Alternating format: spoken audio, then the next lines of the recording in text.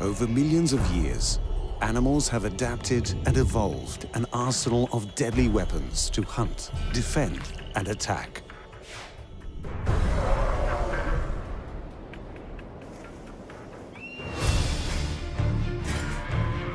Teeth, claws, antlers, electricity, stings, camouflage, odor and poisons are all being used to devastating effect in the animal armory. The most common of these weapons are teeth and claws. Many animals possess them, but seldom are they wielded with such lethal mastery.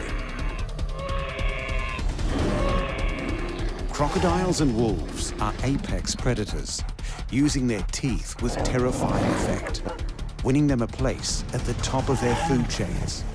In contrast, a simple flick of the baboon's lip to reveal its menacing teeth is enough to strike fear into their enemies, keeping them at bay.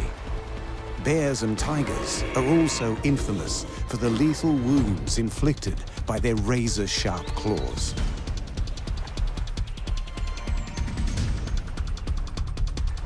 The owl's talons, though not as devastating in face-to-face combat, are unmatched when employed with stealth to take down their prey, while armored crabs fight and defend what's theirs by cutting and crushing foes in their pincers.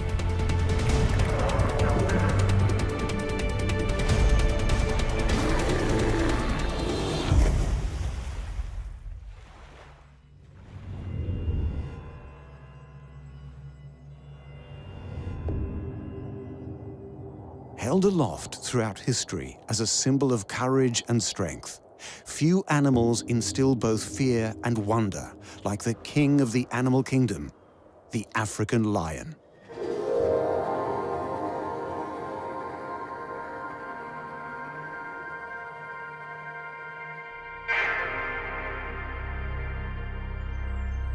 One of the largest big cats, the lion, was once found throughout Africa and into Southwest Asia. Its hunting skills and way of life placed it at the top of the food chain.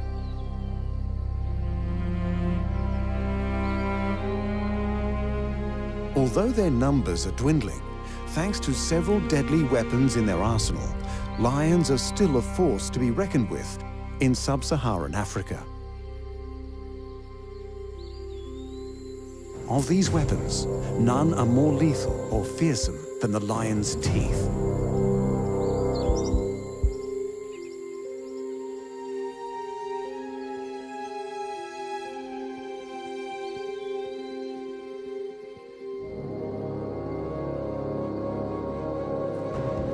Lions have remarkable jaws that can open to a width of around 11 inches. Despite their reputation as vicious killers, lions spend more time laying around and bonding. Few circumstances find the lion in combat other than to hunt food, protect the pride, or take possession of another pride's territory.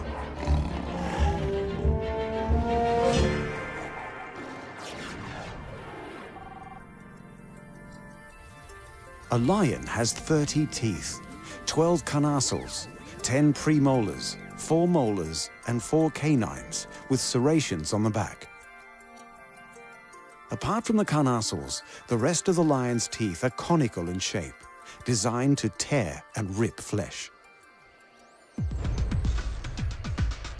Female lions do most of the hunting.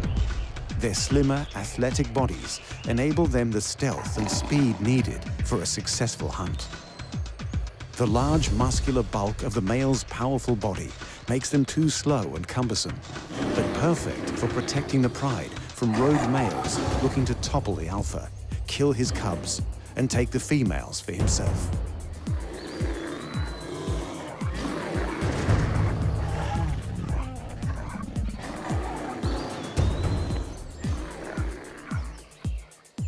Of all their teeth, the lion's canines are perhaps their most important offensive weapon. They're longer and thicker, growing to approximately 2.4 inches in length.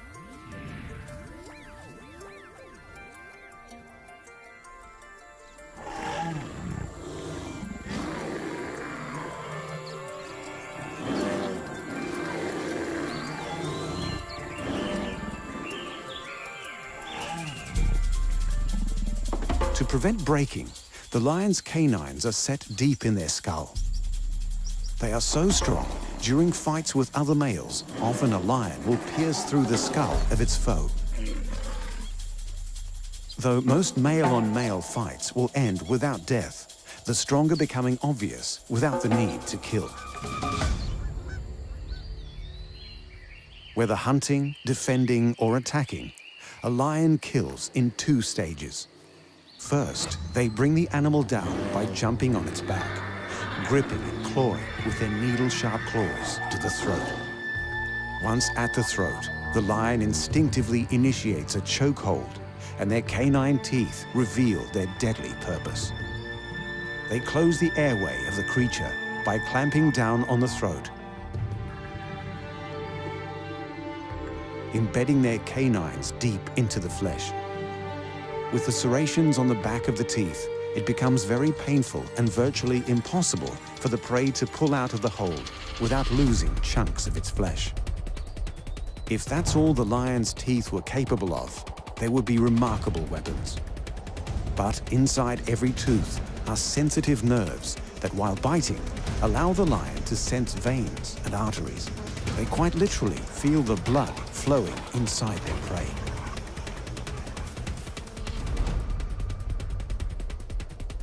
Not only does this help the lion know where to bite, it lets it know when their prey's dead. When the blood stops flowing, the kill is complete, and the rest of the teeth can get to work tearing flesh and grinding bone.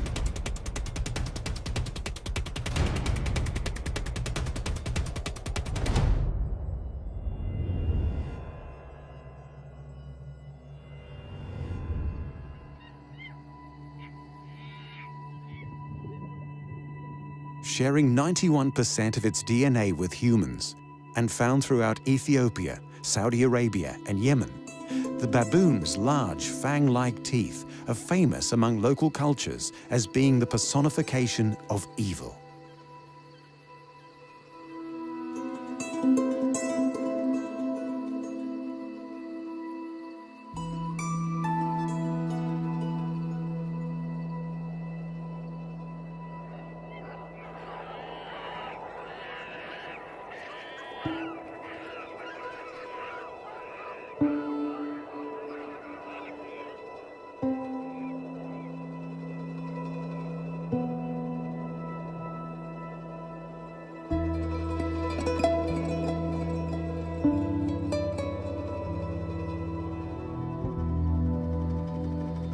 Baboons are the largest monkeys on Earth, weighing between 33 and 82 pounds.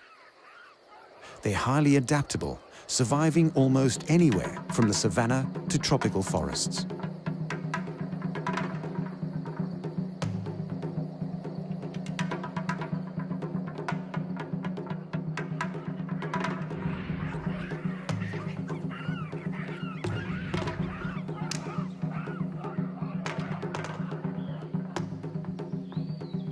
Being old-world monkeys, they're distinguished by their long noses and specific formation of teeth, allowing them to eat pretty much anything, including fruits, grasses, seeds, bark, roots, and leaves.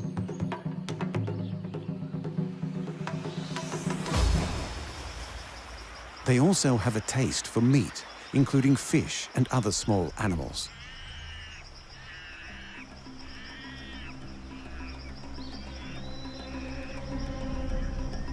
Yet baboons aren't natural predators, reluctant to attack anything unless threatened, trapped, having food taken, or their infants threatened. Unlike most primates, they aren't territorial, instead occupying a home range overlapping that of other baboon troops. Things usually remain peaceful, but when it comes to food, sleeping sites, infanticide, and competition for females, fights occur and their teeth are used.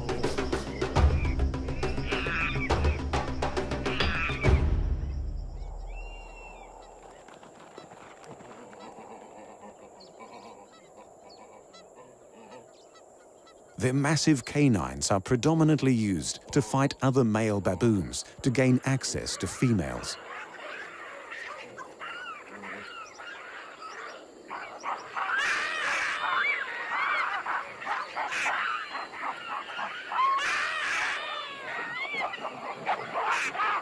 But despite their ferocious look, it wasn't a need to defend or hunt that evolved the baboon's oversized fangs, but the need for sex.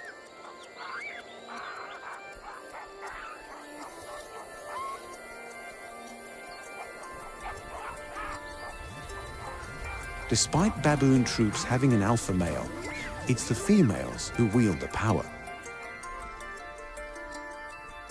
They remain with the troop they're born in their entire life, happily fitting into a dominance hierarchy dictated by age and experience. The matriarchs, the oldest females, wield the most power. By contrast, male baboons leave their birth troop in search of another to hopefully become its alpha, but only at the behest of the females. Baboons have very long, extraordinarily sharp teeth. They possess 4 large incisors on the top jaw and another 4 on the bottom. 2 massive canines on the top and bottom, 8 premolars and 12 molars. That's 32 teeth in all. The incisors at the front of the mouth snip off pieces of food. The premolars and molars grind it, while the massive canine teeth between the incisors and molars pierce, tear, and intimidate.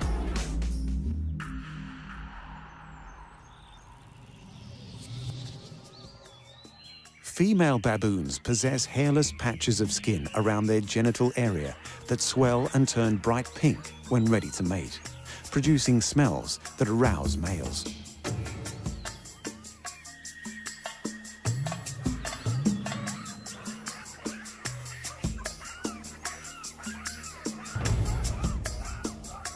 Tensions mount as they watch each other, using direct eye contact to intimidate, invariably escalating to open-mouthed threats, flipping their top lip to reveal their huge teeth. This is usually enough to keep other males in their place.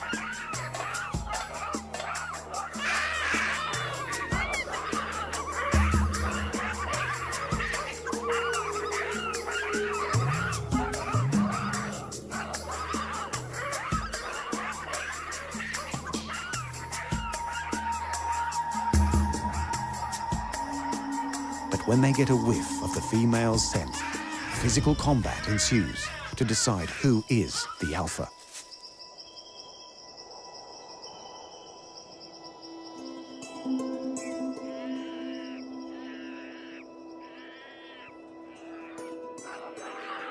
Battles can last for days. Their terrific canines sometimes inflicting lethal wounds.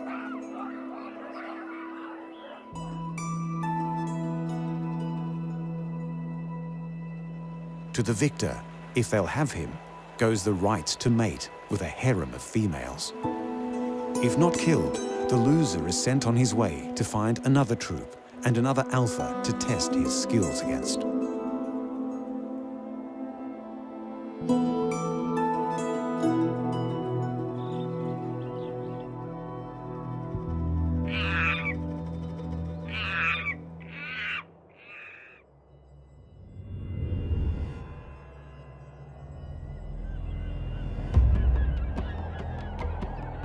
Evolving between 235 to 65 million years ago, when dinosaurs roamed the Earth, little has changed with the animal kingdom's oldest and possibly most successful predator, the crocodile.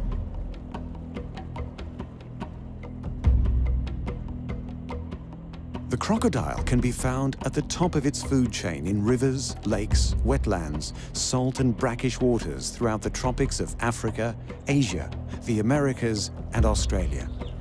They are totally carnivorous, with an appetite for fish and other reptiles, birds and mammals.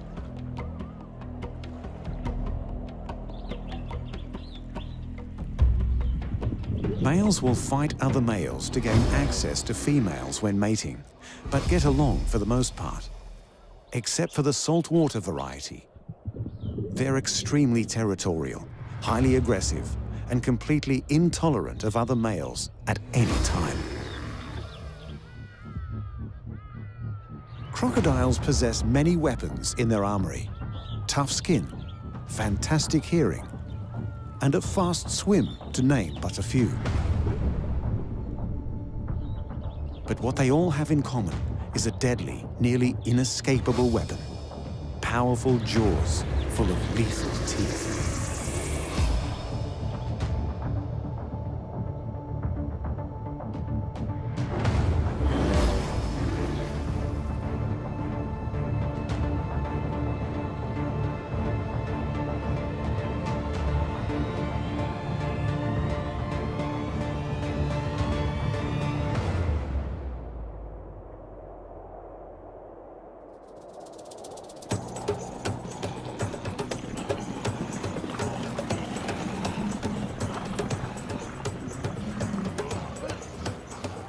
Crocodiles are ambush predators, waiting patiently over long periods of time for aquatic creatures or land animals to venture nearby.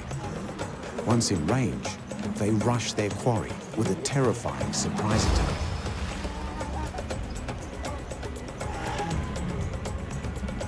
They are the top predators in their environment and have been observed killing other major predators, including sharks and big cats. The saltwater crocodile, the largest of the species, has between 65 and 67 teeth, with around 18 on each side of the top jaw and 15 on either side of the lower jaw, intermeshing perfectly when closed. The jaw itself has a bulge on either side. These are the muscles giving strength to one of the world's most powerful jaws.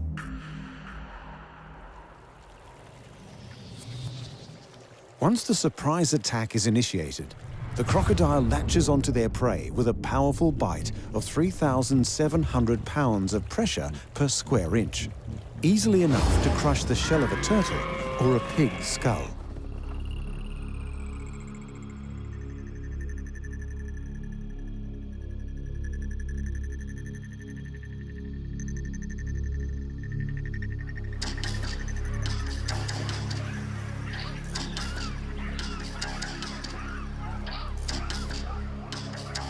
Their teeth have evolved to be large and conical in shape and extremely sharp, designed for penetration and gripping flesh.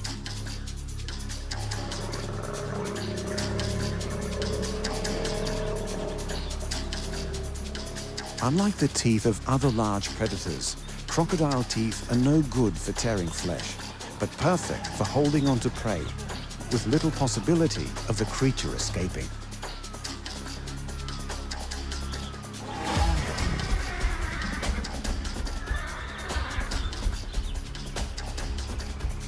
Once in their jaws, the crocodile continues to crush the creature, rolling over and over to drown it, then swallowing it whole.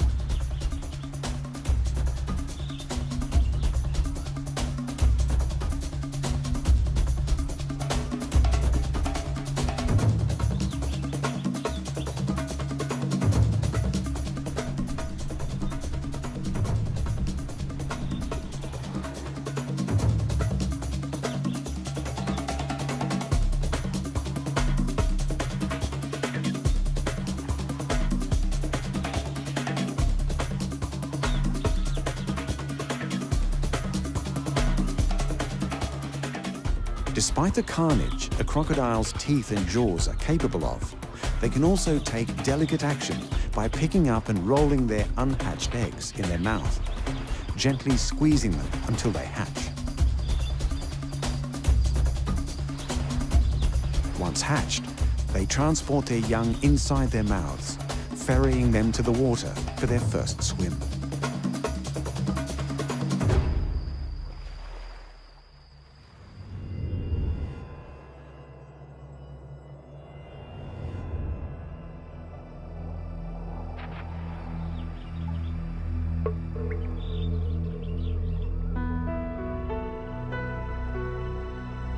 A powerful symbol to ancient cultures, heralding protection, strength, and cunning. The wolf is famous for its howl, striking both fear and inspiration into those hearing it. But it's the wolf's teeth that allow them to be the fierce killers they are. The grey wolf was once common across North America, Eurasia, and the Middle East. Due to their skills as elite hunters, a taste for livestock, and the reduction of habitat, humans have reduced their distribution to only a fraction of what it was.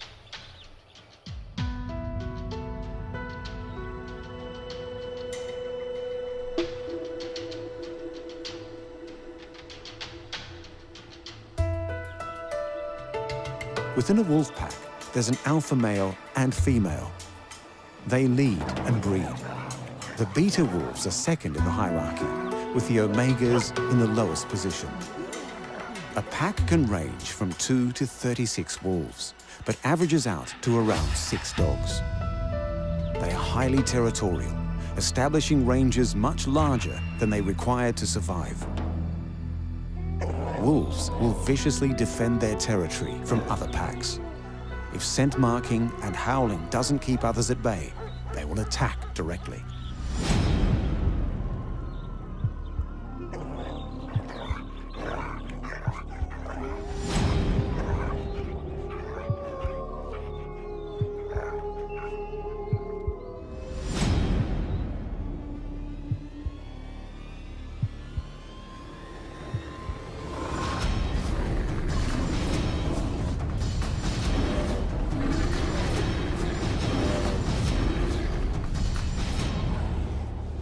The wolf has 42 teeth, with 20 in the upper jaw, 6 incisors, 2 canines, 8 premolars and 4 molars, and 22 in the lower, 6 incisors, 2 canines, 8 premolars and 6 molars.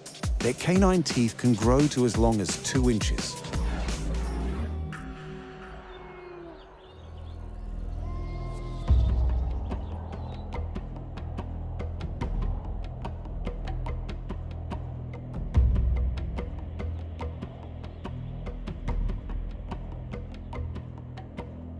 Wolves mainly prey on caribou, elk, deer, moose, and bison. They're very social, but single wolves or mated pairs generally have more success in hunting than large packs. A single wolf has been observed taking down large prey like moose, bison, and musk oxen completely unaided.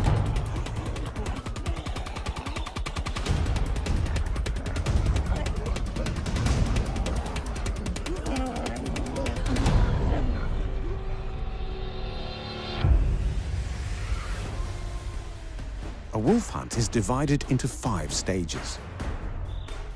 Locating the prey through hearing and smell, then stalking the prey, concealing themselves to get as close as possible. If the wolf is detected, the prey will either approach, stand its ground, or flee. On approach or standing its ground, the wolf will attack.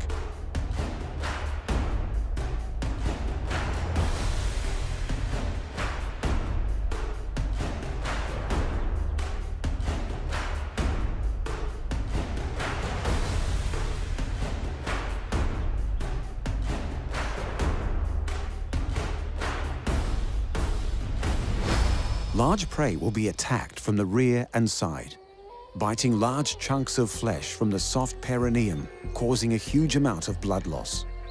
3 bites in this area is sufficient to cause death.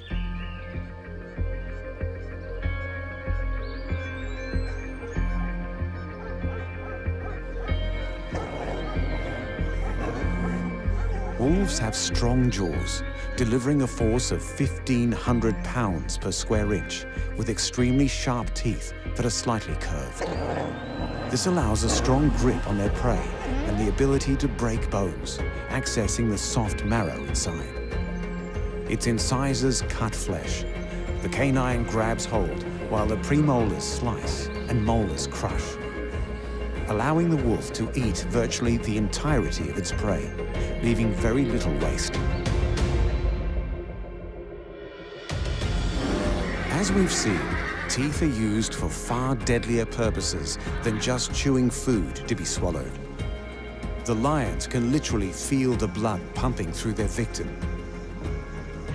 A baboon's look is fearsome. The crocodile's teeth are so deadly that once latched onto a victim, it's virtually impossible for them to escape. and the wolves are so efficient, they not only bring down much larger prey, they allow the wolf to consume the entirety of the carcass, flesh and bone. As impressive as they are, teeth are not the only weapons animals use in the wild. Whether you can call them talons or claws, most mammals, reptiles and birds possess them, used for a variety of tasks, from digging to climbing. It's a select few who have the ability to wield them as a deadly weapon to hunt for their prey, defend their young, or claim a mate.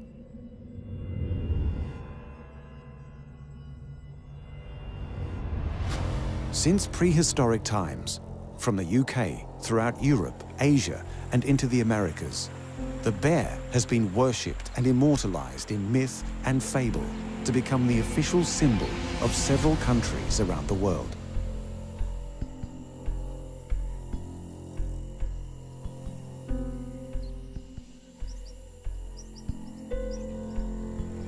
There are 8 different species of bear throughout North America, South America, Europe, and Asia.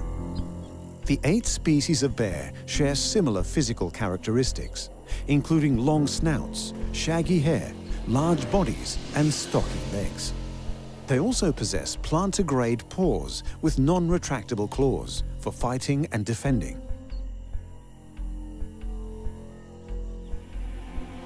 Bears are solitary animals, except in times of courting. They're generally active during the day, but have been known to go about their business at night.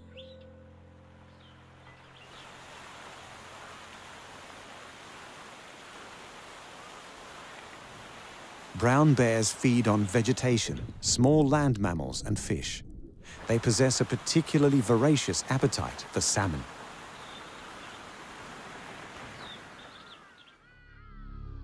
They're the dominant predator in the environment, completely unthreatened apart from human beings who have hunted them for sport or out of fear. The grizzly bear, a subspecies of the brown bear, easily dominates any animal in its territory. Other apex predators like wolves and cougars know this and will surrender their prey without a fight. Grizzly bears generally avoid people, but their temperament can easily swing if cornered, surprised, or their cubs are threatened. A mother bear will not hesitate to defend her offspring from other animals, including other bears. They stand up to 4 feet when on all fours, and between 5 and 8 feet when standing on their hind legs.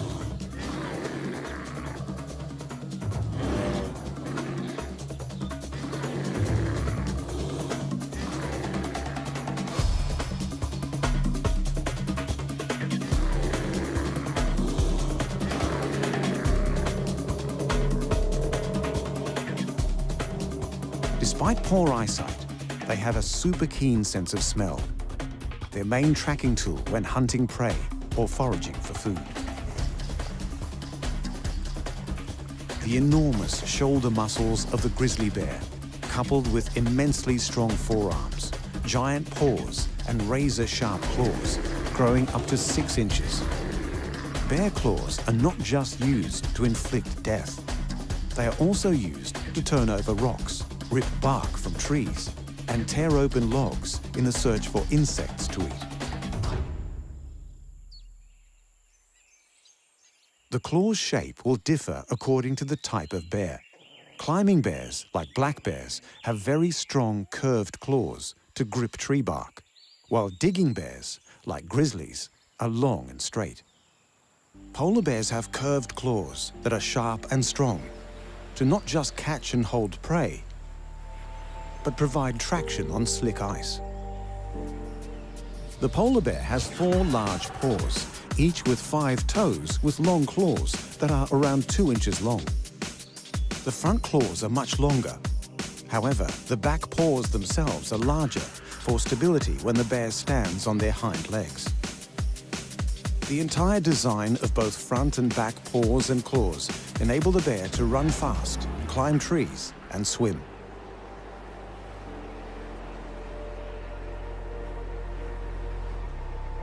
The polar bear and Alaskan Kodiak bear are the largest carnivores on Earth. measuring often in excess of 9 feet and weighing more than 1,500 pounds.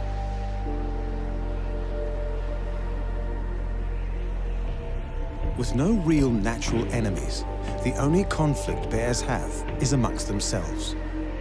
Males will battle other males for territory and the right to mate by standing on their hind legs and shoving each other. When things get overheated, they swing their huge paws at each other, doing considerable damage with their claws. The victorious male then has to compete with a female bear. If she already has cubs, the male will try to kill them, ensuring the survival of his genes.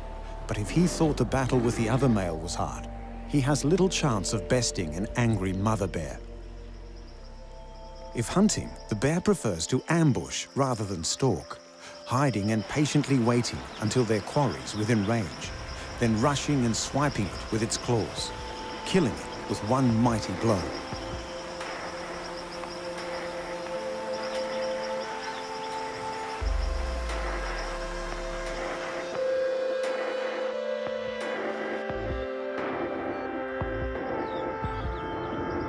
When the salmon runs, it's one of the only instances these bears tolerate each other's company, knowing there is plenty of fish for everyone to gorge themselves on.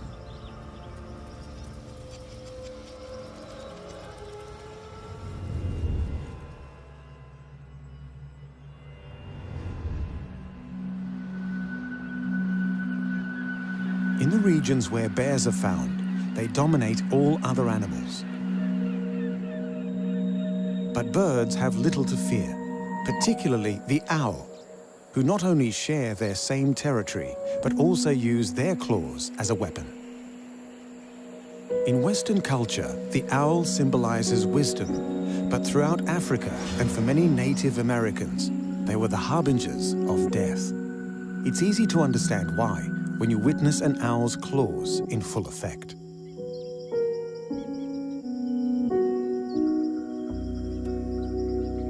Raptors are birds of prey that include eagles, hawks, ospreys, and owls. Owls are nocturnal predators, possessing binocular vision and binaural hearing. They are solitary birds designed for silent flight, and with sharp talons for hunting and defending.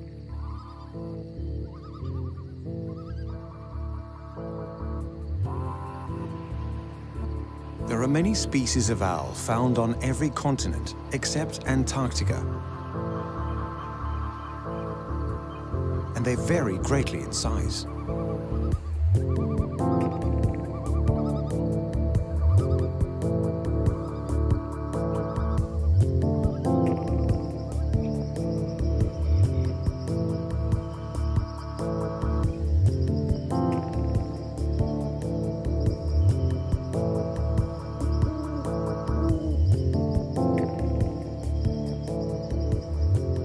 The heaviest and largest winged are the Blackiston fish owl and Eurasian eagle owl, weighing 10 pounds, possessing a wingspan of 6.6 feet.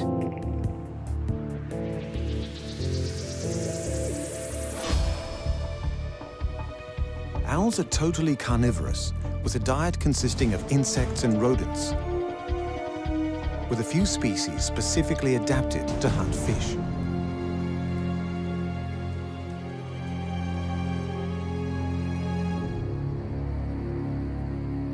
All are incredible hunters with varying skills depending on their environment, but most characteristics are shared amongst all species. Amazing sight and hearing to quickly locate prey. Their hunting strategy is reliant on stealth and surprise, and thanks to their unique wings and camouflage, few creatures hear or see an owl coming.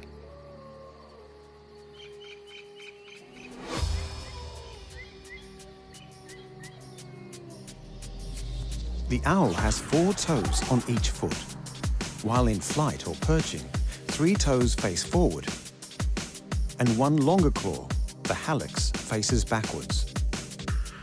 When clutching prey, The outer front toe on each foot swivels to face backwards, like the hallux, granting a firmer grip around their prey.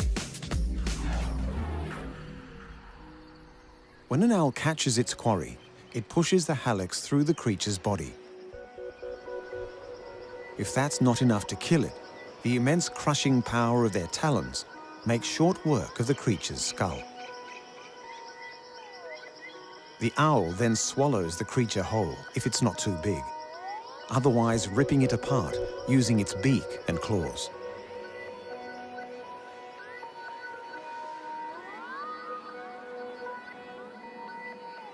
The great horned owl, potentially the world's most dangerous owl, grips with a force of around 500 psi.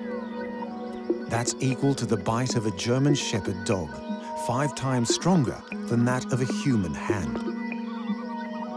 The front middle talon of the great horned owl possesses an extra cutting edge to tear its prey asunder. In order to withstand their high-impact hunting, owls' feet have evolved to be bonier, shorter, and stronger than most other birds.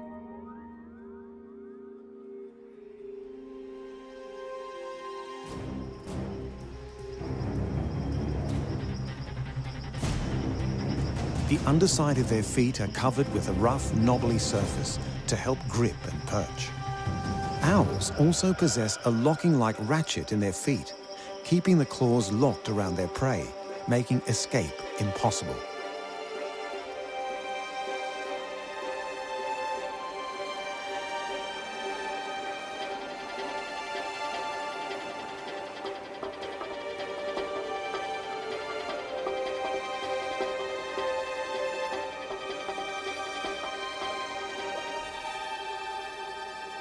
Other than hunting, owls use their talons to defend their nest, becoming fiercely territorial during spring and summer, while they have young.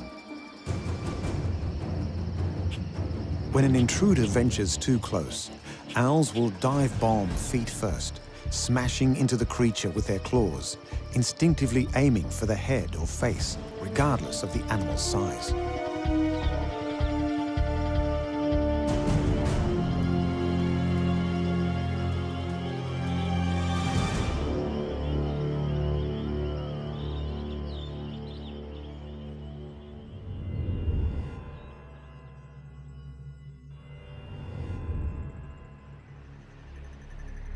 People take them as totems, put them on their flags, and embrace them as mascots for their favorite sporting teams.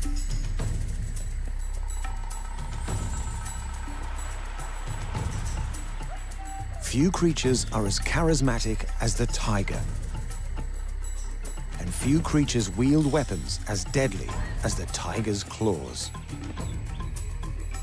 Tigers were once common across Asia, from Turkey to the east coast of Russia, but thanks to human interference, are now only found from India to Southeast Asia and southeastern Siberia. They are few in numbers and highly endangered.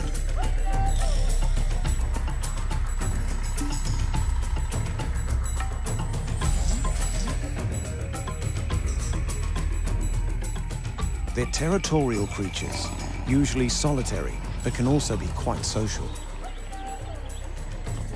Females tend to be accepting of other females, while male tigers are likely to be intolerant of other males in their territory.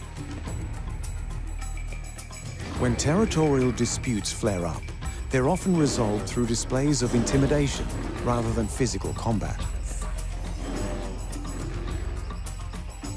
The submissive tiger will yield by rolling on its back, presenting its belly to the dominant male.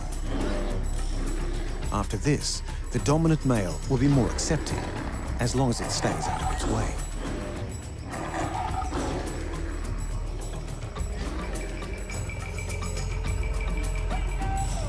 Sometimes, with the heavy damage a tiger's claw can inflict, these confrontations will end in death.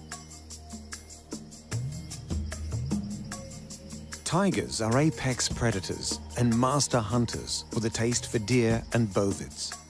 They are mainly nocturnal, but have been observed hunting during the day and usually hunt alone.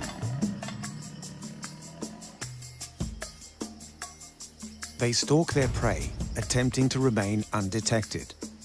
On a successful approach, the tiger will ambush the creature, overpowering it with its immense size and strength.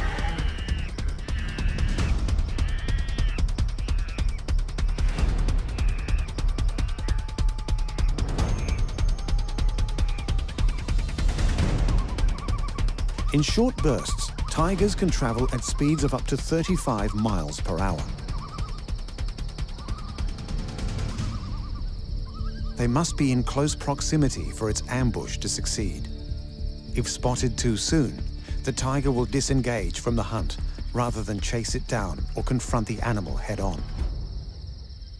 By using this method, a single tiger can take down water buffalo weighing over 2,200 pounds. Their limbs and claws are so powerful, attacks have been recorded where a single swipe is enough to break the skull of domestic cattle. This is possible due to a few reasons. The bones in the tiger's front legs are strong and dense, supporting the massive muscles attached to them. And the bones in their feet are connected by tight ligaments, buffering any impact.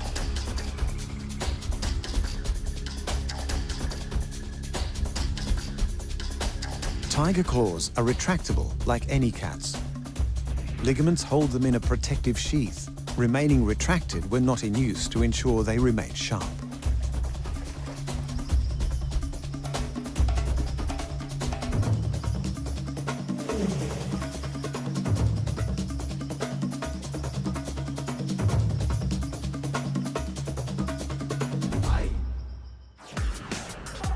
Tigers' claws grow up to 4 inches in length. Each paw has 4 claws and a special claw located farther back on the front feet. This is the dew claw and functions much like a human thumb.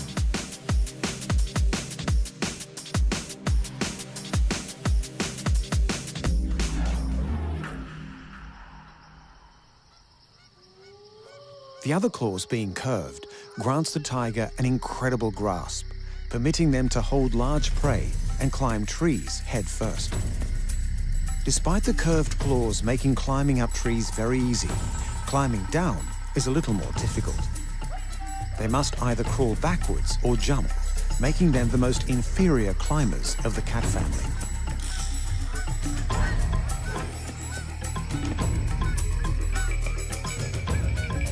The dew claw doesn't make contact with anything while walking, so over time, they become incredibly long and sharp.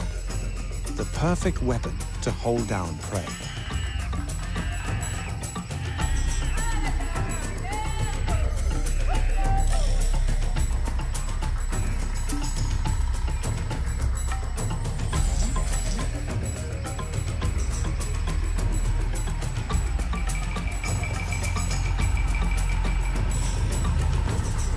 A tiger will also use their claws to mark their territory by scratching trees, ripping at them repeatedly, leaving deep marks on the trunk.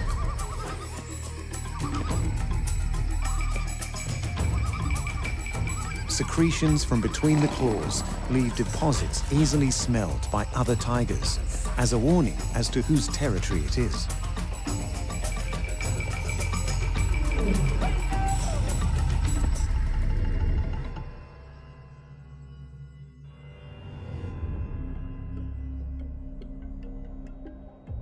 On land, the tiger is probably the most famous creature for the use of their incredible claws. But in the water, that belongs to the crab. Humans have always been fascinated with the crab. From naming constellations, pulsar and nebulas in the skies, to depicting them in the art of ancient cultures. Even coming to the aid of heroes like Hercules as he battled the Hydra.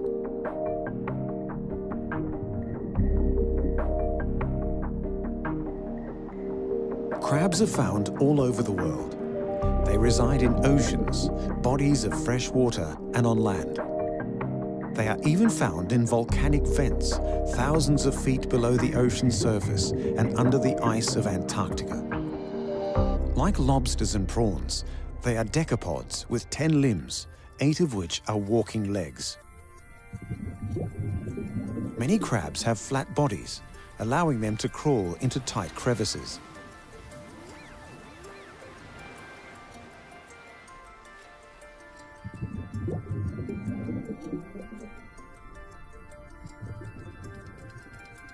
Generally, they're covered in a thick exoskeleton with 2 front limbs, armed with a pair of pincer-like claws called chelae. Each chelae have 2 fingers, one fixed and another movable called a dactyl. Usually the right claw is bigger and blunt, used for crushing, while the left claw is smaller and sharp for cutting.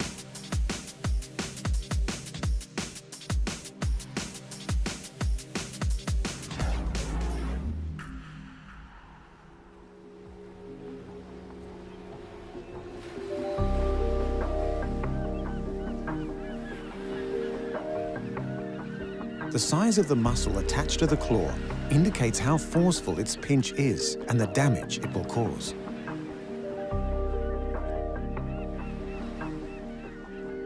But a crab's claws are not merely used for combative purposes.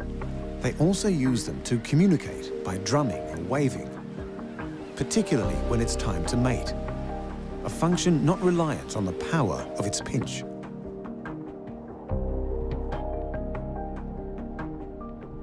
Fully aquatic species attract mates through the release of pheromones, while terrestrial and semi-terrestrial crabs implement visual, acoustic, and vibratory cues. Female fiddlers have 2 small claws they use to eat microscopic food. But the male fiddler crab has 1 chelae larger than the other, so large it constitutes half its body weight. When it's time to mate, he'll rhythmically wave his claw to attract the attention of females and threaten other males.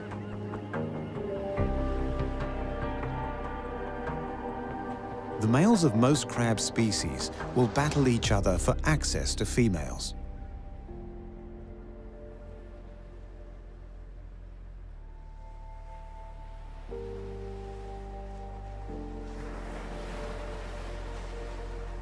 Some crabs are solitary, while other species live in groups, working together, providing food and protection for the family. But on the crowded rocky seashores, where competition for caves and crevices is fierce, crabs will fight over real estate. They're omnivores and eat pretty much anything, including algae, mollusks, worms, fungi, bacteria and detritus, even other crustaceans. This mix of food allows for the fastest growth and ultimate fitness. Some species require a more specialized diet, eating only plankton or shellfish. Some crabs will only eat fish.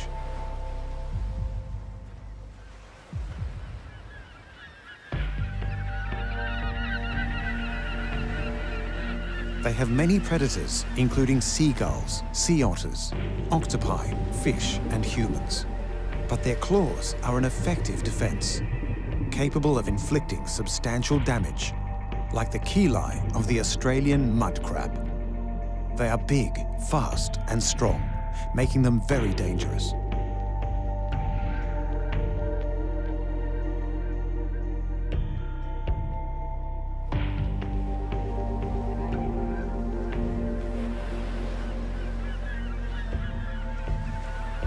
Crabs often lose claws in battle, but possess the nifty trick of growing new, fully functional replacements. Most crabs use their claws to fight, but there's one species that uses them to hide and disguise itself, even augmenting its own defense. The small boxer crab carries a pair of stinging anemones in its claws to fool predators. If the ruse fails, the predator has to deal with the painful, perhaps lethal stings of the anemones, along with the damage the crab's claws has inflicted.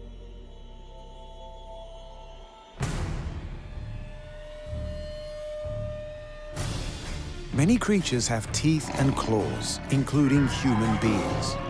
Unlike the teeth of the lion and crocodile, ours are now too small and fragile to bite into anything tougher than an overcooked steak. Dentistry has allowed the flash of our teeth to be a pleasant greeting to others, the complete opposite of a baboon's threatening grin. We are reliant on the butcher for our meat. We even cut it up with a knife and fork before chewing it. Far less superior than a wolf's teeth, tearing and grinding down all the flesh and bone till there is nothing left. Our claws have evolved to be soft, used for nothing more than to scratch an itch. They are quite irrelevant to our survival, not like the bear, who depends on their ability to rip open logs or the intestines of an animal.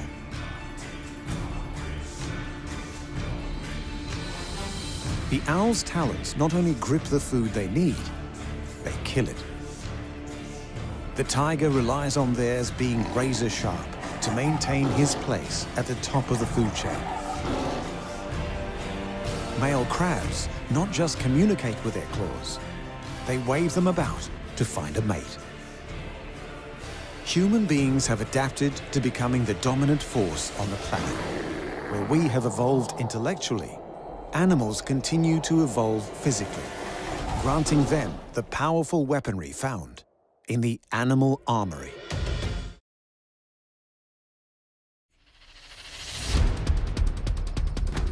Using melee and brawl in combat isn't merely the domain of humans. Many animals also wield these fighting styles with deadly effect. Elk grow and lose antlers year in and year out, but not before they are used as protection from both predators and rival males vying for the right to mate. The mighty bison rules the American plains thanks to their thunderous stampedes, incredible headbutts, and lethal horns. Rhinoceros beetles wield unique horns they use to flip and throw opponents. Bighorn sheep battle each other for mating rights by charging at each other and smashing their heads together repeatedly for hours. They use a strike that would instantly kill a person. The mantis shrimp possesses an attack faster than a speeding bullet, which allows them to take down creatures much larger in size.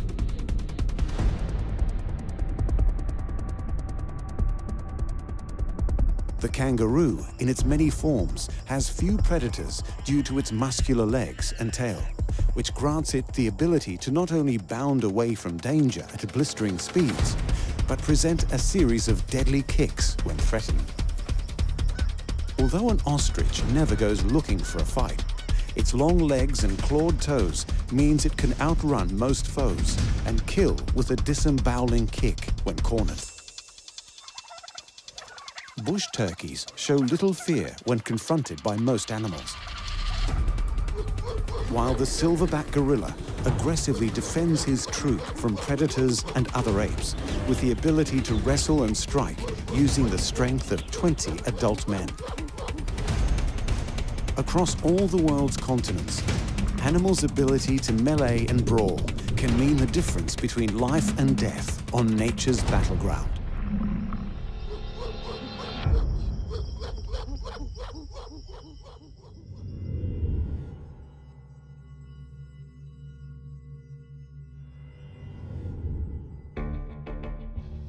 From carvings in cave walls to the use of its antlers for their great health benefits, the elk has been spiritually revered for thousands of years. As great as its medicine is claimed to be, it's nowhere near as powerful or deadly as the elk's antlers.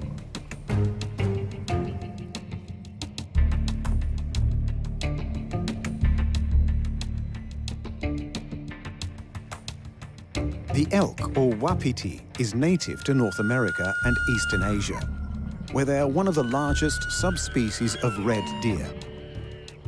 Adapted to diverse habitats, the elk can withstand long winters in open plains and woodlands. Male elks are called bulls or stags, while females are cows or hind. A cow can weigh up to 643 pounds, elk can stand up to 4.9 feet at the shoulder, while being up to 8.8 feet long. Bulls tend to be 10% larger, weighing up to 1,100 pounds. Elk can be found in and around forests, feeding on grass, plants, leaves, and bark. Other than their size, the most striking feature of the elk is their large antlers, possessed only by bulls. Made of bone, antlers begin growing in spring at a rate of nearly an inch a day.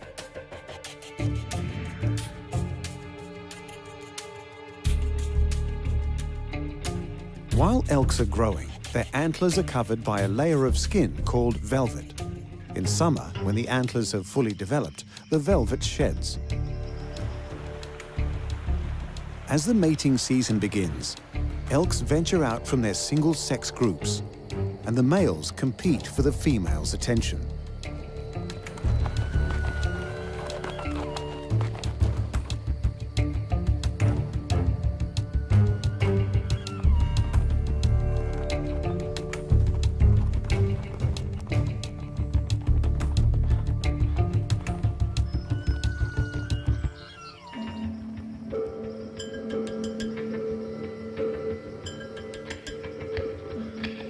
Challenges are displayed through bellowing and paralleling each other, by walking back and forth, and by assessing each other's antlers, body size, and ability to fight.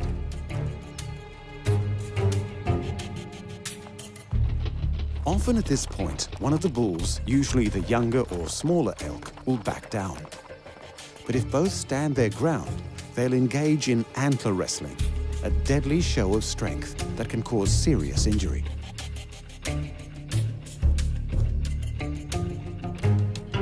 With harems of 5 to over 20 cows, depending on environmental factors, dominant bulls defend their harems from other bulls and predators.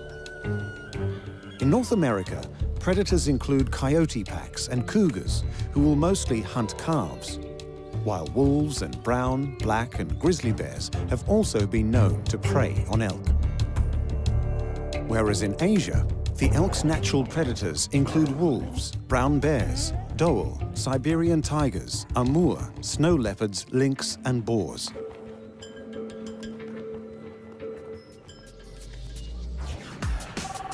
Elk antlers grow from 2 pedicles in the bull's head, which are bone follicles covered in skin. They begin growing as layers of cartilage that eventually mineralize into bone. They grow underneath the velvet that protects and carries blood to the growing bone tissue.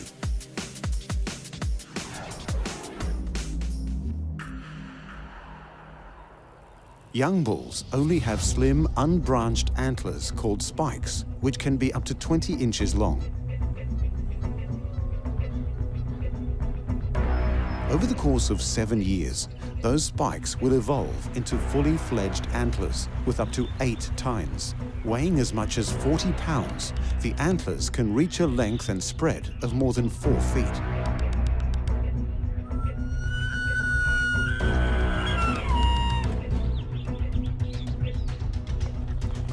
Large antlers are also a sign that a bull can aptly defend themselves from other bulls and predators.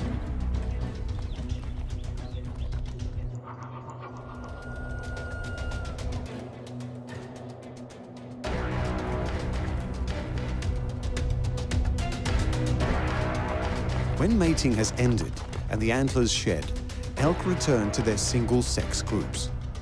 The cows remain together and the bulls form herds amongst themselves for safety while they grow their new weapons.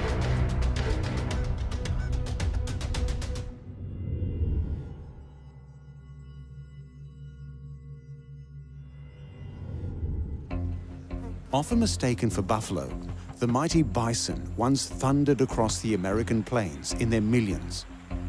But due to human interference, their numbers have dwindled. Despite this, they are still formidable as the heaviest land creatures in North America.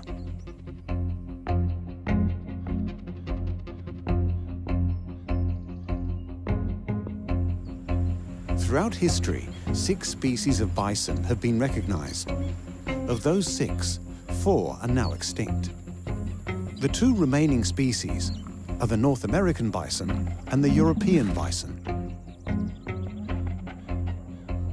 American bison are the most numerous and found in North America, while the European bison were successfully reintroduced into the wild after becoming extinct.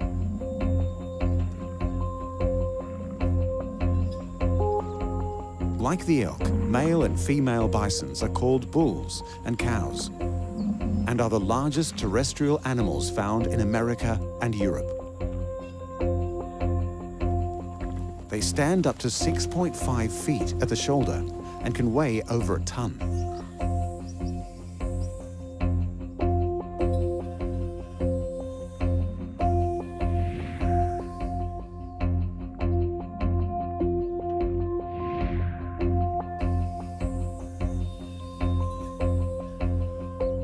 Bison are nomadic grazers, known for roaming great distances in herds, eating as they move.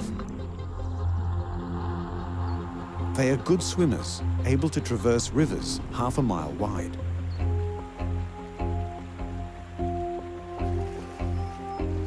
At around the age of 2 or 3 years, bulls leave their mothers and join a small male herd, which are usually much smaller than the female-dominated ones, or they remain solitary.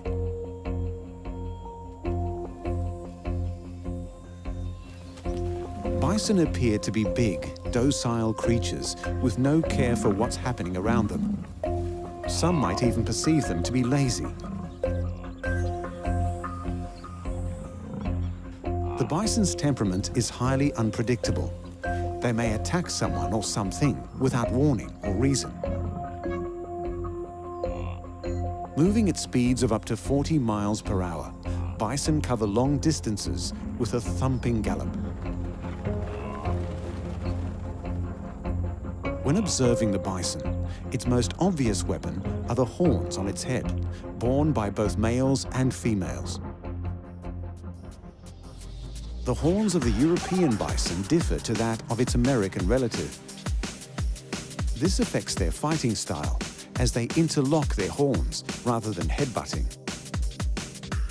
Both bison's horns are black, short, curved, and sharp. They can grow to anywhere between 23 and 29 inches.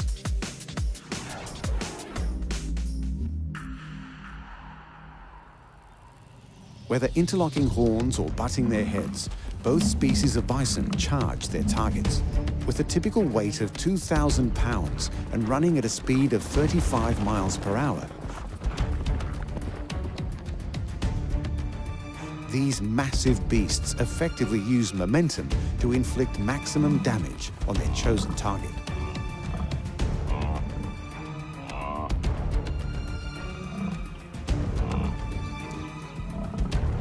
In North America, bison are considered highly dangerous, with recorded charges at humans who have ventured too close. Bison are thought to be savage animals, with no fear of any other creature.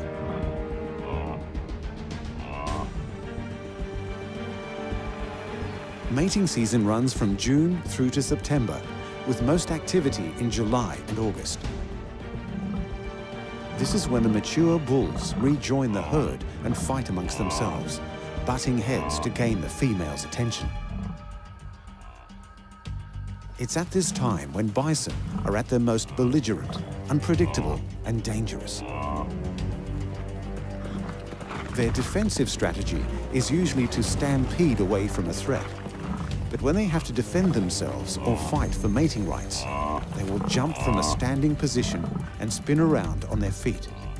This increases the chances of impaling the challenger on their horns. The prize is great, and there can only be one winner.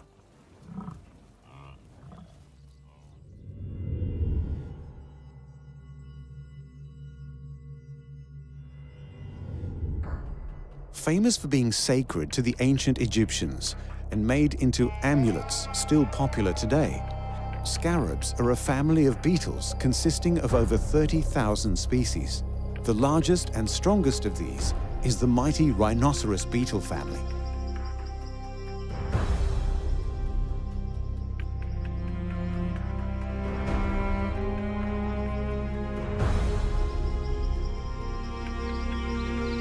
The rhinoceros beetle is found on every continent except for Antarctica. They're abundant herbivores with over 300 species, well known for their unique shapes and giant sizes, earning them colloquial names like the elephant beetle, unicorn beetle, and Hercules beetle. These are among the largest beetles in the world, with some reaching more than 6 inches in length. Despite their massive size and fearsome looks, they are quite harmless, with no stings or bites. However, they are certainly not a lightweight in the insect world. A rhino beetle can lift up to 850 times their own weight, making them, comparatively speaking, the strongest animal in the world. Each species has its own distinctive horns. The Hercules beetle has a unique horn that curves down from its back and another up from its head. The caliper beetle has a narrow horn with a serrated edge, which it uses to lift and shove. The Japanese rhino beetle has an upward curving horn with a fork on the end, which it uses to slide under, lift and twist its foe off the branch.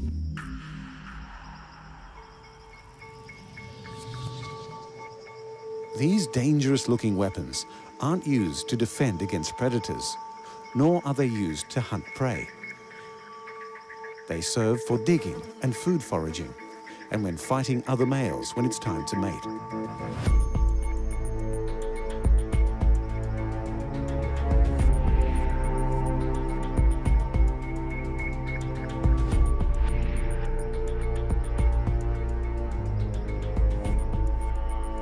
A rhino beetle's best protection is their size and the fact they are nocturnal.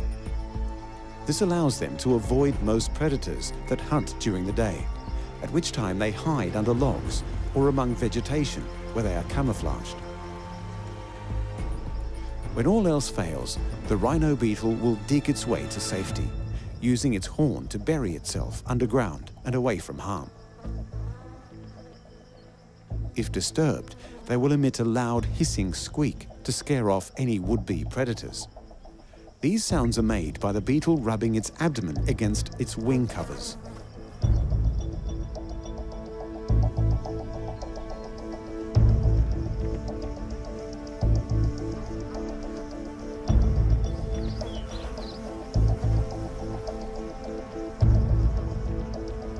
During the rainy months is when the rhino beetles mate. The females, who don't possess any horns at all, release pheromones, which arouse the males, who begin to get very aggressive, laying claim to feeding sites, often in trees. The best feeding sites are bombarded by males who need them to attract the females. If more than one male claims the site, they begin to fight.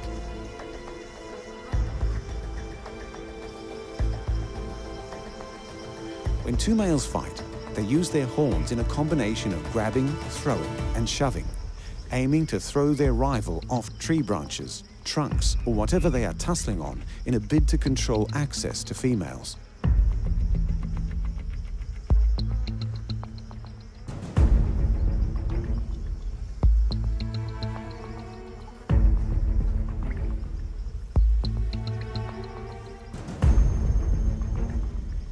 An adult rhino beetle is covered with a thick exoskeleton that works like armor. Underneath are a thick pair of wings on top of another finer set of wings. This allows the beetles to fly, but due to its massive size, not terribly efficiently. Rhino beetles are very resilient. Depending on the species, they can live between a few months and even up to a few years. Females will produce around 50 eggs and give life to the next generation of these supreme insect wrestlers.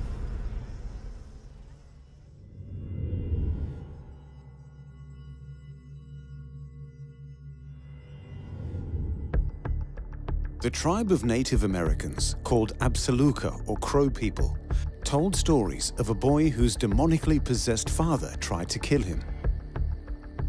He was saved when bighorn sheep granted him power, wisdom, strength, and heart. To this day, these attributes are associated with this resilient species.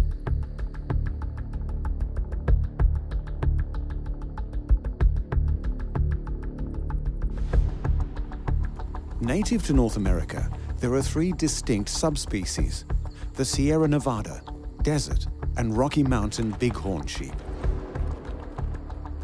Complete herbivores, male bighorn are called ram and can weigh on average up to 300 pounds. They stand 3.5 feet tall at the shoulder and 6.5 feet long. Females, better known as ewes, tend to be somewhat smaller.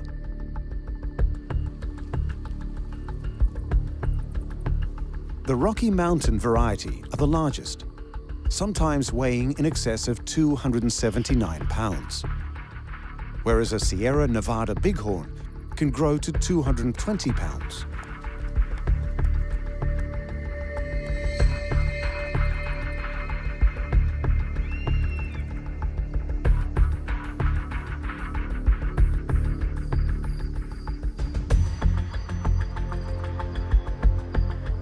Bighorns get their name from the massive curved horns on their head.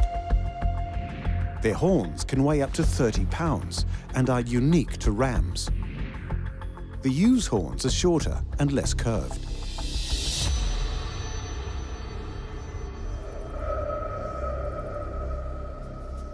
Male bighorn sheep skulls have 2 layers and have evolved to possess large horn cores, enlarged cornua, front sinuses, and internal bony septa.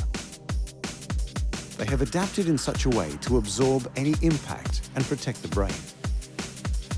The horns of older rams can be up to 3 feet long and 1 foot in circumference at the base.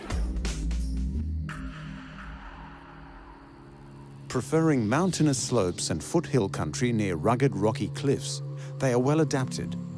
With toenails modified for climbing rocky terrain, they seek protection from predators for their young.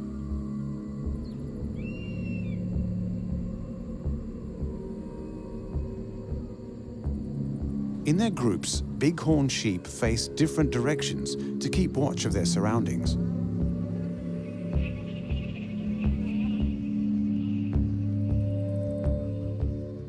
Their eyes are wide set, providing a large arc of vision. Their keen eyesight, hearing, and sense of smell are what helps them detect and avoid predators. Bighorn of all ages are preyed upon by cougar, who are best equipped with the agility to handle the rocky terrain that the sheep prefer.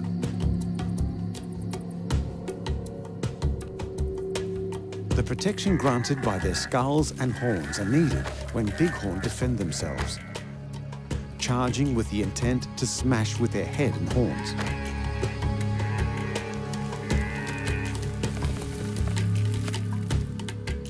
The rams will try to establish their dominance over other males, leading up to mating season, also known as a rut. The challenger will antagonize the other ram with kicks and licks until one walks away, seemingly submitting, in a posture known as the low stretch.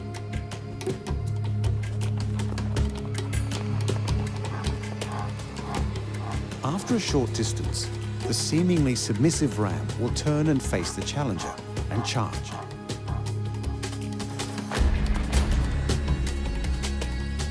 Their skulls smash together at a force of 21 miles per hour, at a speed that would instantly kill a human. The clash of horn and skull is so hard it can be heard echoing through the mountains as the rams batter each other over and over. These fights can last for hours until one of the rams submits and walks away. Their remarkable skulls keep them from serious injury, and their horns are dangerous, effective weapons. However, they remain on the endangered species list, fighting for survival in their mountain habitats. As we've seen, Animals that use melee for attack or defense can be some of the most amazing fighters in the animal kingdom. The antlers of a full-grown male elk are wielded with the precision of a master swordsman. The bison's strength, speed and horns are so mighty, it's considered one of the most dangerous creatures on 2 continents. The rhino beetle has developed unique tools to toss rival males from the branch they fight on. And bighorn sheep, strong with keen senses and a skull that can endure hours of cracking headbutting with a force that would kill a human. It is an impressive armory that has enabled these animals to continue surviving. But other animals have an armory just as formidable.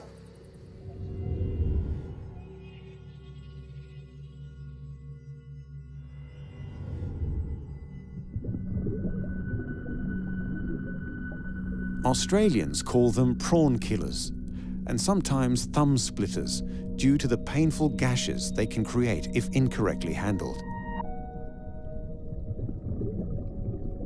They are more widely known as the mantis shrimp, and despite their tiny size, they carry a deadly arsenal of weaponry.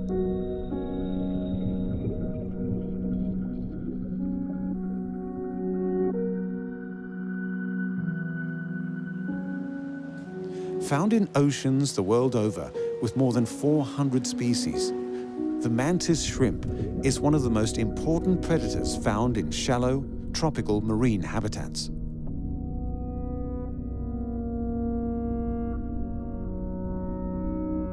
Most grow to around 2 to 5 inches in length, but some can grow as big as 15 inches, with colors ranging from shades of brown to vivid, almost fluorescent hues.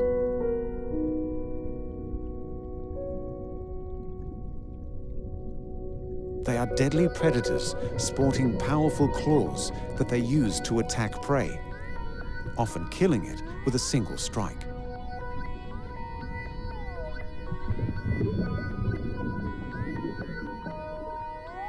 Highly aggressive, the mantis shrimp are solitary creatures, rarely leaving their burrows except to feed or relocate.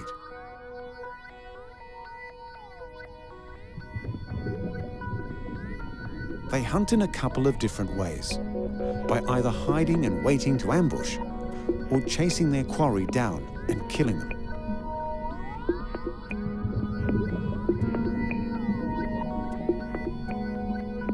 Their method of killing is determined by the type of mantis shrimp, of which there are 2, smashers and spearers. Smashers have developed a club used to literally punch, bash, smash or bludgeon their foe to death. Spearers wield spiny appendages with barbed tips they use to impale and snag their prey. Both types strike by quickly unfolding and swinging their club or spear claws towards their prey at an incredible speed, faster than a shot from a .22 caliber rifle.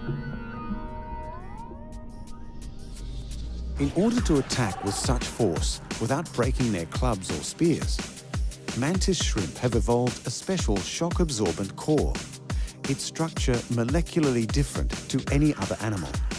It's called a Bouligand structure, and it keeps cracks in the shrimp's own body from becoming full breaks. With this, it can punch over and over without ever breaking. The strike from the smasher is employed with such velocity, it generates cavitation bubbles. The collapse of these bubbles produces a force against their prey, which, when combined with the impact of the club or spear appendage, produces 2 points of impact. Even if the first strike misses, the force of the bubble collapsing is often enough to stun or sometimes kill the creature.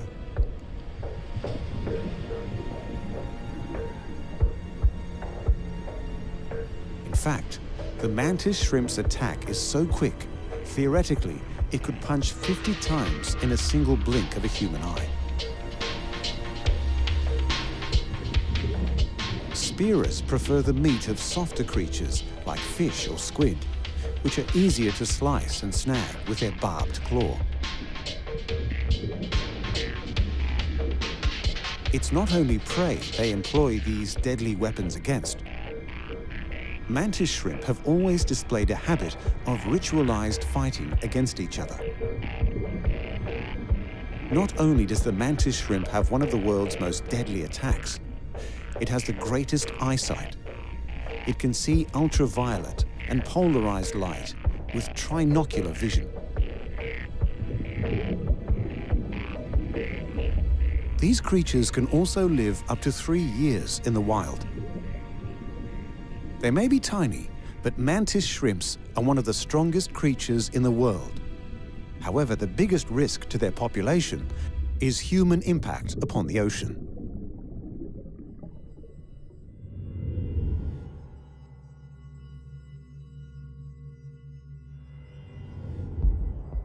The well-known symbol of Australia, appearing on its coat of arms, currency, and used as a mascot for several companies and sporting teams. The kangaroo is an important aspect of Australian culture, embodying its drive to always go forward and never take a backward step.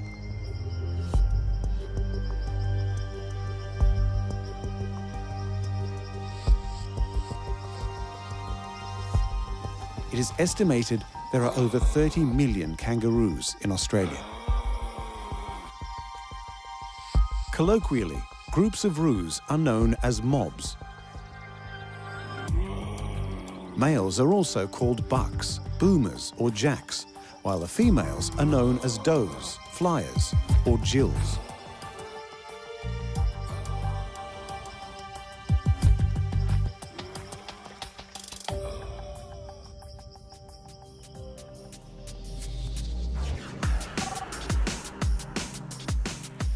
Their large feet and strong hind legs allow them to hop, while their tails help them keep balance. Females, like other marsupials, raise their young in a pouch.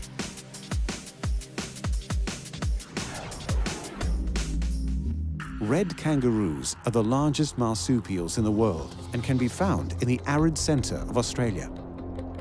They can be as tall as 6 feet 7 inches and weigh 200 pounds.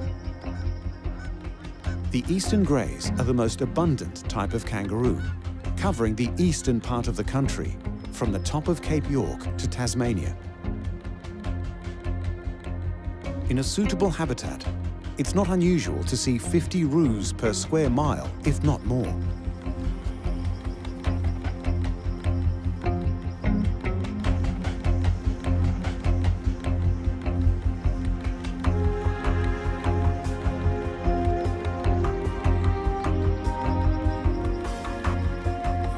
With males appearing similar in colour to red kangaroos, and Tilapine wallaroos are closely related to their larger cousins.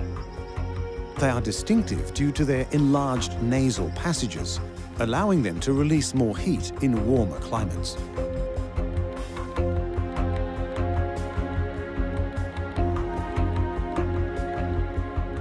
Kangaroos are the only large animals in the world to employ hopping as a means of locomotion. While red kangaroos have an average speed of 16 miles per hour, they can move up to 43 miles per hour over short distances.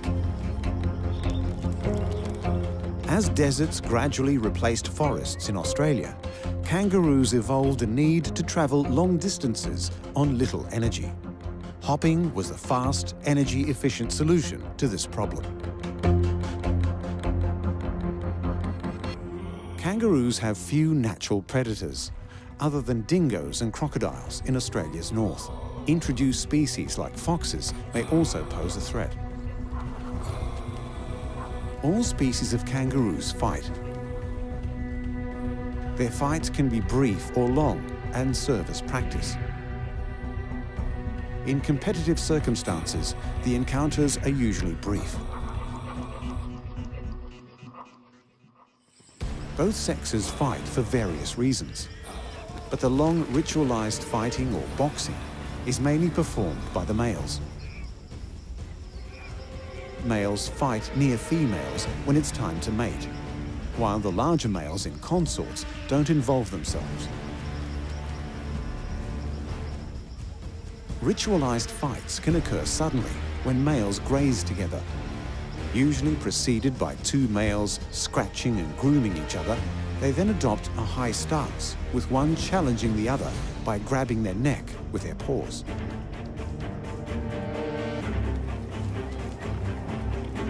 Large males usually reject challenges from smaller ones, but when combat occurs, they retain their high-standing posture and paw each other's heads, shoulders and chest, while locking forearms and wrestling to push each other off balance.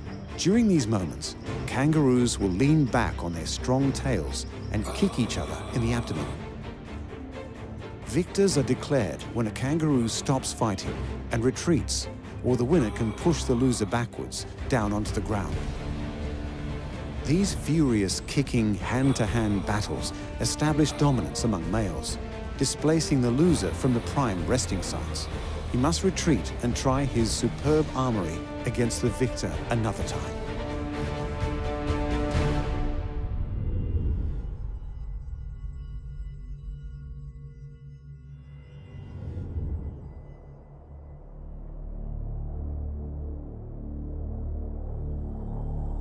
When threatened, ostriches run. However, their powerful long legs can be formidable weapons, capable of killing a potential predator, like a lion with a forward kick.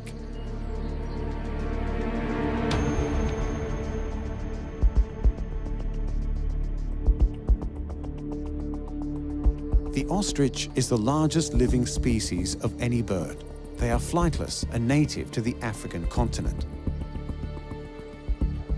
During the winter months, they're either in small groups or alone. But during mating, they gather in nomadic groups of up to 100 birds, led by a top hen or female ostrich, grazing with other animals like zebra and antelope. Territorial fights between males can erupt during mating season for access to harems of 2 to 7 females. These battles are usually short. Ostrich don't fight each other like they do predators and threats. Instead, they combat each other by smashing their heads together, which can easily cause death.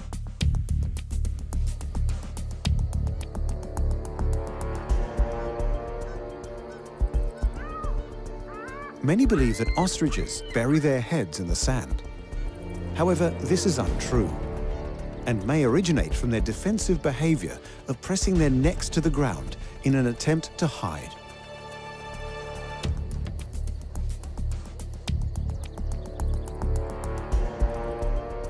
Their main weapons are their legs, propelling the bird to running speeds of 43 miles per hour, the fastest land speed of any bird. The legs of an ostrich are unfeathered with bare skin. The tarsus, the lowest upright part of the leg, is covered in scales, the largest of any living bird, measuring up to 8 inches in length. Other birds possess 3 toes on each foot, but the ostrich only has 2, with a nail on the larger inner toe resembling a hoof.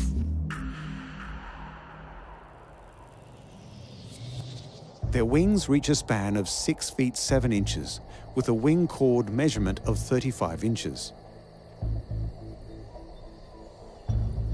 Their wings are used during mating displays, to shade chicks and help balance themselves during quick maneuvers while running. It's hard to avoid their looks that appear rather sinister with their unflinching expression. In fact, their large eyes are a perfect defensive weapon, a very useful feat given they share their savanna habitat with fearsome predators. When a predator is spotted, an ostrich will choose one of 2 responses: run away or lie flat on the ground and hide. When their heads and necks are pressed to the ground, from a distance they look like a mound of earth. Some predators choose to attack the ostrich nest for eggs, rather than the actual birds. In these circumstances, the parents will create a distraction to lure them away. If everything fails, they opt for a direct assault, again kicking the threat, causing injury or death. Their supreme armory is again a good reason for most predators to back off from the fight.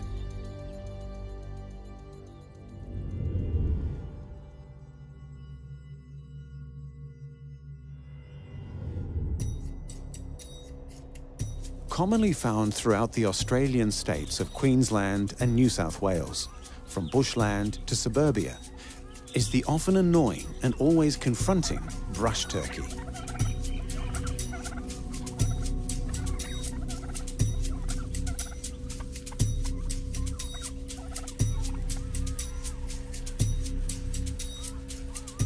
The Australian brush turkey, with its mainly black body plumage, bare red head, yellow throat wattle, and laterally flattened tail, is a very common mound-building bird in Australia.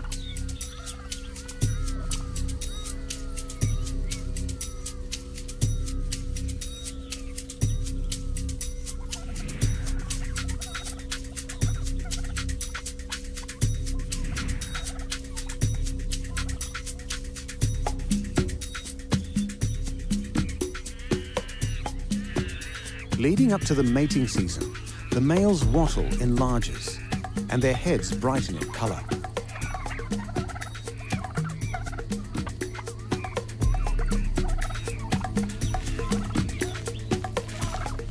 They build large mounds on the ground, consisting of leaves, other compostable material, and earth. These mounds can be as high as 6.5 feet and as wide as 13 feet. The female will examine mounds for the best quality before choosing where to lay her eggs.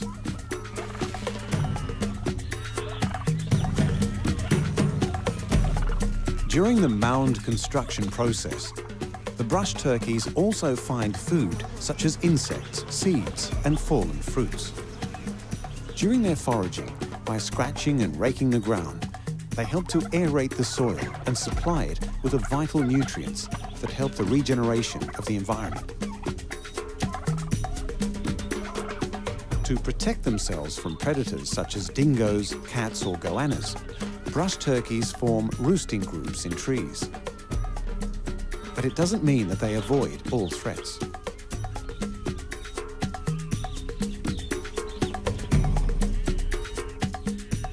When personally threatened, the brush turkey chooses to flee. But when predators seek the eggs in their mounds, they will attack.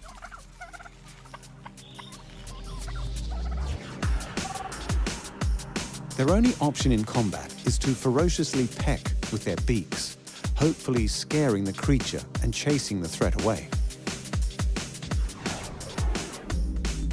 Goannas sometimes have scars on their tails from being chased by a brush turkey after an unsuccessful assault on the nest. In a cruel twist of fate, brush turkeys cease looking after their young as soon as they hatch, with the chicks then having to fend for themselves.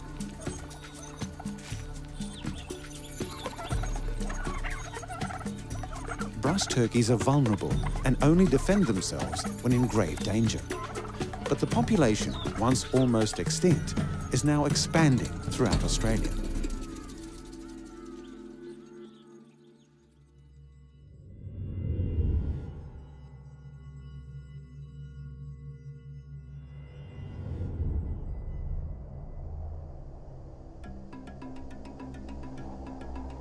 Found in the tropical and subtropical forests of Central Africa are the ground-dwelling, predominantly plant-eating apes called gorillas.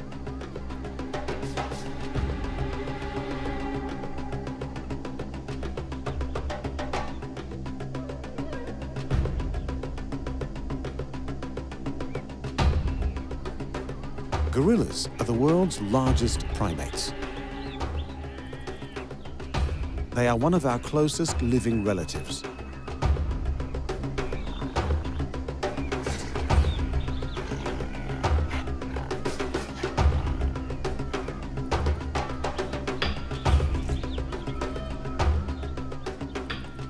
They mainly get around by knuckle walking, but will sometimes walk on two legs for short distances, either when carrying something or for defensive reasons. Adult male gorillas, usually no younger than 15 years old, are called silverbacks, taking their name from the silver hair on their back and hips. They can weigh up to 440 pounds, stand up to 6 feet tall, and possess an arm span of 8.5 feet. Gorillas live in troops, often consisting of one silverback, several adult females, and their offspring.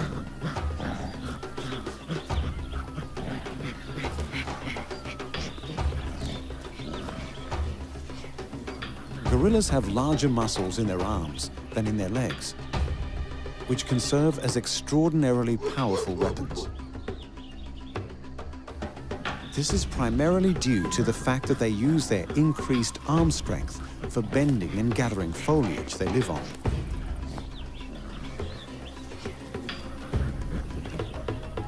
They inhabit wide-ranging territories, so competition for food amongst each other is rare. Gorillas rarely drink water, usually gaining enough fluids from succulent vegetation and morning dew. Sometimes, troops will have younger males known as blackbacks, who lack the silver hair and are subordinate to the silverback. The bonds between the females and the silverback are what the whole dynamic of the troop is based on. But it doesn't mean aggression between sexes doesn't occur. However, rarely is anyone hurt.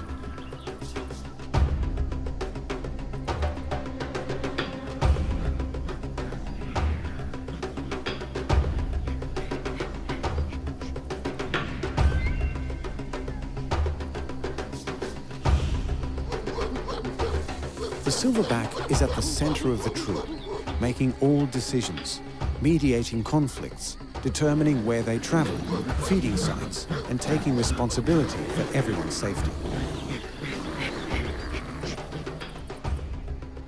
When the group is attacked by any predator, an individual silverback will take it upon himself to protect the group, even if it means the loss of his own life.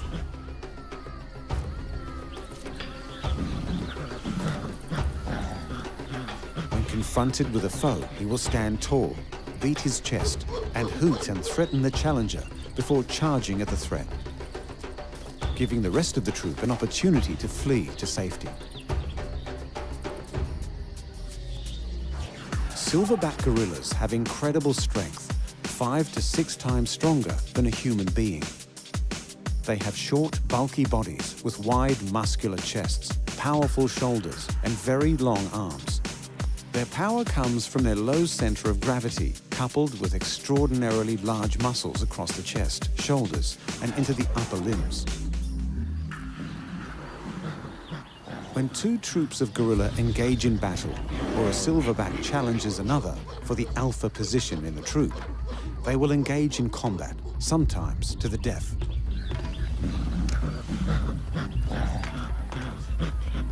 They wrestle, tussling with each other, grabbing at each other's arms, sides, shoulders, or anything they can to throw their opponent to the ground.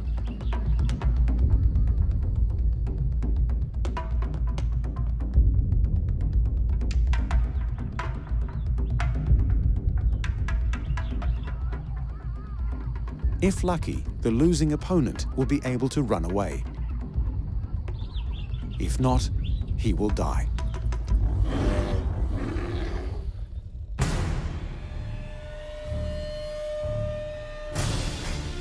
The ability to melee and brawl is often the difference between life and death, not just for animals, but historically for humans as well.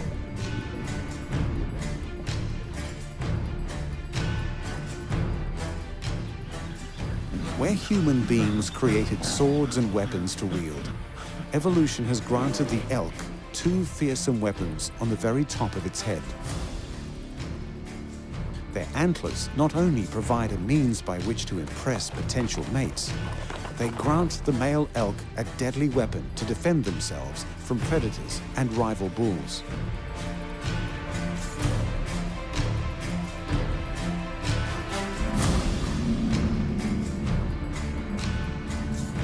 Despite the human skull being one of the strongest bones in the body, it's nothing compared to the skull of the mighty bison.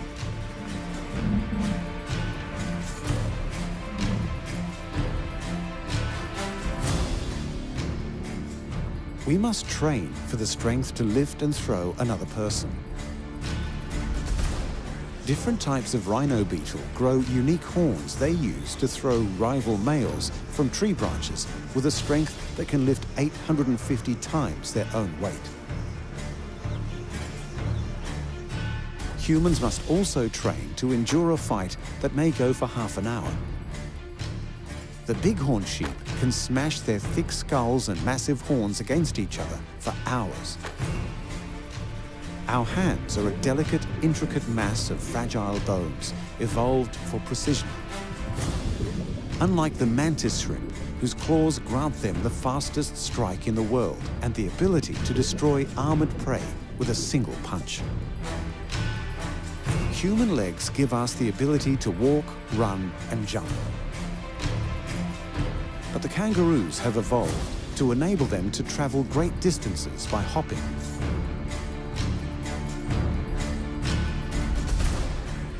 Like the ostrich, whose legs make it the fastest two-legged creature on the planet, with a lethal kick that can kill a lion. Brush turkeys show little fear in protecting their young before they hatch, with a series of pecks from their beak scaring away creatures much more deadly than they are. And the silverback gorilla, although being a near relative to human beings, is up to 20 times stronger, being able to literally flip a family sedan. Human beings have adapted to become the dominant force on the planet. But where we have evolved intellectually, animals continue to evolve physically, granting them the powerful weaponry found in the animal armory.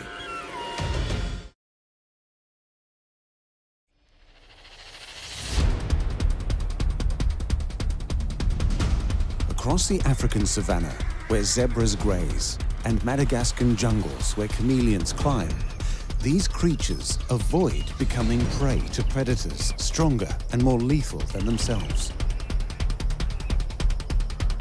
In warm tropics, where mantis hunt, to the Great Barrier Reef, where octopi hide with seemingly supernatural ability. From the Arctic tundra, where polar bears roam, and the Arctic fox prey on other animals with devastating patience and skill. To the Antarctic waters, where penguins play. And over the mountains of Southeast Asia, where the snow leopards dwell. These creatures share an amazing trait, the ability to use the environment surrounding them to hide in plain sight, to virtually disappear and be utterly camouflaged.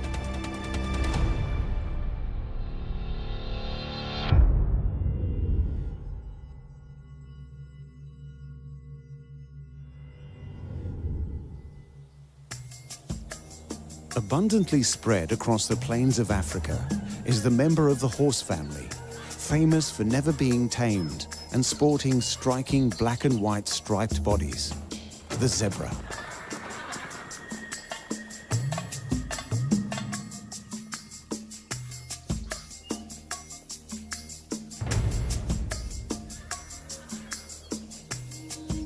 Zebras are social animals and live in groups of varying sizes. They are members of the equid family. They are set apart from their horse relatives by their black and white stripes. The pattern of these stripes are unique to each zebra. But these stripes not only serve to give the zebra identity, they are a brilliant camouflage, its first line of defense from predators, of which there are many.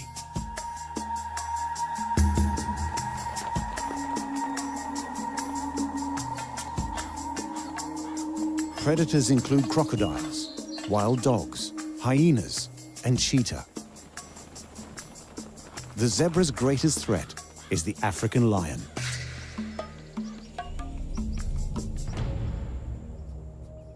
but their stripes are usually an effective deterrent.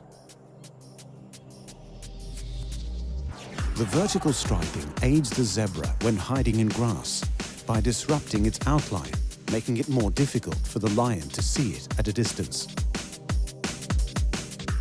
The stripes also motion dazzle predators. Groups of zebras are near each other, whether moving or standing still. The black and white stripes seem to flicker as one large mass.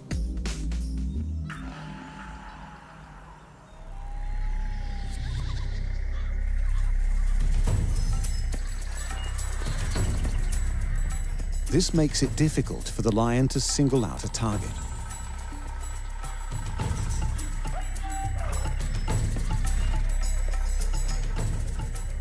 One would think that black and white stripes against the yellow grasses would be easy to spot, and for most they are.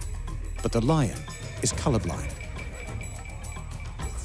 Due to this, when zebras stand still among the long grass, it's virtually impossible for them to be seen by a lion, who cannot differentiate between the vegetation and the striped pattern.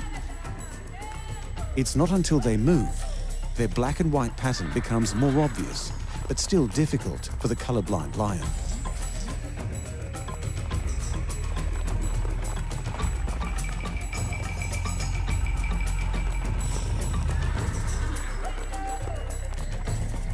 The savanna is covered in grass, a zebra's main source of food. They spend much of their time grazing with their heads down, and it's at these times that they are at their most vulnerable.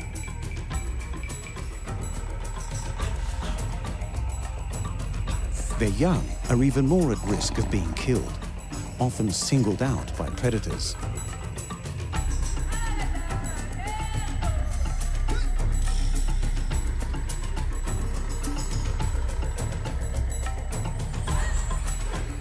For these reasons, zebra will often graze among other animals that are no threat to them and share common enemies, or are even capable of physically defending against these predators.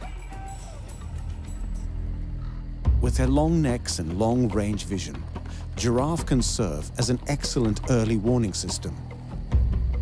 And the wildebeest, who also gather in great herds, can actually cause a predator injury or even death with their massive bodies and horns. Much needed protection for the zebra.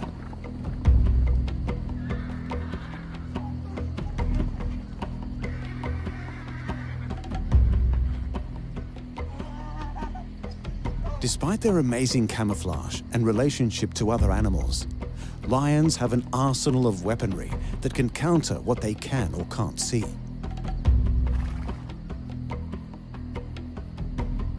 Their keen sense of smell and acute hearing means that sometimes the predator gets what it wants.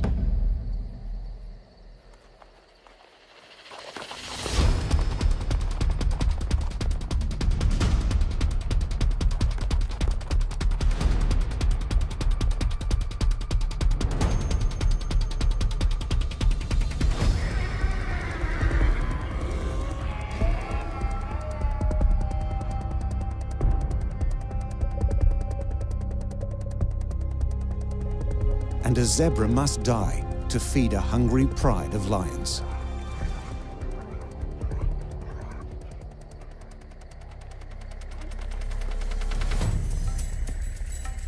But at the end of the day, thanks to its amazing ability to disappear before a lion's eyes, its fantastic camouflage ensures the zebra not only endures, but thrives.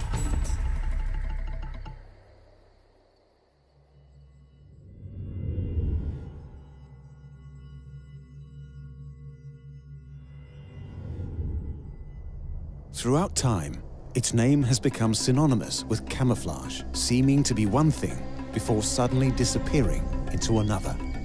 The old world lizard, the chameleon, has managed to capture the imagination like few other animals. There are just over 200 species of chameleon found in Africa, Southern Europe, and Southern Asia. However, their biggest diversity is found on the giant island of Madagascar. Many of these species are essentially the masters of disguise.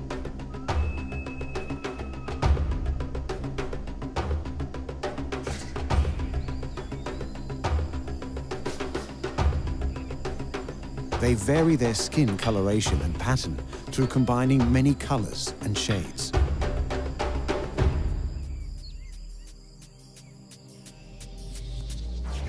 They achieve this with a superficial layer of skin covering their body containing pigments.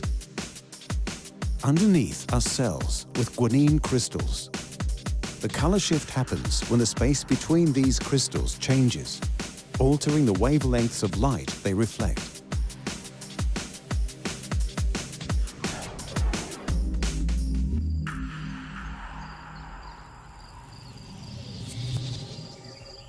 Chameleons change their color according to social circumstances to communicate with each other while reacting to temperature change. A beneficial side effect is it also makes for fantastically elaborate camouflage. This camouflage works to not only protect the lizard, but increase its chance of a successful hunt, allowing the lizard to not just capture its prey, but eat it without being disturbed.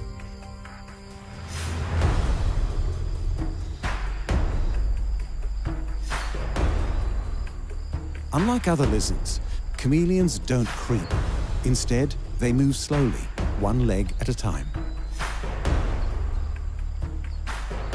Their slow movement is a product of their hunting technique because their tongue, their strike weapon, is so long.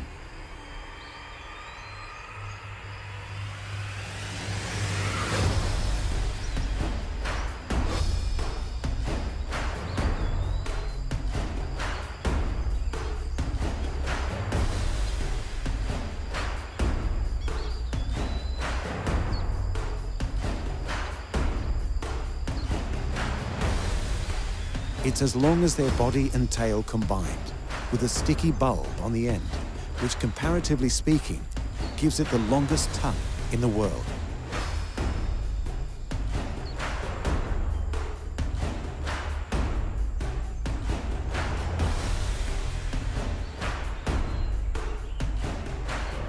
When attacking their prey, the tongue is launched at the target and then put back in their mouth within a fraction of a second. The strike is so quick, a chameleon can catch 4 flies in 3 seconds.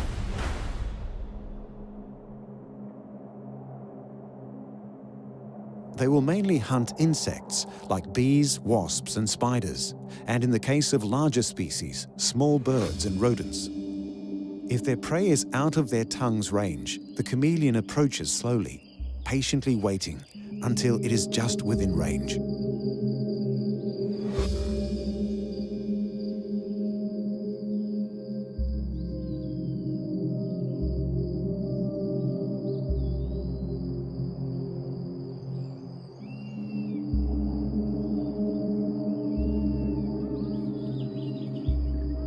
Chameleons have evolved unique feet that are extremely beneficial when it comes to hunting.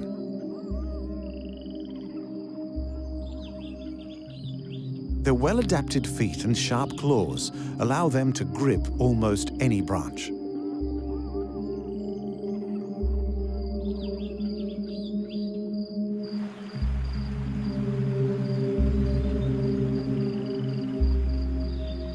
Even with its super grippy feet and its ability to change color, matching its surrounding environment, being able to approach its prey with stealth is pointless if the lizard can't see it.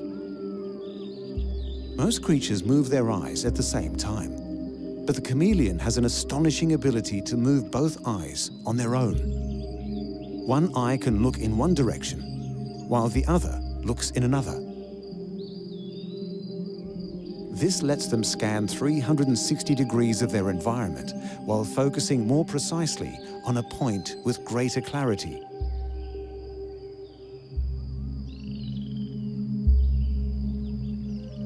Each eye can form 3D images. When combined with these other factors, the chameleon can look in all directions and assess distance without moving its head, not attracting the attention of its prey, allowing the lizard to keep one eye on its prey and another on its predator. All this as it remains perfectly hidden.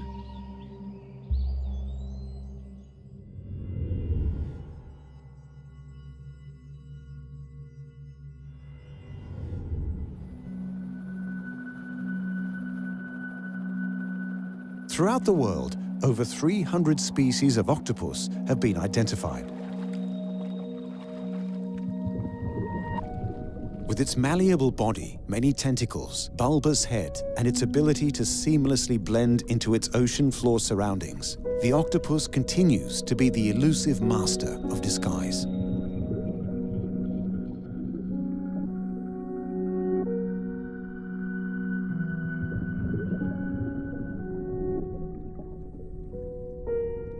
The octopus has 8 arms, with a beak at their center, and is classed as a cephalopod mollusk.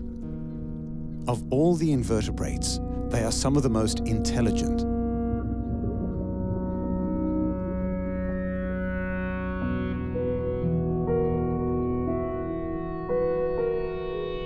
Sharks, eels, and dolphins are just a few of the many creatures in the ocean that would prey on the octopus if given the chance.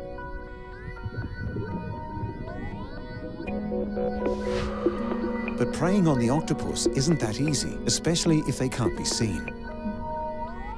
Their first line of defense is the amazing ability to hide in plain sight through camouflage or mimicry.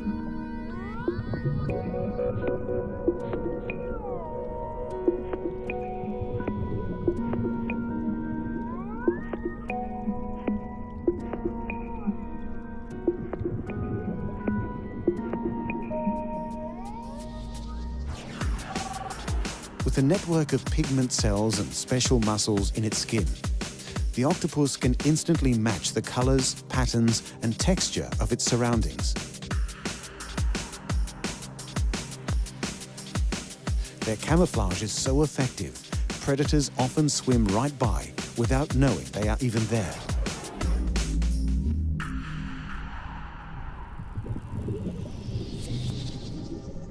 If camouflage doesn't keep them safe, the ability to hide in the tiniest of places, out of reach, will often suffice.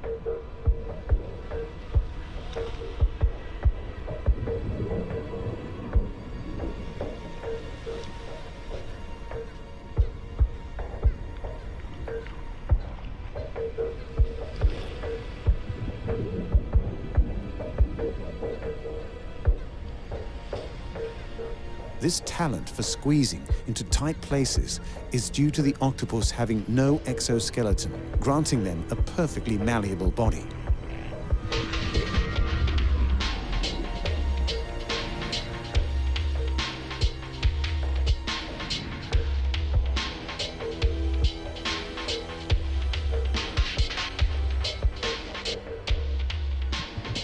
To deal with the most persistent predators, like sharks, whose instincts won't allow them to abandon the hunt, the octopus must use the most potent weapon in its defensive armory: camouflage.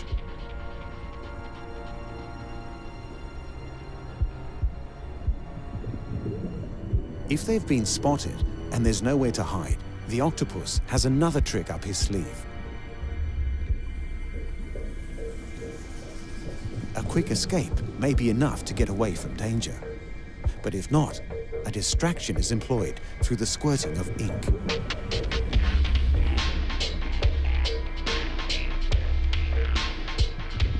Many octopi eject a thick, blackish ink cloud towards the predator to muddy their sight, block their sense of smell, confusing them, buying time to make an escape.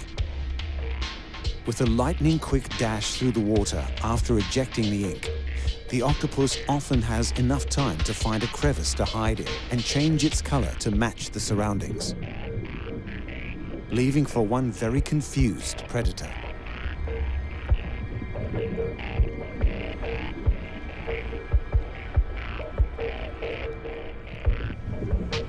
Octopi aren't just prey for other animals, they are also effective hunters.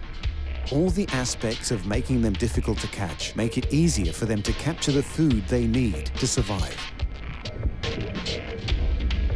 Depending on their size, which varies from species to species, octopi will hunt anything from crabs to fish.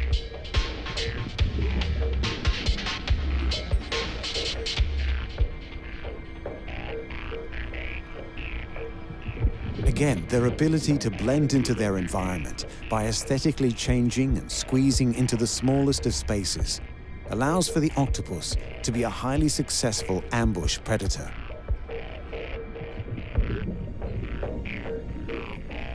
Whether capturing prey or dragging their bodies into the murky depths to be slowly consumed, or evading predators that look to make a meal of their malleable bodies, the octopus's talent for disappearing into its environment is the reason it flourishes on the ocean's floor the world over.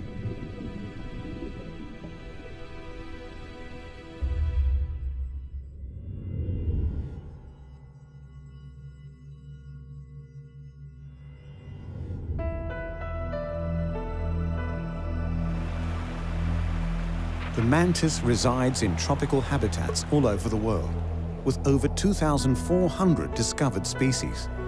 Some ancient cultures believed that the mantis possessed supernatural powers. With its ability to camouflage and its stoic patience, the mantis is one of the insect world's most feared hunters.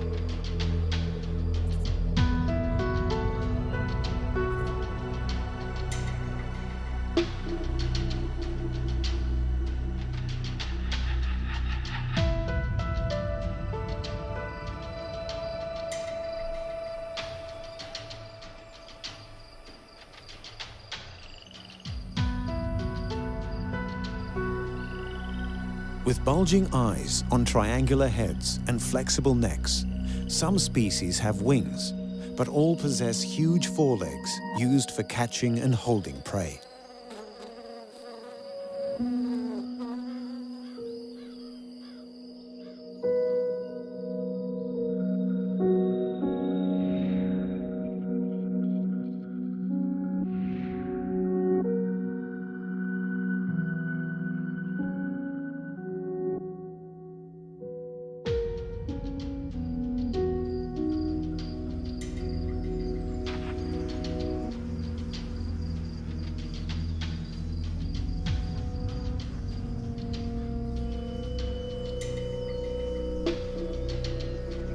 They are expert predators specializing in ambush tactics.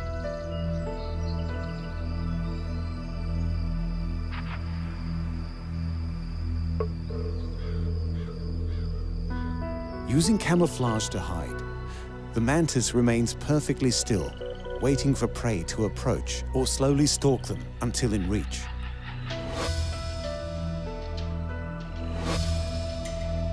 Once in range, they strike, gripping the prey in their spiked forelegs. Mantis don't kill before eating. Their prey is consumed alive. They generally hunt arthropods, including all insects, spiders, and centipedes. In a face-to-face confrontation, many of these insects would put up a good fight and perhaps even win. But when they can't see the mantis coming, they are easy prey.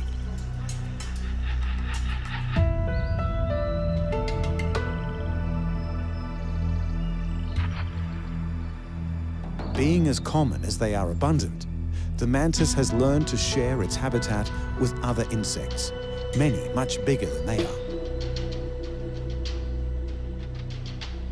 Even with its superior ability to blend into its environment and successfully hunt, it's not all easy living for the mantis. Like most creatures in the animal kingdom, there comes a time when the hunter becomes the hunted. Frogs, lizards, birds, spiders and ants all prey on the mantis.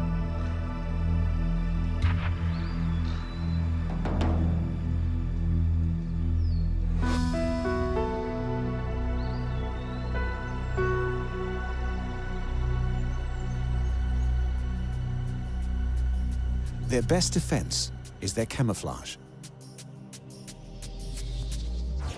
Most species are colored to resemble foliage or other backgrounds in their environment to both avoid predators and capture prey.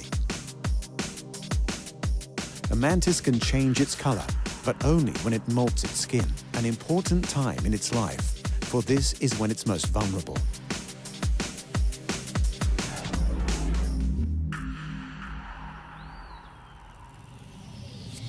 Those that live on uniformly colored surfaces, like bare dirt or tree trunks, are flattened, so they have no shadow that may reveal their presence. When a mantis is threatened, it will stand tall, spread its forelegs, and fan its wings to make it seem bigger than it is. Some may hiss if the threat persists. It will strike with its forelegs in an attempt to pinch and bite.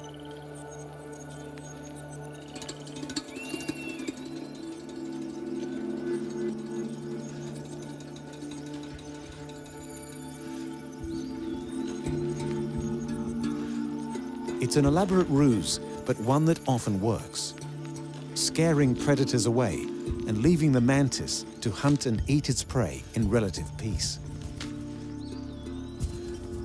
Once again, that specialized insect predator, the praying mantis, gets to live and hunt another day, thanks to its advanced weaponry, as well as its great skills in camouflage.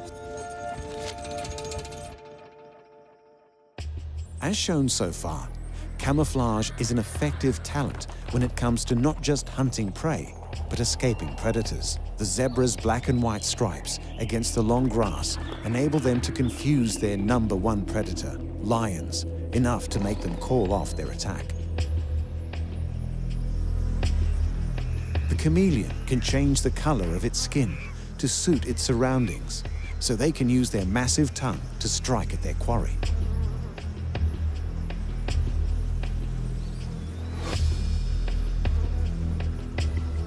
The octopus can not only change the color of its skin, but also seemingly its texture to hide in plain sight of those that would eat it. And the praying mantis blends in with its surroundings so well, it can ambush its prey before eating it alive. These are but a few of the masters of disguise that inhabit the warmer regions of Earth. But more are to be found in the colder climates around the Arctic and Antarctic regions. The playful penguin, sleek in the water and also nearly invisible to prey. The Arctic fox, whose brilliant white coat lets it successfully hunt and scavenge. The polar bear, whose ability to camouflage makes it the Arctic's apex predator. And the snow leopard, whose patterned fur blends it into the mountainous regions it dominantly hunts in.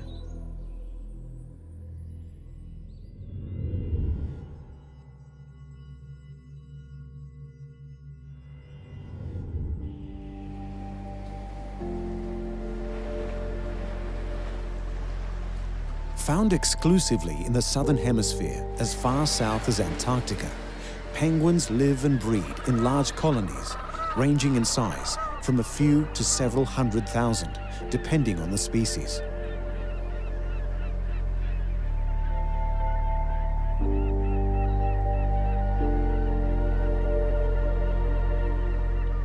Popular around the world for their upright, waddling gait and curiosity when it comes to human interaction, the penguin, with its black and white plumage, is often said to be wearing a dinner suit.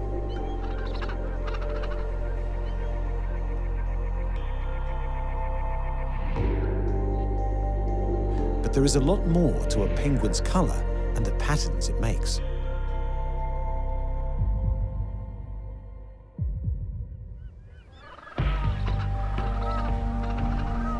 Spending half of their lives in the water, penguins' wings have evolved into flippers, giving them the ability to seemingly soar through the water.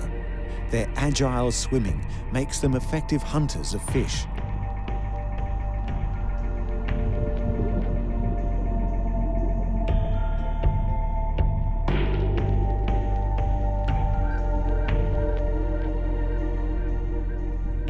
The number of penguin species is debated, but it's somewhere around 17 or 18.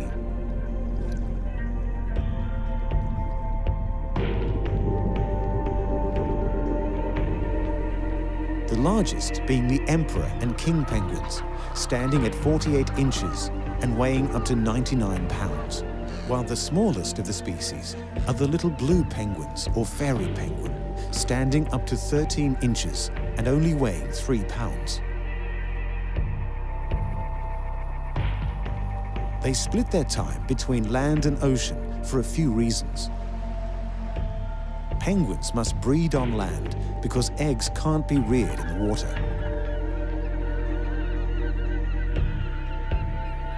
With no way of killing any threat and being clumsy on land, alone, penguins are vulnerable to aerial attacks from skuas and foxes on the ground.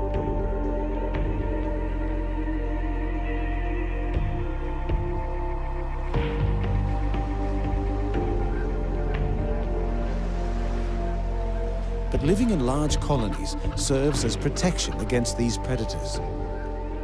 Many eyes in many directions make it hard for predators to sneak up on them.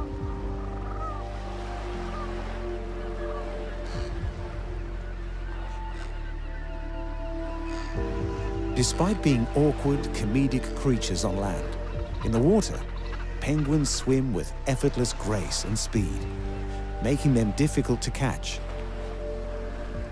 But it's in the water where they are also difficult to see. It's also in the water where their camouflage comes into play. All penguins are counter-shaded, having black backs and wings with white fronts. For a predator looking up from below, it can't recognize the difference between the penguin's white belly and the reflection of the water's surface. The dark coloring on their back works in exactly the same fashion, camouflaging them from predators above.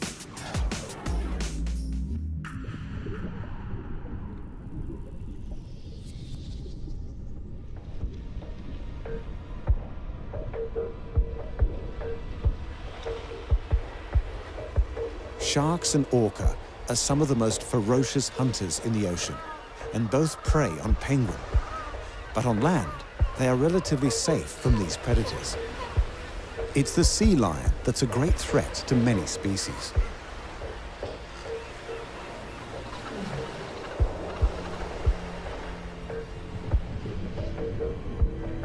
When in the ocean, the sea lion isn't always fooled by camouflage and are just as agile in the water. Sometimes there is nothing the penguin can do to escape.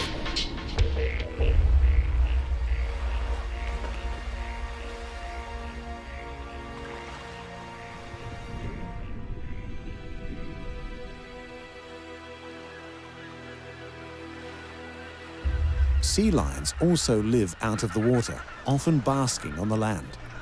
They too are clumsy, but won't hesitate to attack penguin if given the opportunity.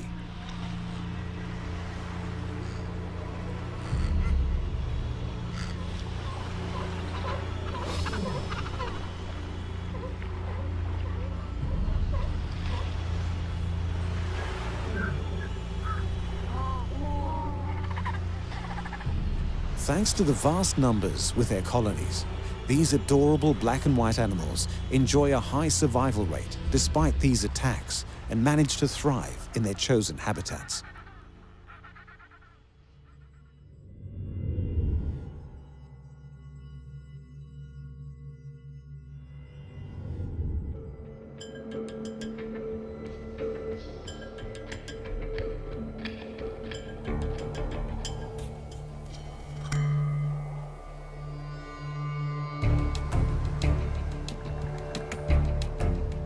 The Arctic fox has little to fear from humans and will often approach a person out of curiosity, even though they've been hunted for their fur for many years.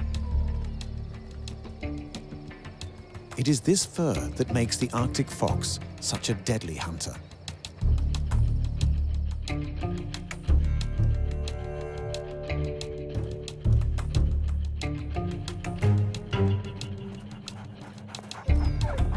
It's native to the Arctic regions of the Northern Hemisphere and found throughout tundra areas. It is well adapted to living in freezing environments with its deep, thick fur insulating it from the cold. Arctic foxes are omnivorous. They have a particular taste for rodents and birds.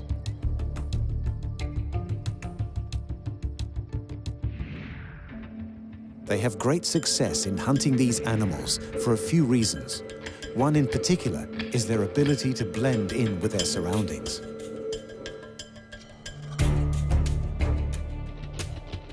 Their camouflage is their ultimate weapon. In the summer, when the snow retreats, the Arctic fox adapts, losing much of its fur, with the remainder darkening into shades of brown.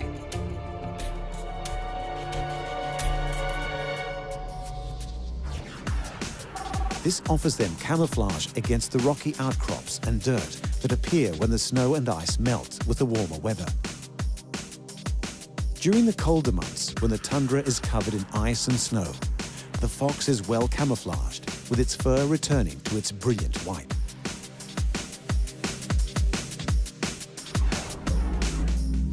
They will usually eat any tiny animal they can find, like voles, hares, with lemmings making up the bulk of their diet, but will happily settle for birds if given the opportunity.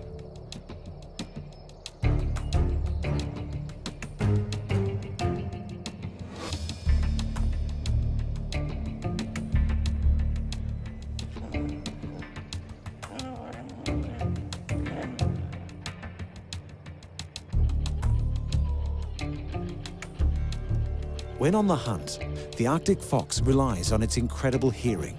Their wide ears face forward, allowing them to locate the precise position of any prey.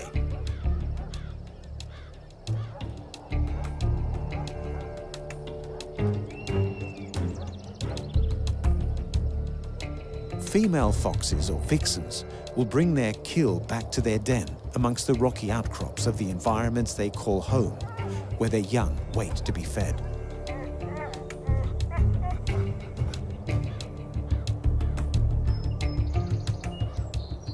Their other quality is that they are great forward planners. They hide their food in their dens or under rocks for later consumption when hunting opportunities are scarce.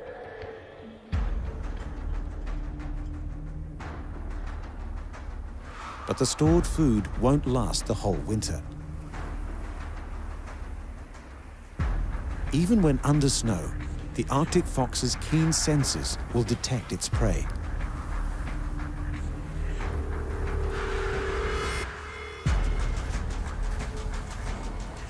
Once found, it is time for the fox to employ its most famous move.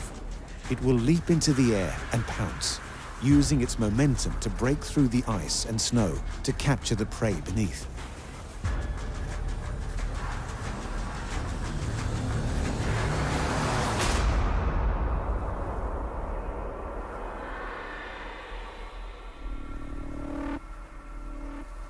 When food is really scarce, the Arctic fox becomes a scavenger, tracking larger carnivorous animals like polar bears in their habitat and eating the carrion remains of the animals they kill. Again, it's camouflage skills combined with a great awareness of danger that comes in handy to stay out of the bear's deadly reach.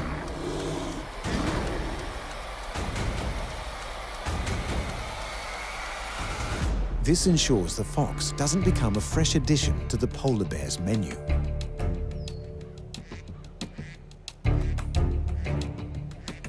Living in such harsh conditions, Arctic foxes are ultimate survivors.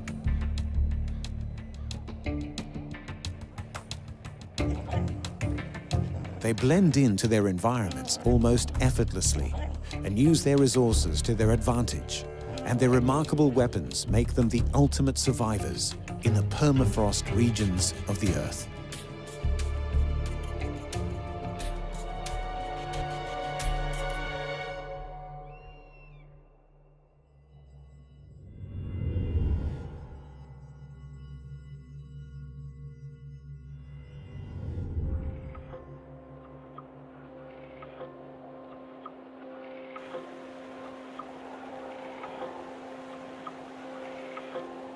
For the indigenous cultures of the Arctic region, polar bears have always been important and revered. 1,500-year-old cave paintings depict the animal, while it's widely believed that Arctic people learned to hunt by watching the polar bear chase and kill its prey.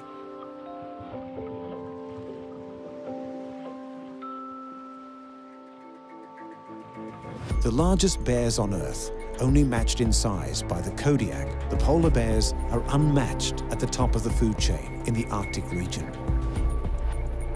They are perfectly in tune with their surroundings, adapted, equipped with deadly teeth and claws, and most importantly, extremely well disguised. No other Arctic predator is foolish enough to attack the mighty polar bear. Rather than protection, the white fur is an effective weapon while hunting, which serves as camouflage, making sneaking up on their prey easier.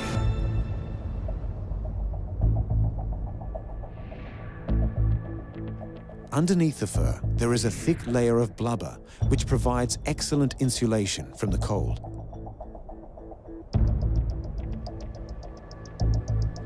While other species of bear enjoy a variety of foods other than meat, the mighty white-coated polar bear has essentially a strictly carnivorous diet.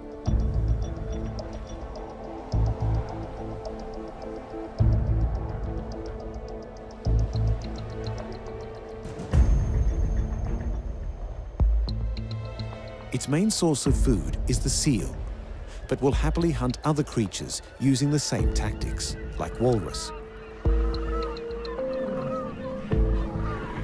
The polar bear is hidden so effectively, it can literally walk right up to a group of walrus and take its pick of which one to eat without the walrus being able to see it coming.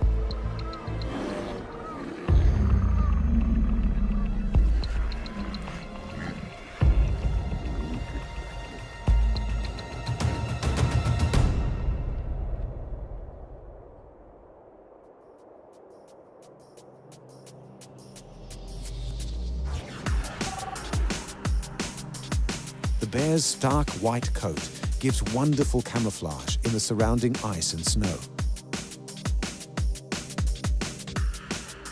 But underneath, their skin is black to soak in the sun's warmth.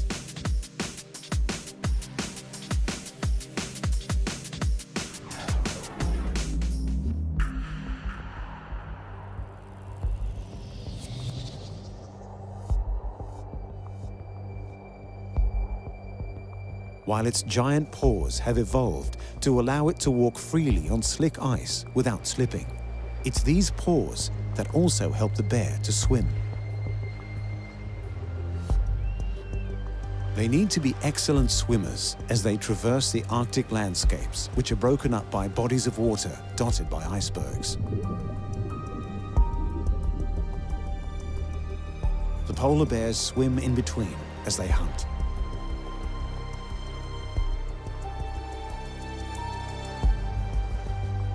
An efficient predator, the polar bear's most common way to hunt is called still hunting.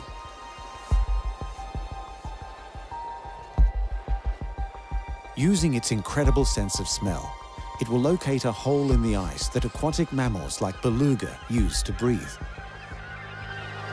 The bear crouches nearby, waiting in silence.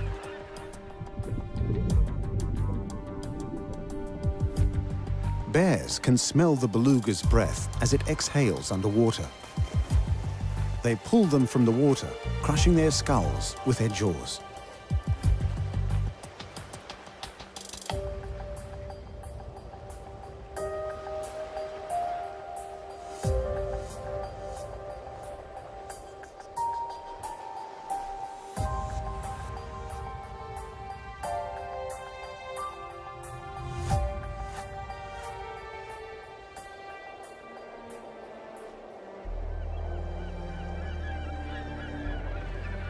A polar bear will gladly share its meal with others, as long as they approach submissively and ask for their share politely.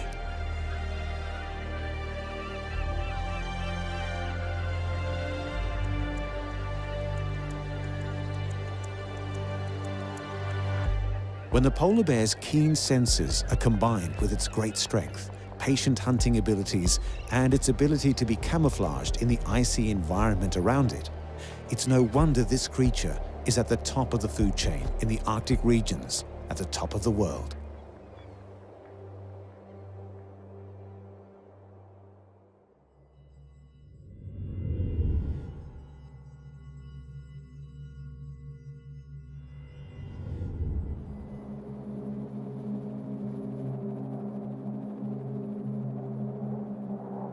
Occupying the high reaches of the mountain slopes in Central Asia and playing a significant role in local cultures is the ultimate master of disguise, a strong and agile hunter, the snow leopard.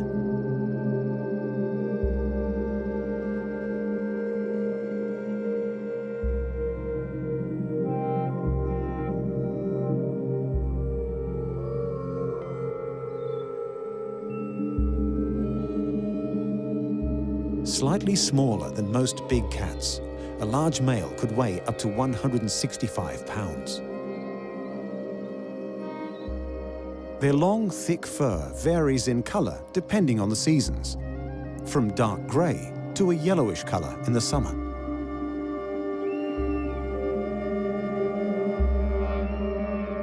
Snow leopards are carnivores who actively hunt prey despite rarely being witnessed. They are effective killers, able to take down prey 2 to 4 times their own body weight, like ibex and markhor, but will readily kill smaller creatures like hares and birds. Whatever animal comes close is likely to end up as the snow leopard's meal, not even knowing what struck it, thanks to the leopard's supreme disguise. When hunting, snow leopards prefer to ambush their prey from above, using their fur against the rocky terrain to hide their approach. If spotted, they will chase their prey down the mountain slope until they catch it, killing it with a bite to the neck.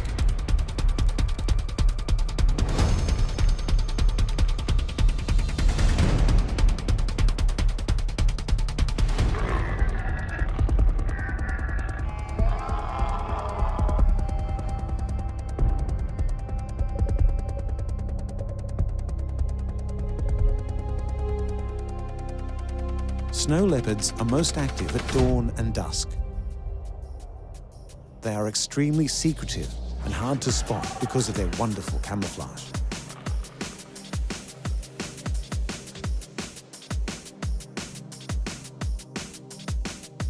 Their color is broken up with gray to black rosettes on their bodies, with spots on their heads, limbs, and tails.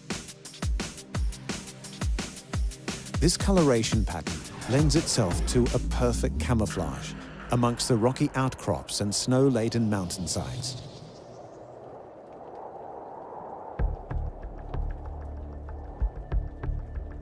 It's not unusual for a snow leopard to drag its kill to safety before feeding, eating all edible parts.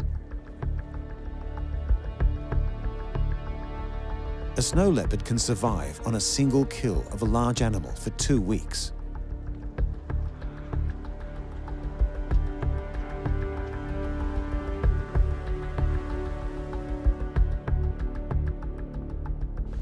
In the warmer months, when the snow and ice have melted and the forests at the foot of the mountains spring to life, the snow leopard easily relocates and hunts among the foliage and shrubs. Thanks to the patterns and color of its fur, the leopard remains beautifully camouflaged, blending in with the speckled shadows cast by leaves and branches, while its fur is hard to distinguish in the bright light.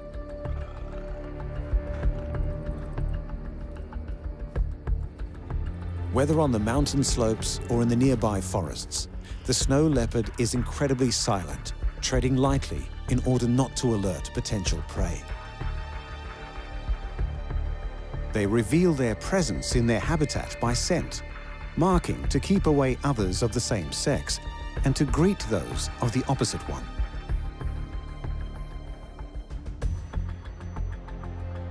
They sleep in different spots nearly every night, so they are always on the move, making them unpredictable and harder to detect. Their range was estimated to be around 5 to 14 square miles, but they seem to cover even more ground than that. In one case, scientists discovered a snow leopard migrating 375 miles. For millennia, this magnificent cat was the king of the mountains, but their population is dropping. The snow leopard habitat range continues to decline from human settlement and increased use of grazing space. This development increasingly fragments the historic range of this amazing species.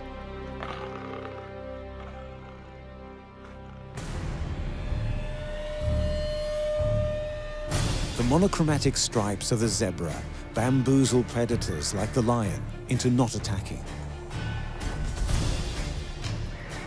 The chameleon can instantly change its color depending on how it feels before deploying its tongue to snatch a fly from the air in less than a second.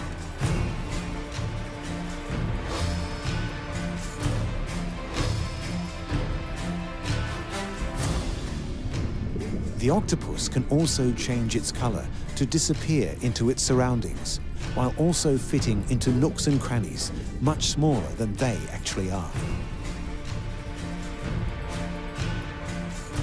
The patient praying mantis waits to ambush its prey while perfectly blending into its surroundings.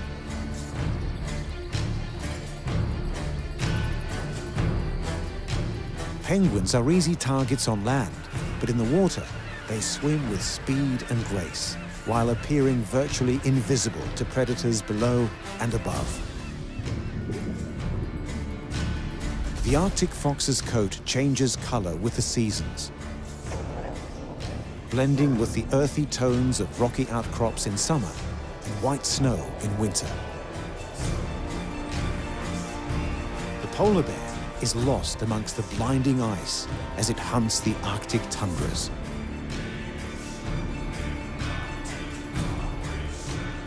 And the snow leopard is deaf from above for unsuspecting prey, unable to see the attack coming due to the color and pattern of its coat. Human beings have adapted to become the dominant force on the planet. But where we have evolved intellectually, animals continue to evolve physically, granting them the powerful weaponry found in the animal armory.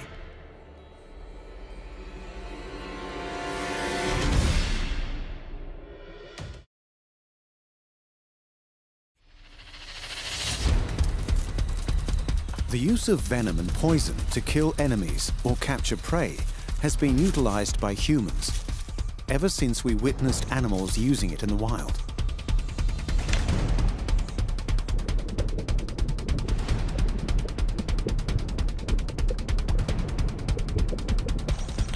Many animals are venomous, but few are as deadly as these. Although their rattles give ample warning to potential predators, the venom of the rattlesnake has proved invaluable in its search for food and protection.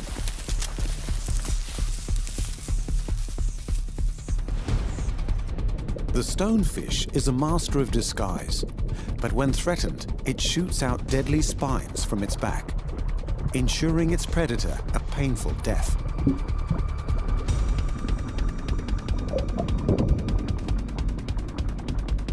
More notably, the scorpion has been a symbol of terror for thousands of years, thanks to its whip-like tail that stabs its victim, delivering a lethal dose of venom.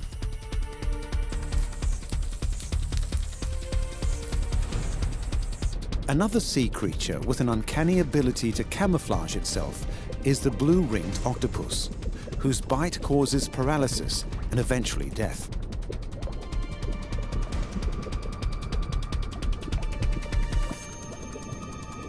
Cane toads have been introduced to countries where they don't naturally occur.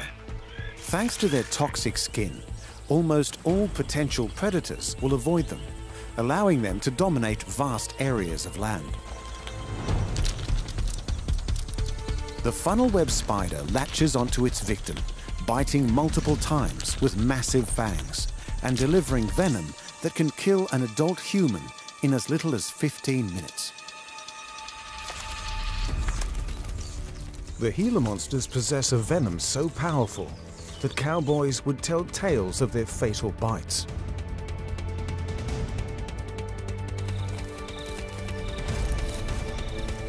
And fire ants, despite their size, possess a venom that when deployed from thousands of ants in a single colony, has the potential to kill almost any creature.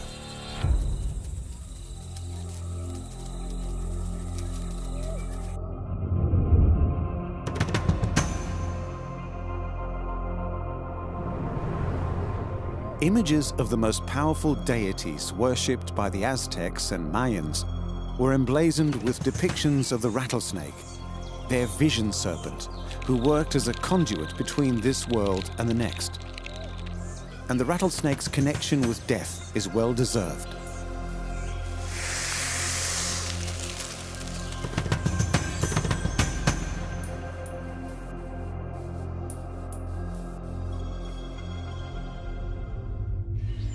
Native to the Americas and ranging from British Columbia to Argentina are 42 known species of rattlesnake.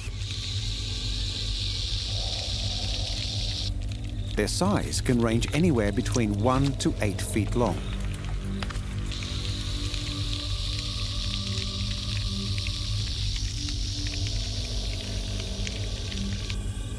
They live in a wide variety of habitats, but are mainly found near open, rocky plains, where they can bask in the sun, take cover from predators, and hunt prey.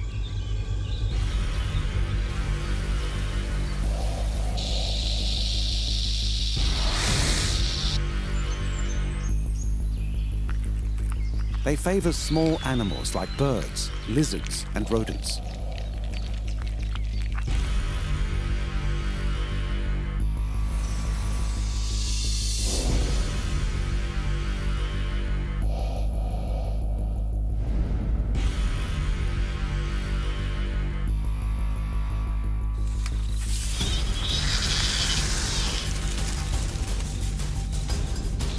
Their name comes from their warning call, the loud shaking of the rattle at the end of their tail.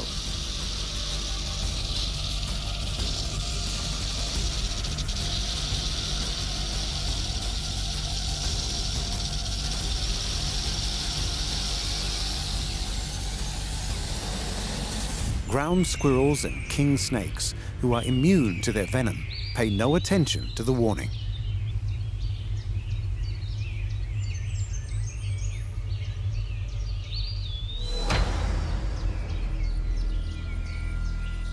But these snakes are famous for more than just their tail.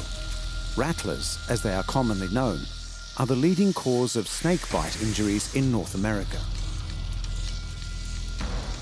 Despite this, it's rare for a rattlesnake to bite unless provoked.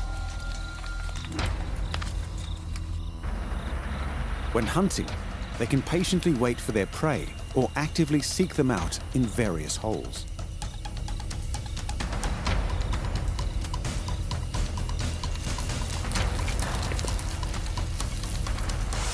Rather than using constriction like many other snakes, the rattlesnake will strike in half a second, injecting their prey with venom.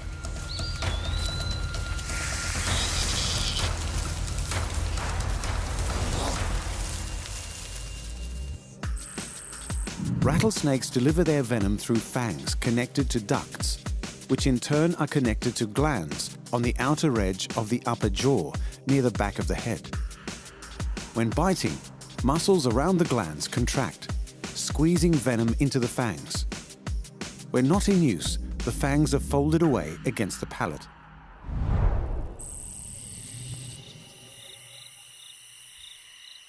They are born with fully functioning fangs and venom, and most rattlesnakes can even control how much venom they inject.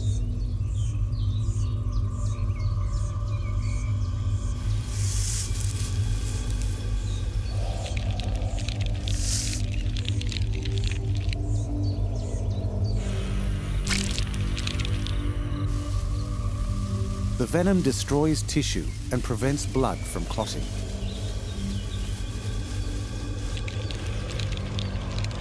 a bite from the rattlesnake can cause severe paralysis.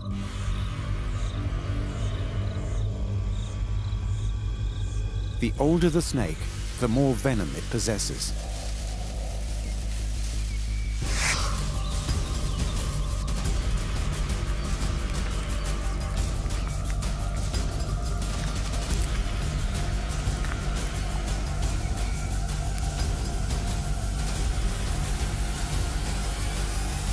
If bitten, the snake's prey doesn't immediately die and appears to escape.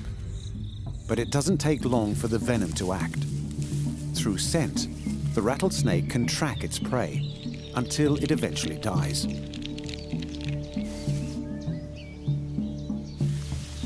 Using its tongue and prodding with its snout, the rattlesnake locates the head of its prey and consumes the creature whole.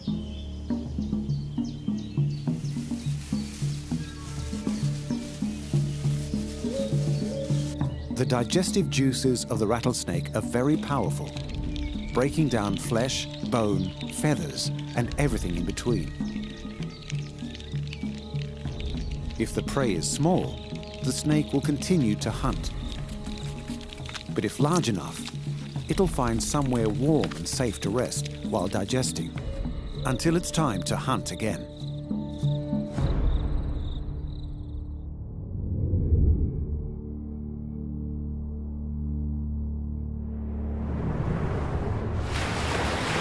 For millennia, the Australian Aborigines have told stories of the people who fell victim to the ocean's most venomous fish, the stonefish.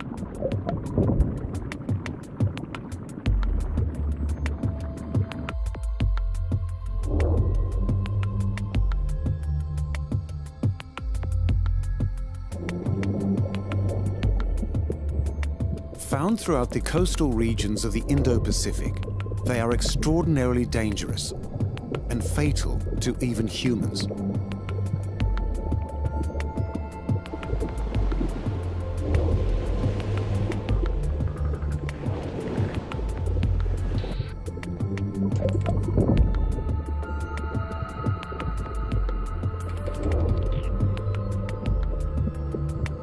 Their danger doesn't just come from their deadly venom, but their supreme camouflage.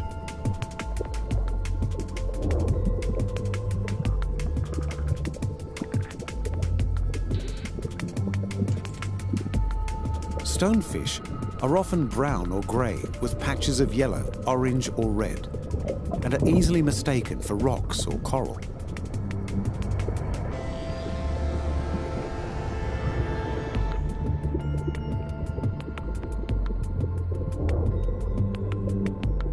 On average, they grow up to 14 inches, but they have been documented to grow up to 20 inches.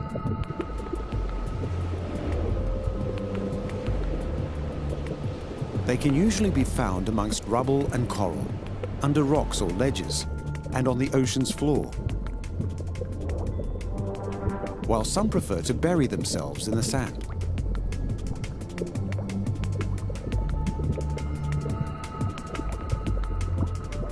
Their camouflage allows them to be deadly ambush hunters, lying in wait for fish or crustaceans to swim by.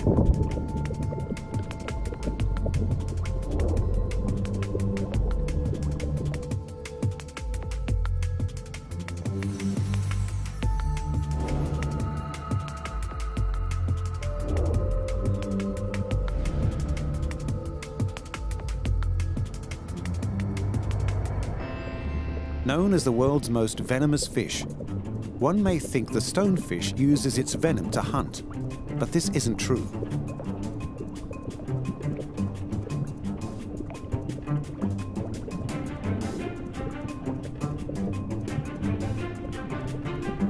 Their true weapon is speed. High-speed cameras are needed to properly see their attacks.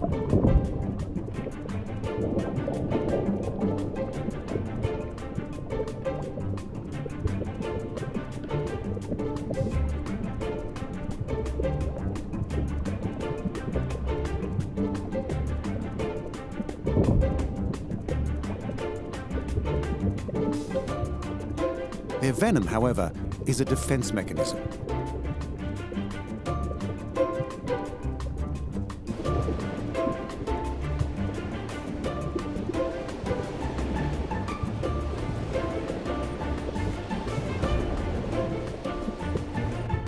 When preyed upon, the stonefish first rely on their camouflage.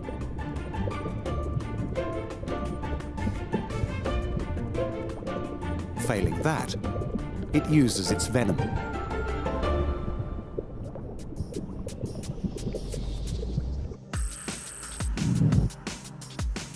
Each stonefish possesses 13 rigid dorsal fin spines, capable of injecting its venom.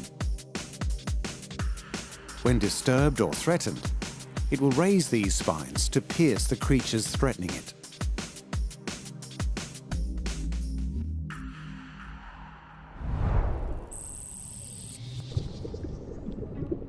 Their venom possesses both cardiovascular and neuromuscular toxicity.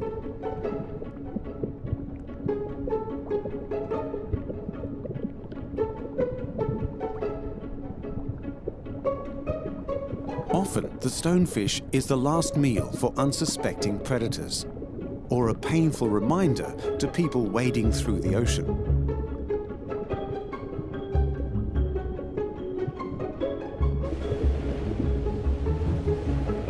These deadly and elusive creatures wait patiently to use their lethal weapon, as and when they're required.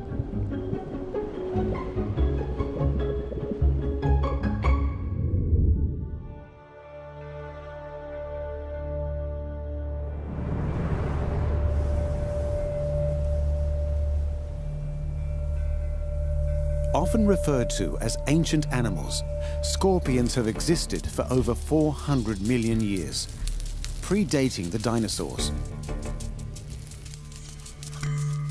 They have always struck terror in the hearts of people, thanks to their fearsome look and venomous sting.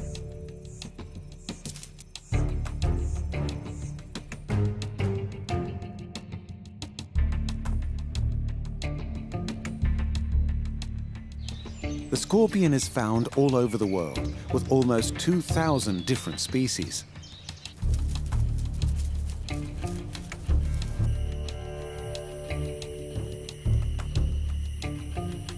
Able to live in most environments, from deserts to jungles, scorpions can live to anywhere from 6 months to 25 years.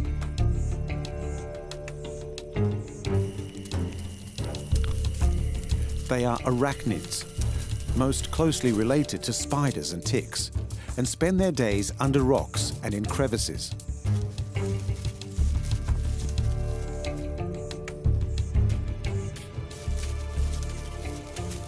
It's in the night, under the cover of darkness, that the scorpion hunts.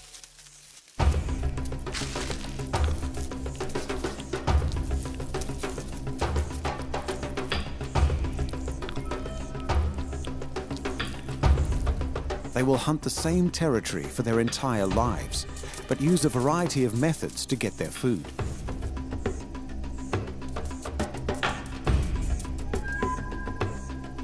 Most scorpions hunt insects and spiders using their venomous stinger.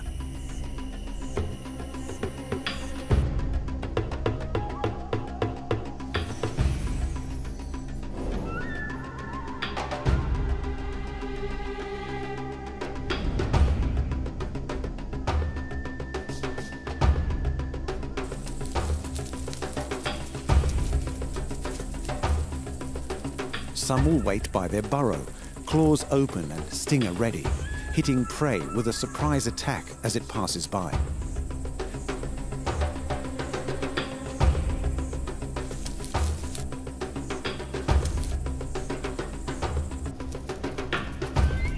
Others actively forage for their prey.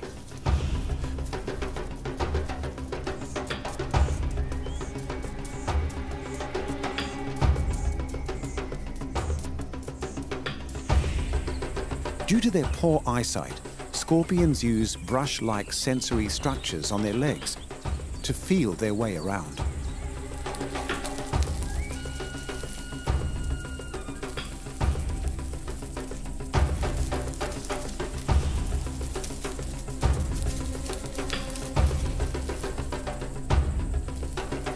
Being carnivores, their diet consists solely of the animals they catch.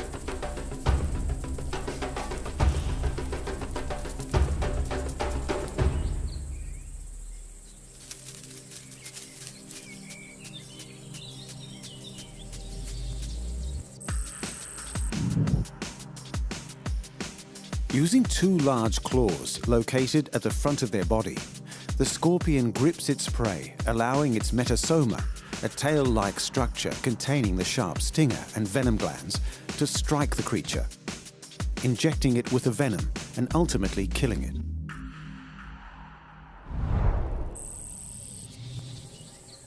Thanks to their venom, the scorpion can eat undisturbed.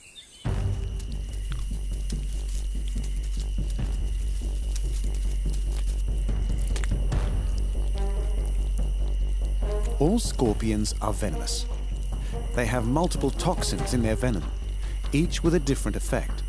Only a select few of the species have a venom that is potent enough to kill a human. Scorpions have tiny mouths, only capable of sucking up liquids.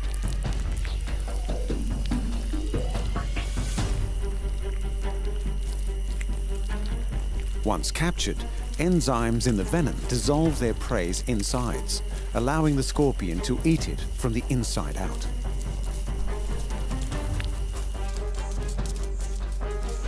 They don't eat often, only once every 2 to 3 weeks on average. Scorpion venom isn't used just to subdue prey, but also for protection. Predators like centipede, shrews, owls, bats, and coyote all prey on scorpions.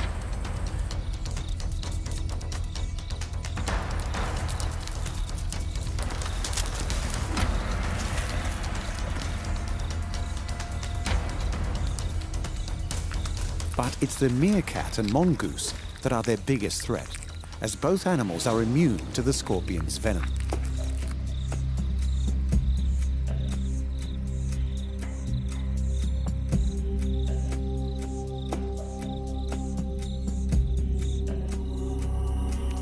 Other male scorpions are also a threat. When one finds its way into the territory of another, they may fight to the death, with the winner eating the loser.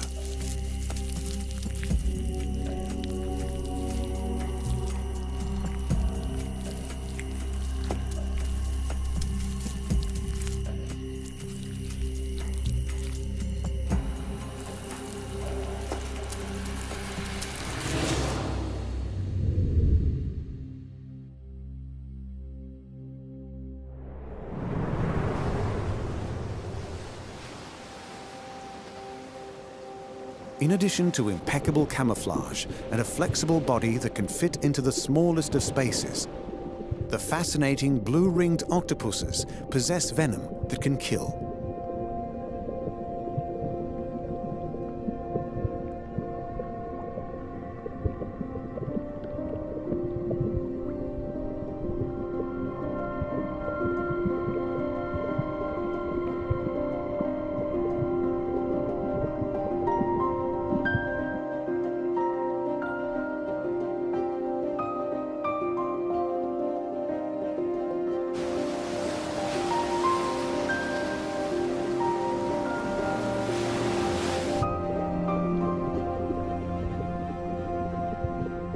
The blue-ringed octopus is one of the world's most venomous sea creatures and is commonly found off the coast of New South Wales, South Australia, and Western Australia.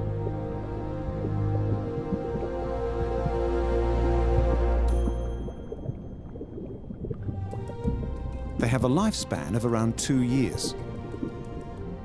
At around 1 to 4 inches in size and seemingly docile, at first glance they look innocuous, as they go about hunting small crabs, shrimp, and fish.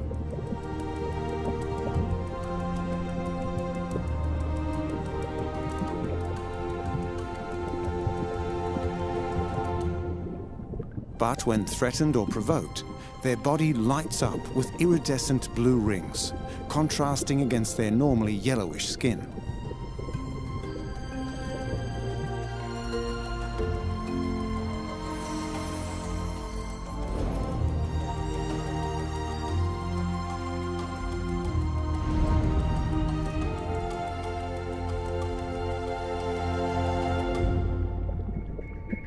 This is a warning that they are ready to attack, with a venom powerful enough to kill almost any enemy, including humans.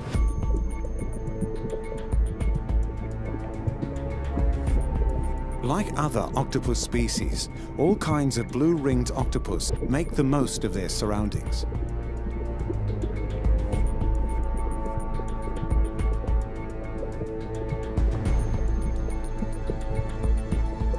They spend most of their time hiding in cracks and crevices, blending in seamlessly with their environment.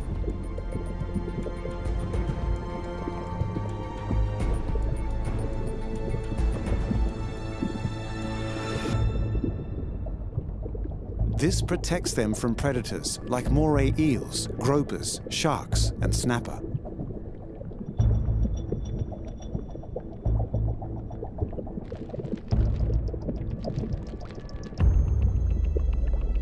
From their hidden position, the blue-ringed octopus pounces on its prey, ensnaring it in its tentacles.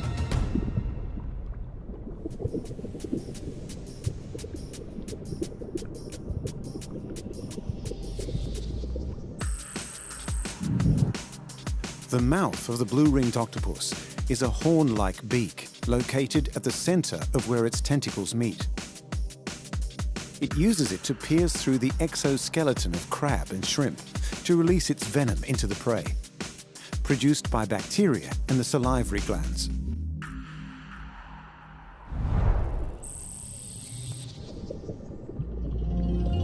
The venom contains tetrodotoxin, a powerful neurotoxin that paralyzes muscles and organs while the victim is still conscious. It isn't long before all the organs are paralyzed and the creature is effectively killed.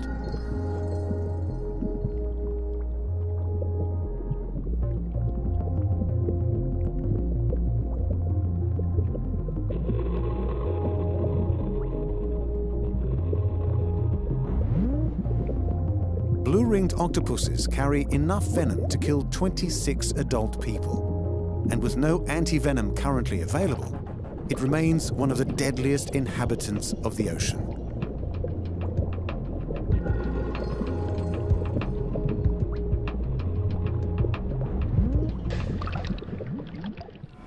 So far, we have witnessed 4 animals that use venom to hunt and defend themselves. The rattlesnake dominates the Americas with the toxic venom it delivers through its fangs, following a warning from its rattling tail. The stonefish are efficient ambush hunters whose venomous spines do nothing to help them find food, but protect them from would-be predators. The deadly scorpion, found all over the world, grabs its prey in its claws to strike it with a stinger on its tail to deliver its lethal venom. And the blue-ringed octopus, so called for its iridescent blue rings that flare up on its skin before it inflicts a venomous bite that can easily kill a human.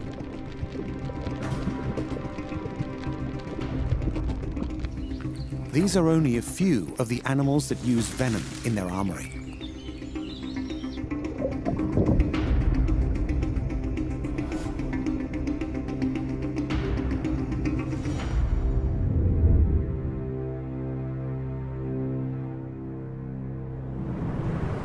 Originally from the Americas, then used as biological control for pests in the sugarcane fields of northern Australia, the cane toad has become a pest itself due to its rapid reproduction and a lack of predators.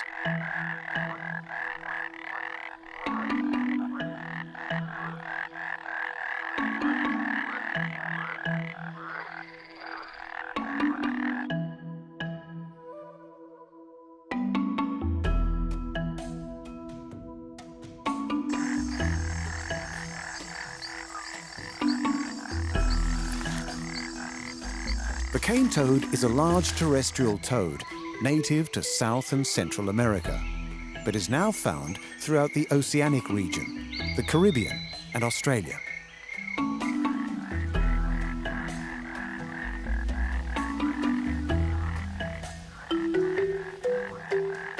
females are significantly bigger than the males of the species, with an average length of 4 to 6 inches and a life expectancy of 10 to 15 years in captivity.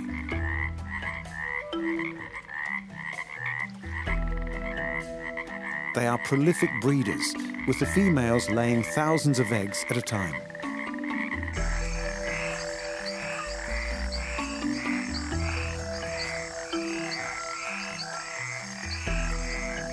Their penchant to breed have made them invasive pests in countries where they've been introduced, where they were intended to combat other pests like the cane beetle. But it takes more than a voracious sexual appetite for these toads to reach plague proportions.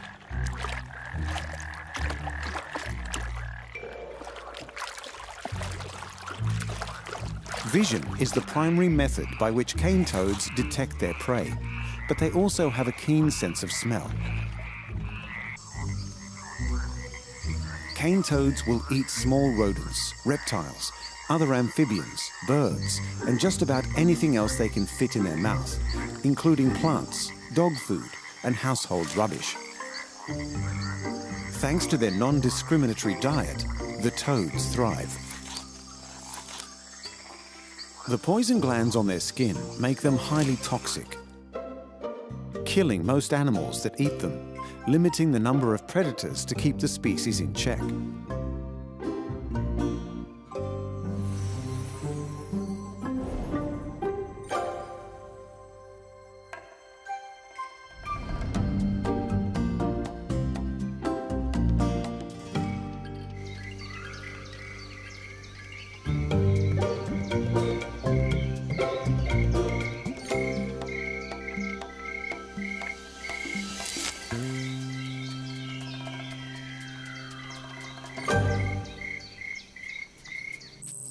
Cane toad skin is dry and warty, with ridges above the eyes that run down to the snout. They can be grey, yellowish, reddish-brown or olive in complexion, with different patterns. A large parotoid gland is situated behind each eye, with smaller ones across the back that produce the poison.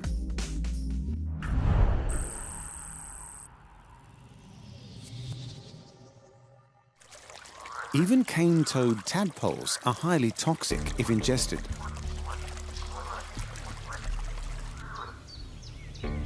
Their poison is the perfect defense.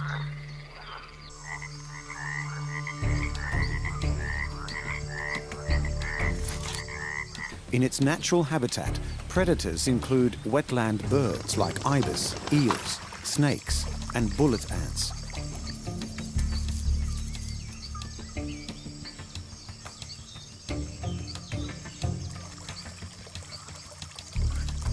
They cannot avoid being preyed upon or eaten, but they can take their attacker down with them.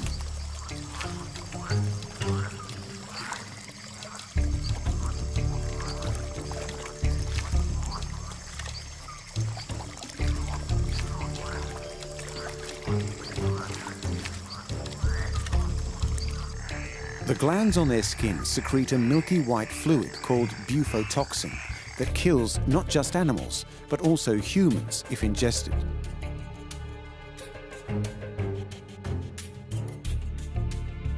The toad's poison is so toxic, it has allowed it to dominate in a variety of landscapes, turning a solution into an even bigger problem.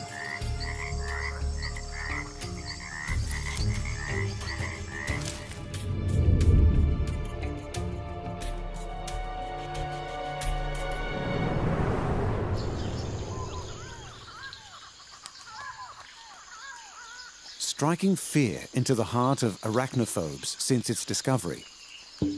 With an aggressive reputation and arguably the world's most toxic spider venom, the funnel web is a force to be reckoned with, both in the Australian bush and suburbs.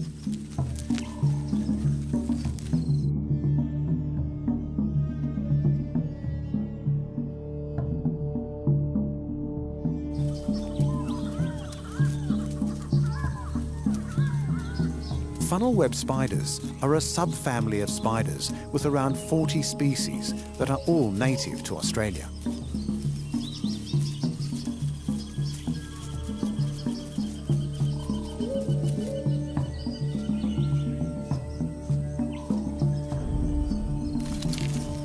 Funnel webs live mostly off a diet of insects, but occasionally hunt small reptiles and frogs. Many of these species produce venom which is lethal to humans and animals alike, the most potent of which belongs to the Sydney funnel web spider. Funnel webs range in size from ½ an inch to 2 inches in length, with a hairless carapace that covers the front of their body. They have long spinnerets off the back of the abdomen and possess large fangs that, unlike most other spiders, point down along the body, not towards each other, through which the venom is injected.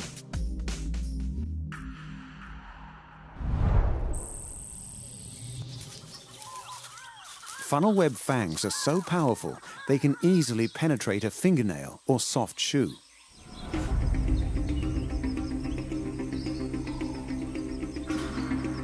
They make their burrows in moist, cool habitats, like under rocks, logs, or rough-barked trees. It's common to find them in suburban gardens containing rockeries and shrubs, but barely in the open. A funnel web's burrow contains irregular silk trip lines that protrude from the entrance.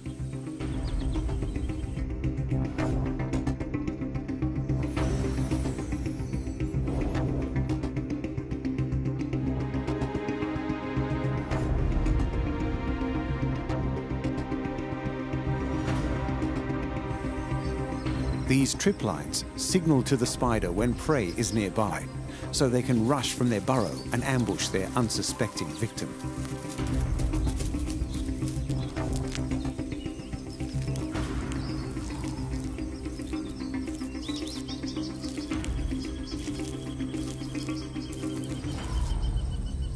Females are much larger than the males, but the males have longer fangs.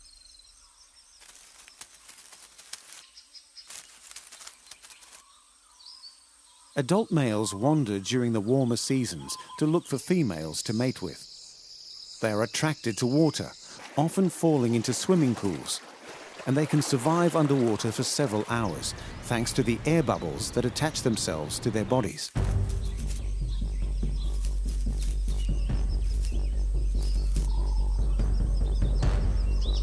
They aren't normally aggressive, but if threatened, the funnel web spider will ferociously defend itself, rearing back, raising its front legs in the air, and baring its fangs before striking.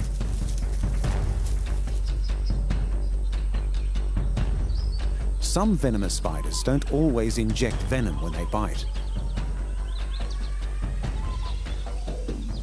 However, it's very rare for this spider not to inject venom when it strikes. Male Sydney funnel webs have been known to produce fatalities thanks to its specialized venom that only affects primates. Due to the size of the spider's fangs, the funnel web's bite is very painful, leaving puncture wounds and local bleeding.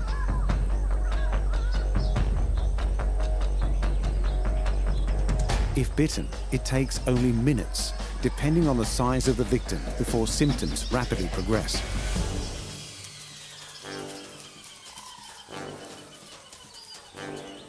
Without treatment, a human can be dead within 15 minutes of being bitten. Funnel web spider venom contains chemicals that attack the nervous system of humans and other primates. Oddly, it doesn't affect the nervous system of other mammals.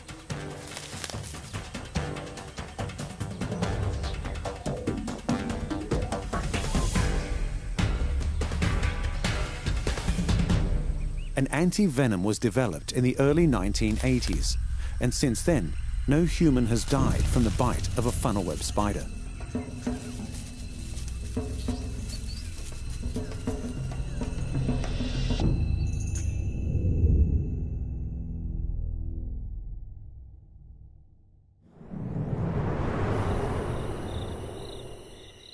In the American Old West, pioneers told stories of great lizards with toxic breath and a deadly bite. These stories evolved from true events about the Gila monster, a venomous lizard.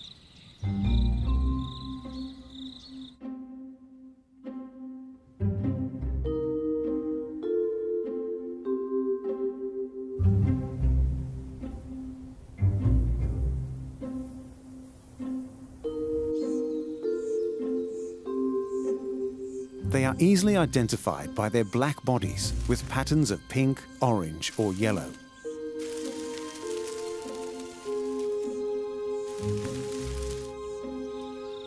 Gila monsters usually weigh up to 1.5 pounds, with the heaviest being recorded at 5 pounds. They move very slowly and grow up to 2 feet in length.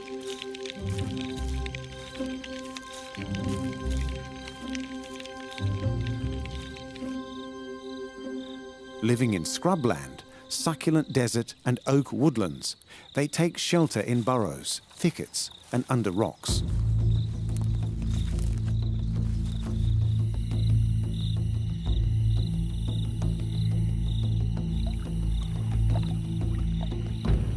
They love water and are often observed immersing themselves in puddles after rain.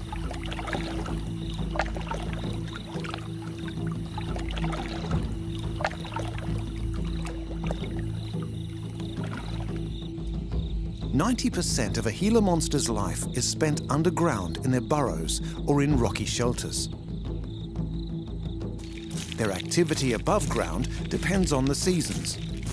In spring and in early summer, they emerge in the mornings, while later in summer, they prefer the warm nights.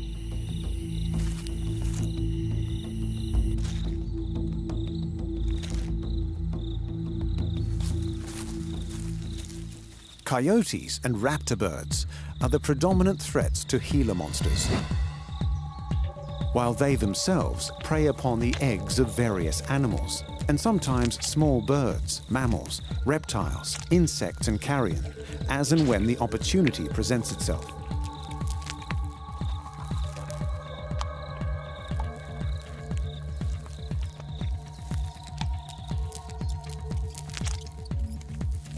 Even though it hunts a wide variety of creatures, the Gila monster eats very infrequently, only 5 to 10 times a year.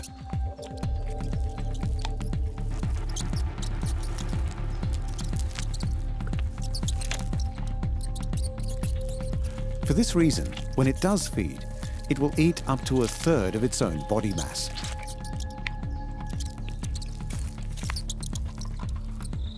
The Gila monster deploys its advanced armory. Its sense of smell is so acute that it can locate and dig up eggs buried up to 6 inches deep in the ground.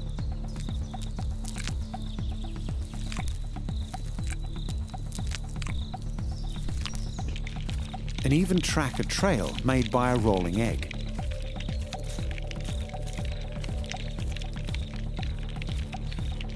Once the prey is located and caught, it's crushed to death in its mouth, or if small enough, eaten alive. But its hunt for food isn't restricted to the ground. Gila monsters can climb trees and cacti in their search for eggs.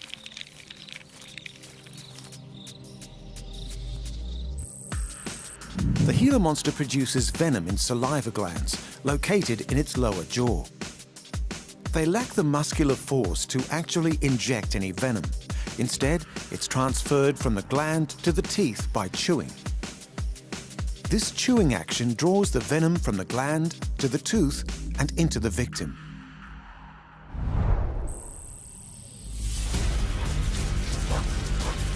The Gila monster is one of the few venomous lizards in the world.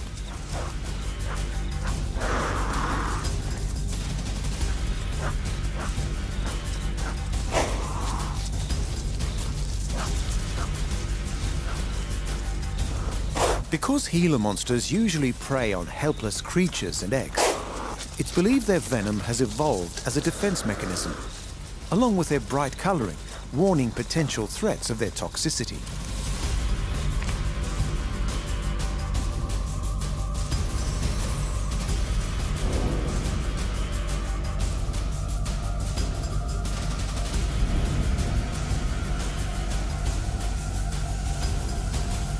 The venom of the Gila monster contains neurotoxins.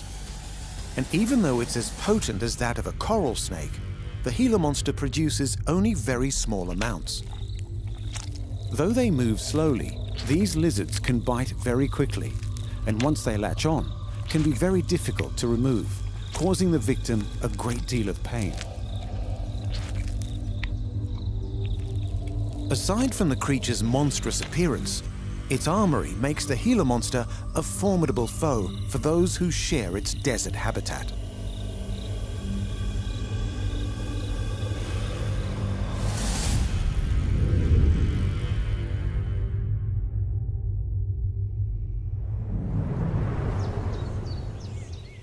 There are thousands of species of ants, but only a small minority of these species have the ability to sting and inject a victim with venom. The most famous of these ants have been introduced to several countries around the world, where they are now considered dangerous pests. Easily recognized by their red color and painful sting, the fire ant is known by a variety of names, depending on where in the world they are.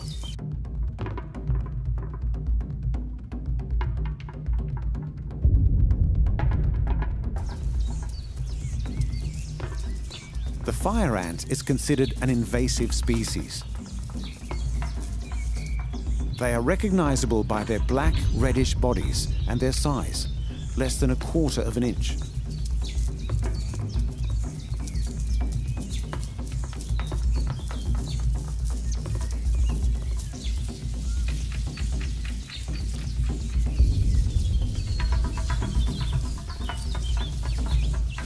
Mature fire ants look like any other ant, with bodies typical of any insect.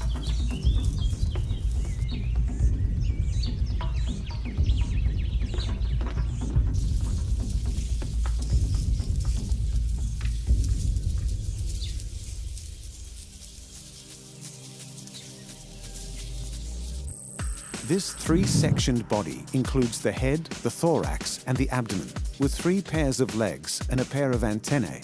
Many species of ants bite, and formacine ants can even spray acid to irritate their victims. But fire ants have a dedicated alkaloid venom sting, as well as mandibles for biting. Within a large nest of fire ants, workers exist in a variety of sizes, which is rare among ants.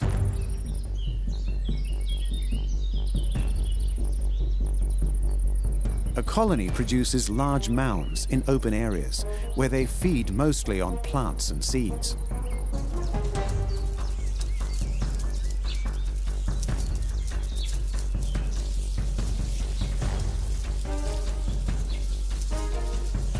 But fire ants are also extremely aggressive and often attack small animals, killing them.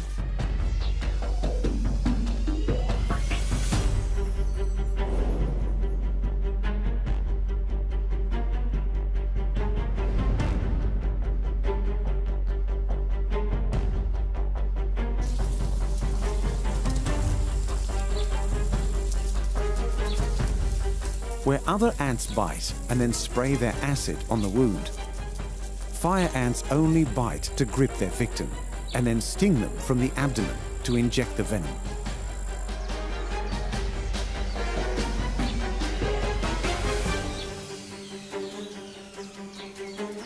It creates a painful sting that's likened to being burned, hence the name.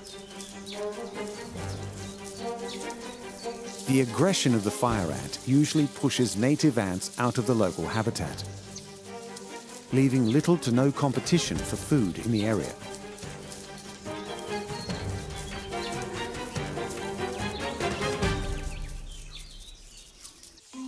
Fire ants build their nests near rivers, ponds, and other areas with moist soil. The nests are often concealed underneath objects like rocks or logs. If there is no cover, dome-shaped mounds are created, reaching heights of 16 inches. A colony is usually founded by a small group of queen ants. But even if only one of them survive, it can quickly expand into thousands of ants.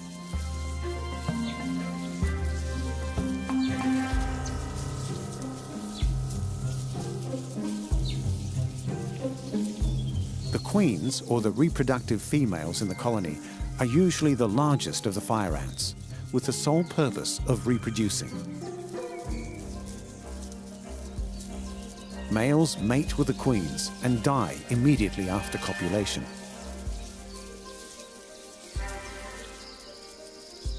Other roles in the colony include the soldier ants, who have larger, stronger mandibles, and the workers, whose job it is to maintain the upkeep of the nest, foraging for food and caring for the eggs and the larvae. Phorid flies inject their eggs inside the fire ant's thorax. As the ant dies, the larvae will move into the ant's head and the adult fly will emerge.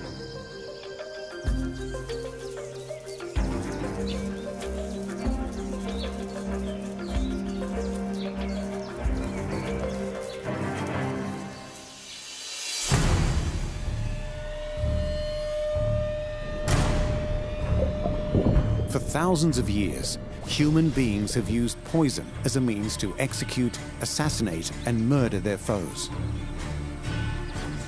The very idea of these attacks were learned from animals in the wild, who have continued to evolve and hone their use of venom in battle. The rattlesnake, that gives warning before biting a threat and injecting them with their lethal venom. The stonefish, a master of disguise that defends itself with venomous spines. The scorpion, whose tail contains a venomous stinger it uses to both hunt prey and defend itself. The blue-ringed octopus, while small, contains enough venom to kill 26 adult humans.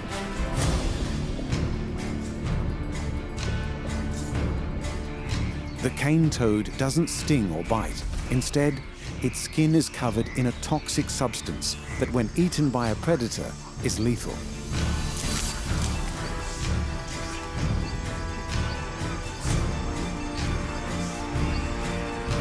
The funnel web spider defends itself with aggressive attacks through multiple bites that deliver venom that can kill a man in under half an hour.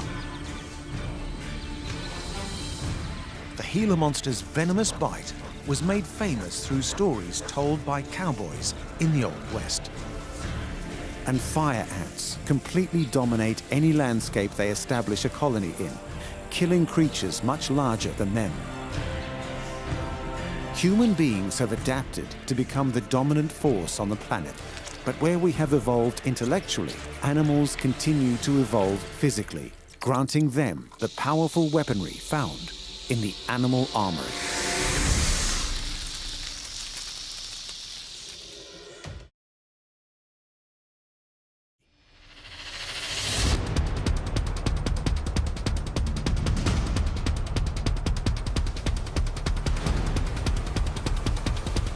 In the frigid waters of the Arctic, the walrus depends on its surprising ability to spit in order to feed.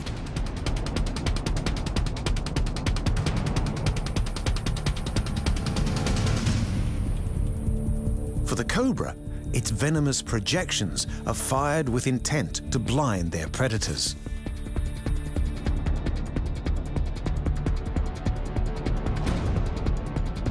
And for the jawfish, spitting provides them with a home and the means to defend it.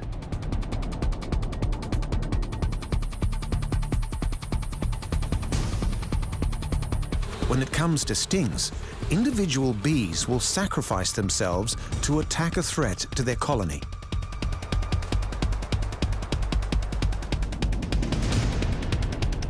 Jellyfish trawl their stingers through the world's oceans to capture prey and ward off predators. In Australia, the humble echidna is coated in a near impenetrable armor of spines.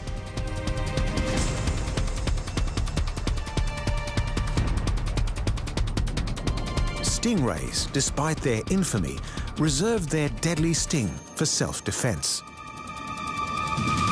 whereas predatory centipedes deliver a paralyzing sting to immobilize their victims.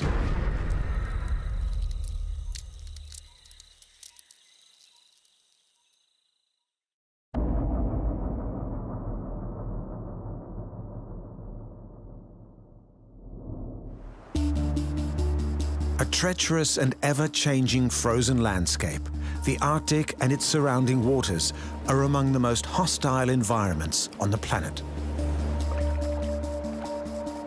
Few animals are equipped to survive in the Arctic's harsh climate, and fewer still can appear comfortable in this sub-zero world. But the rotund, easygoing walrus provides exception to the rule.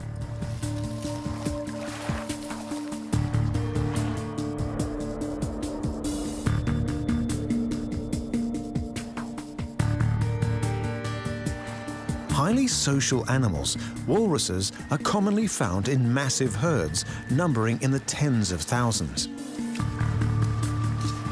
Between feeding and fighting, much of the walrus's time is spent lounging about in an environment where most animals would perish.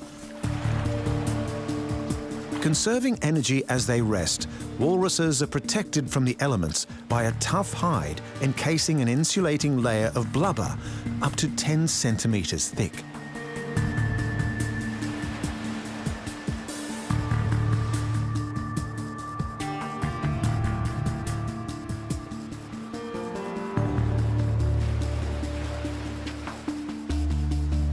Famed for their tusks, the walrus's elongated canines can reach a meter in length.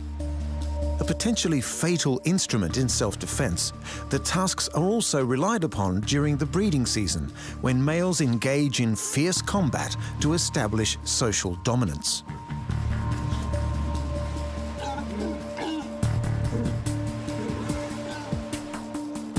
But the walrus has another unexpected weapon in its arsenal.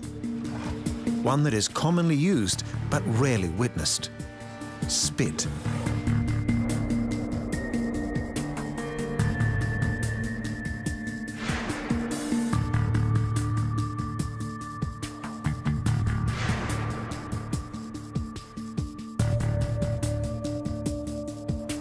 With adults weighing up to 2 tons, the walrus's tremendous bulk makes them slow and cumbersome on land. But in the water, the walrus suddenly becomes agile, and it is here that their secret weapon comes into play.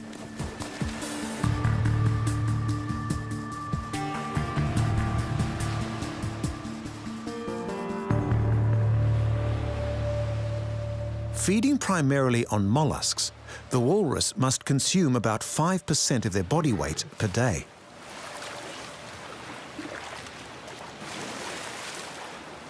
This translates to between 3,000 and 6,000 clams in a single feeding session.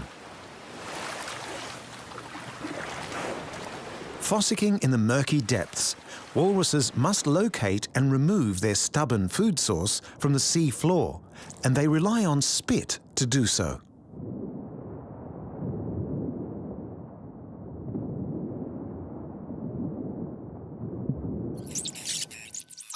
Drawing large amounts of water into their uniquely vaulted mouths, walruses are able to fire a high-pressure jet stream at the otherwise inaccessible mollusks.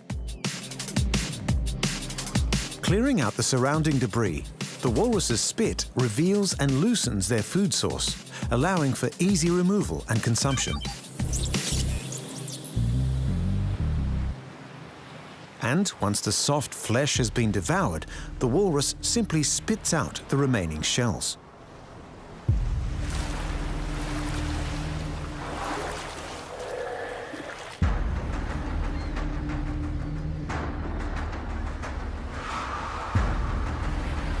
As effective as their unique spitting technique is in feeding, it is often little protection against the Arctic's other predators.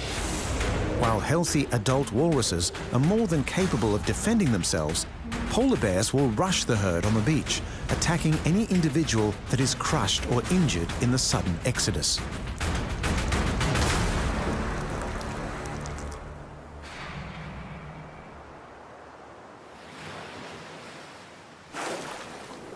Even in the water, they are not entirely safe, with killer whales known to target calves or otherwise unwary walruses from the depths.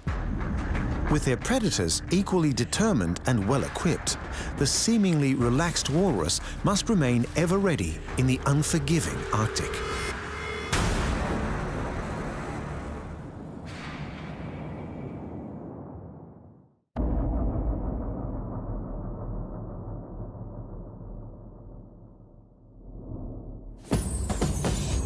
From the tropical forests and grasslands of Southeast Asia to the dry savanna and arid regions of southern Africa, the cobra strikes fear into all that cross its path. And this is by design.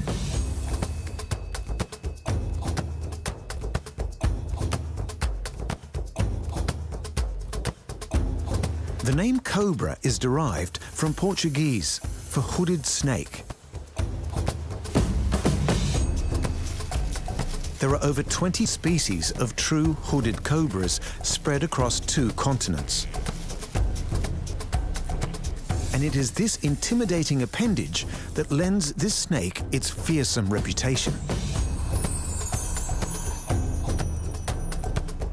But the cobra's hood hides a secret weakness in this seemingly indomitable animal.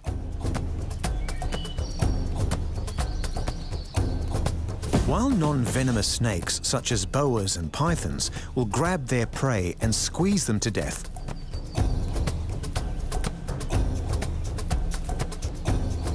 cobras rely on venom to kill. With relatively small fangs and a slender build, cobras are more vulnerable during these hunts than their bigger, more muscular counterparts.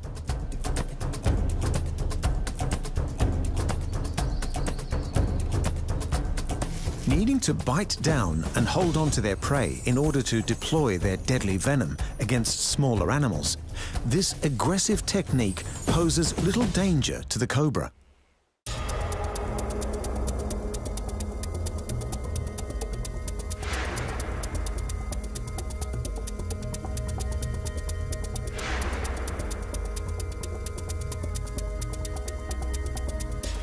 But against larger game, such as rats or even other snakes, if the cobra fails to disable their quarry immediately, they can easily be injured or killed in the ensuing struggle.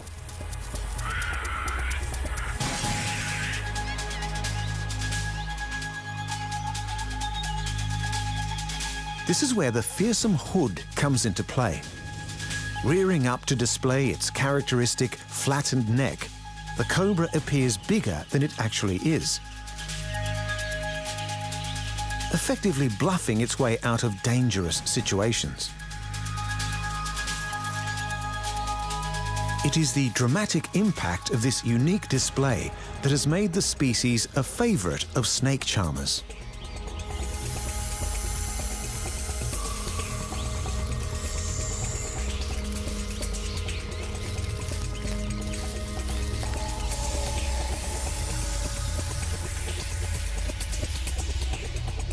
But some cobra species have another, more dangerous weapon in their defensive arsenal. While all venomous snakes secrete venom from their fangs, spitting cobras have modified this trait to launch long-range assaults.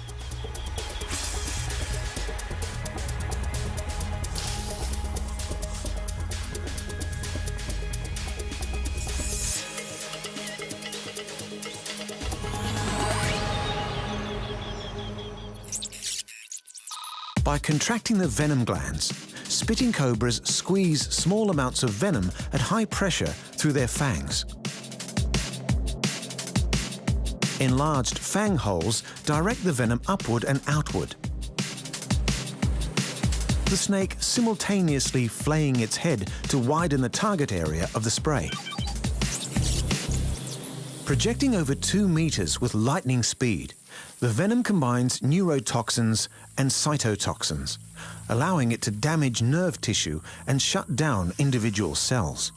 If this deadly spray is inhaled or comes into contact with a cut, it can cause serious damage. But the real target is the eyes, with the cobra seeking to blind its attacker.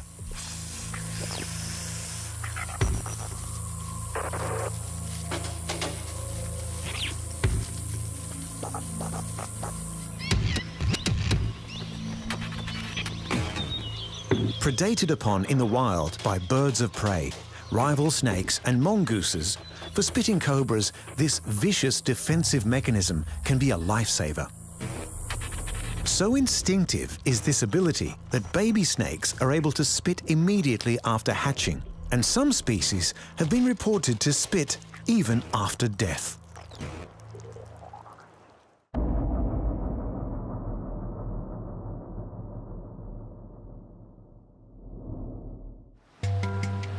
Found throughout the Atlantic, Pacific and Indian Oceans, one species of fish has evolved its talent for spitting to be used in a variety of applications.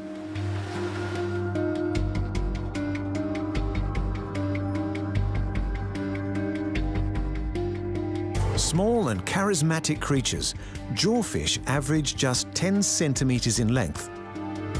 Occupying challenging terrain and ready to duck for cover at the slightest hint of danger, there are currently over 80 described species of jawfish, with more being discovered all the time.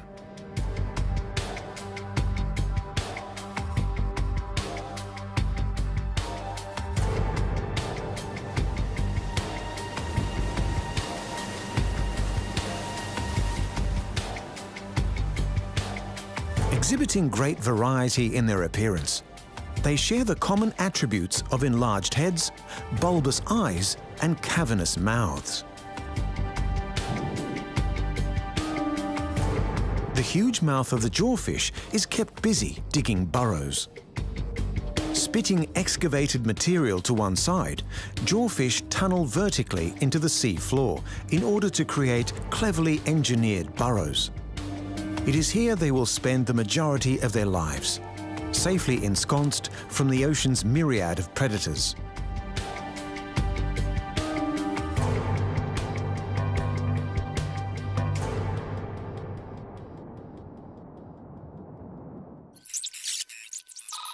Scooping up mouthfuls of sand, pebbles and coral rubble into its enlarged mouth chamber, the jawfish contracts its gills to force the debris back out again.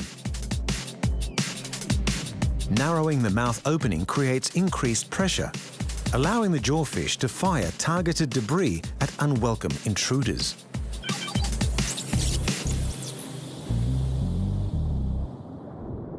Unable to either outswim or fight off the many predators that target them, jawfish are extremely vulnerable in the open water. Rarely venturing far from their burrows, their remarkable mouths are their greatest asset in preparing and maintaining a ready escape route.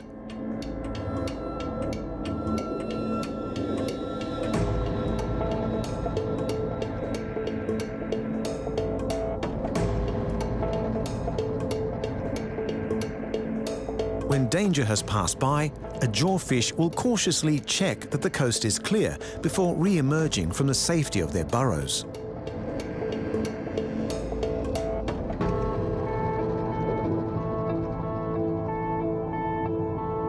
While their spitting is not an effective deterrent to predators, it can be used against fellow jawfish.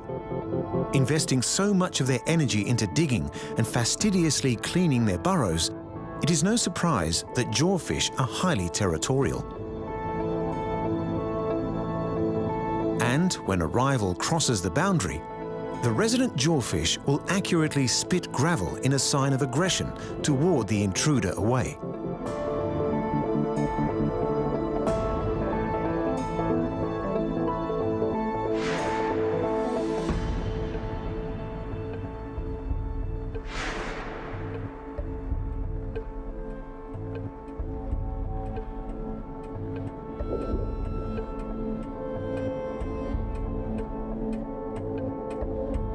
But the jawfish's reliance on its mouth does not end with digging and spitting, with the males of the species also practicing mouth brooding.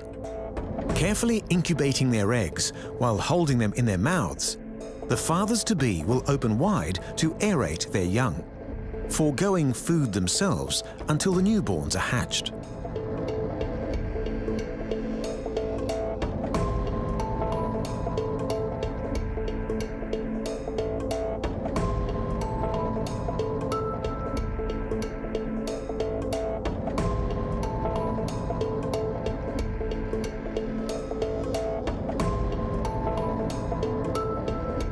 day draws to a close, the jawfish retires to the safety of its burrow. Covering and perfectly concealing the entrance, they may sleep safely within.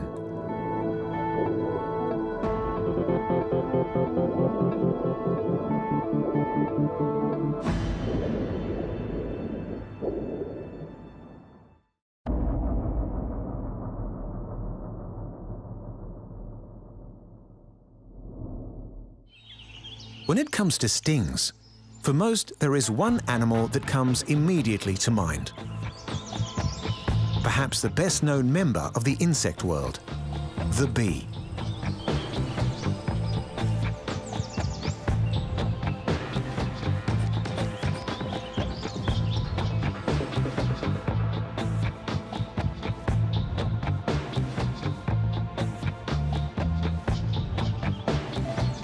With close to 20,000 species and a distribution covering every continent except Antarctica, bees are a remarkably diverse group of insects. Not all bees make honey, and not all bees are able to sting. But for the many different varieties of honeybee, stinging is a vital defense mechanism in protecting this invaluable resource.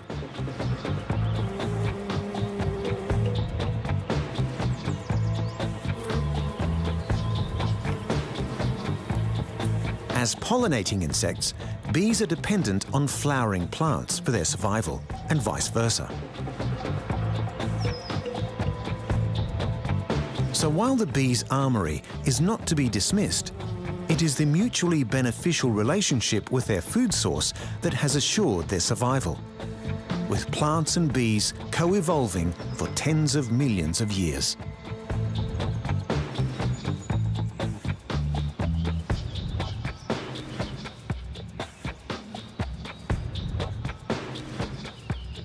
With the bees traveling from flower to flower, they transmit pollen from one plant to another, allowing the plants to make seeds and reproduce.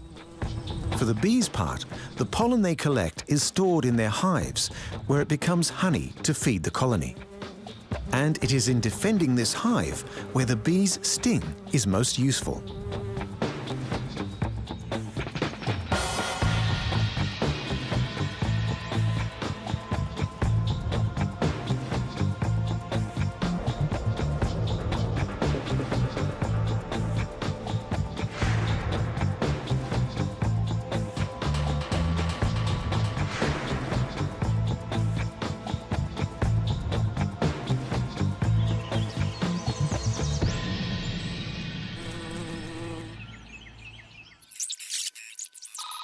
A honeybee stings using a modified egg depositor called an ovipositor. Barbed at the end, when the stinger enters its victim, it lodges, enabling venom to be pumped from the venom sac. This process triggers the release of alarm pheromones from the bee, drawing other bees to join the fight.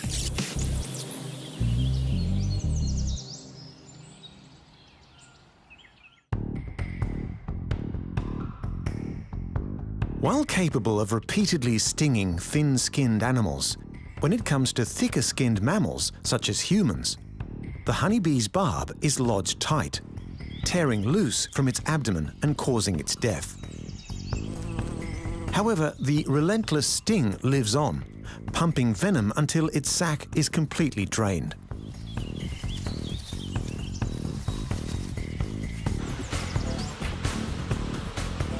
For bees, their sting is often a last resort, with their astonishing abilities in the air generally able to get them out of trouble.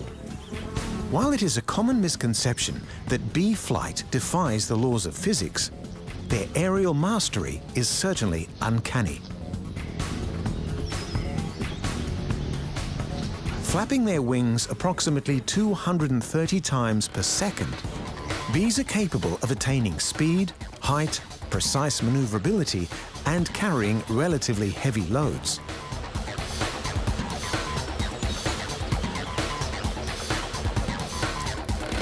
But for all their advantages, bees know a great many predators in the wild.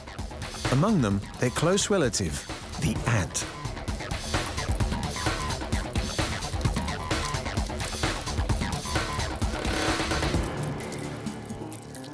Seizing individual bees while foraging or raiding hives for the energy-rich honey stored inside, ants pose a constant threat to many species of bee.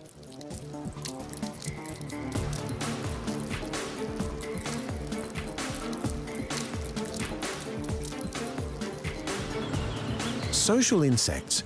The inspiring teamwork of honeybees is evidenced in their intricately structured, highly organized hives.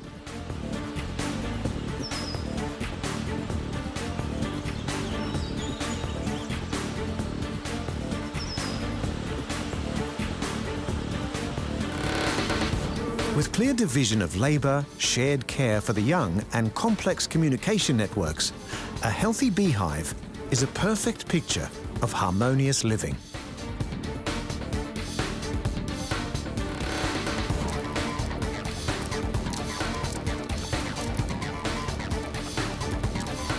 While their sting remains a dangerous weapon, the bee's greatest asset is their ability to cooperate.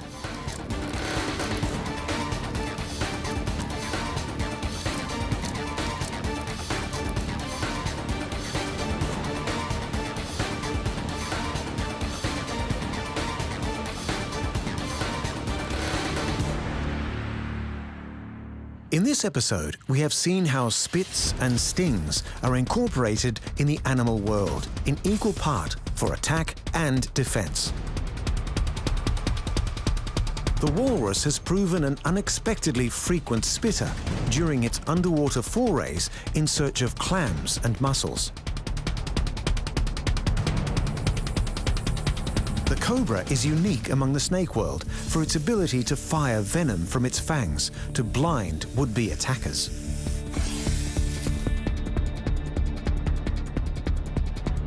Jawfish feature enlarged mouths to accommodate their spitting habits in creating and protecting their homes.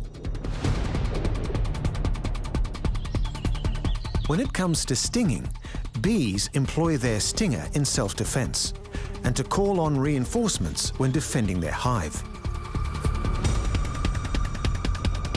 But stings come in a variety of forms, and for every stinging animal, there is a distinctive variation of the theme.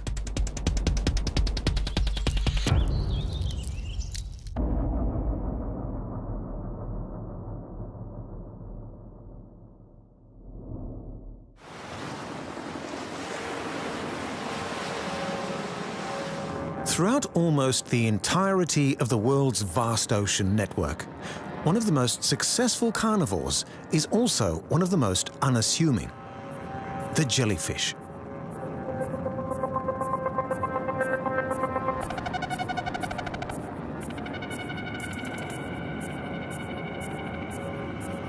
From the cold, sunless depths to warm tropical waters, the jellyfish drifts silent and dangerous throughout almost every ocean on the planet and reaches into many of its freshwater systems.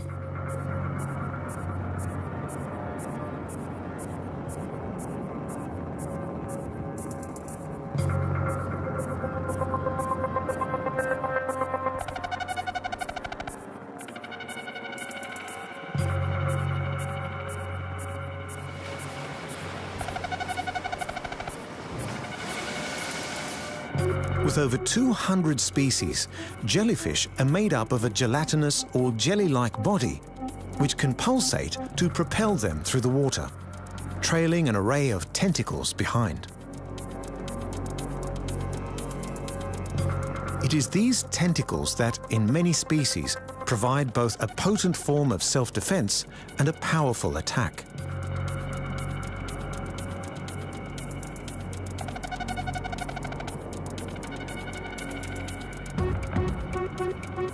Exhibiting a stripped-down anatomical design, jellies dispense with extravagances such as a stomach, intestines, or lungs, instead taking in nutrients and oxygen through their cells.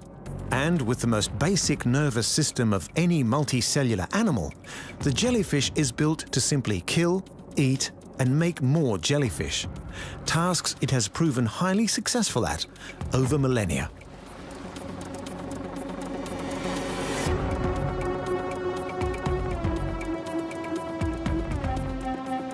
With limited control over their movement, jellies are vulnerable to predation in the open water. However, the brutal stings of their tentacles afford great protection. And aside from sharks, sea turtles, and a handful of fish species, the most common jellyfish predator is other jellyfish.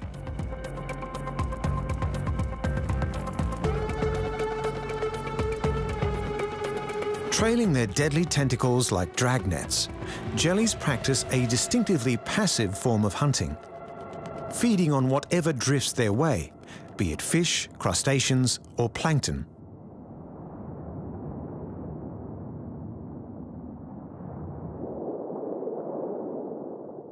Each jellyfish tentacle is packed with thousands of microscopic stinging threads called nematocysts.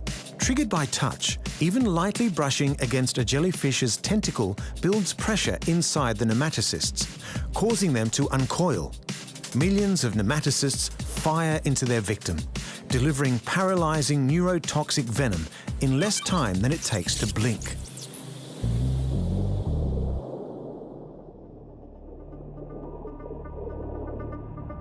Stinging is not the only weapon in the jelly's armory. Most jellyfish are transparent, making them almost invisible to both predators and prey within the water.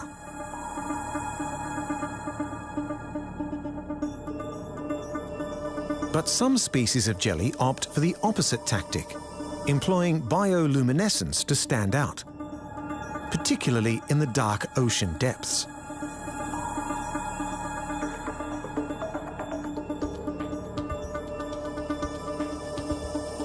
The purpose of this mesmerizing chemical reaction is not fully understood, but it is understood to be a technique to startle and dissuade would-be predators.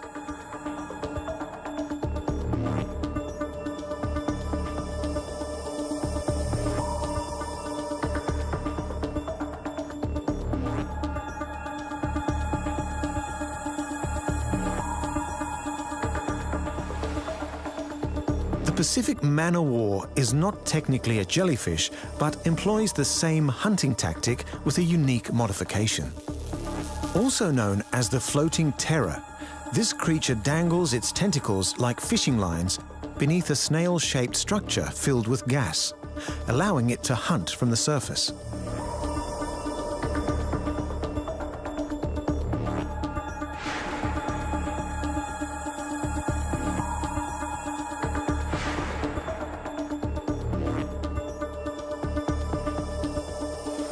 An incredibly effective technique, it does place the man-o-war at the mercy of the winds, which can see them swept ashore in their thousands.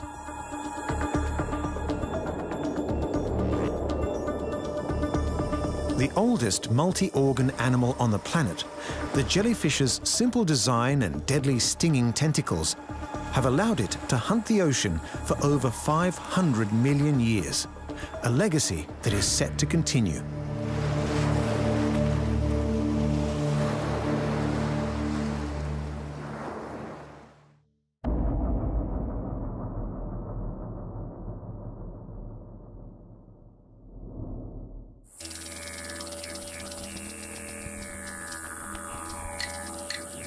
Seeming to combine the anatomy of several different animals into one, the echidna sports a blanket of porcupine-like spines that serve as its greatest defense asset.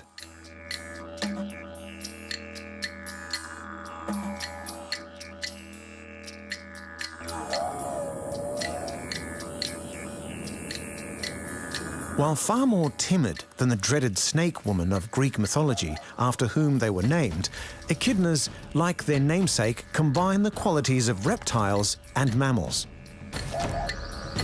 Despite their superficial resemblance to anteaters and hedgehogs, echidnas are only one of two surviving members of the unique order of monotremes, or egg-laying mammals.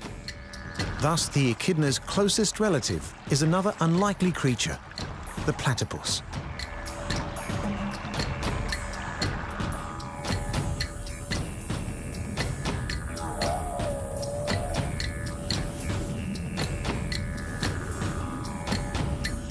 Found only in Australia and New Guinea, echidnas descend from an ancient aquatic ancestor and appear to have borrowed from a number of different animals as they evolved for life on the land.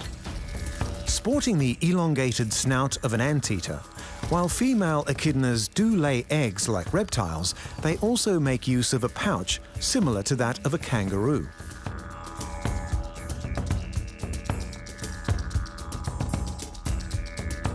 But it is their dense coat of spiny armour that is their most distinctive acquisition, forming an overwhelming obstacle to their many predators.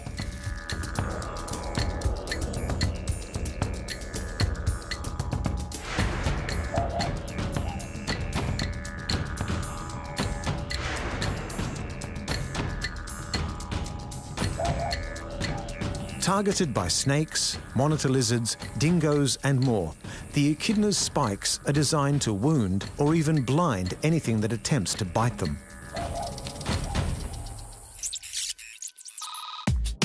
Up to 5 centimeters in length, the echidna's spikes are composed of the same material as human fingernails. Coating almost their entire body, when threatened, the echidna digs its vulnerable underside into the earth with its powerful legs, presenting an impenetrable morass of needles to its attacker. With relatively poor eyesight, the bulk of the echidna's diet is nonetheless made up of tiny ants and termites.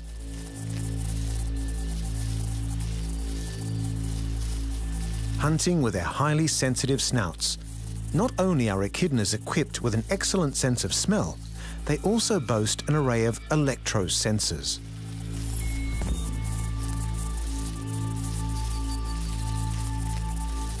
Detecting the faint electrical signals from insect bodies, echidnas are unexpectedly skillful hunters of their prey.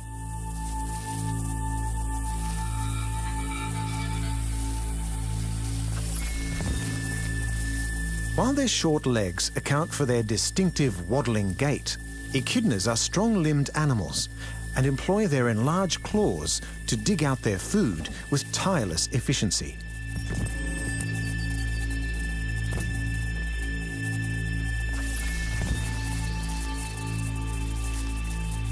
And like a microscopic version of their hide, the echidna's long tongue is coated in tiny spines, making for an inescapably sticky appendage to slurp up their plentiful prey.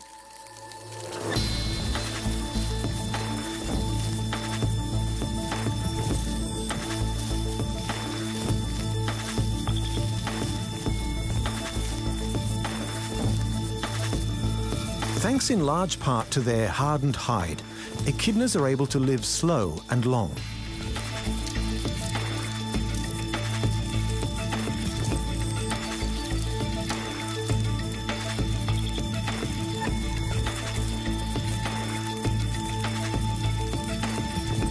Resistant to stress, echidnas have a slow metabolism, allowing them to make the most of their food.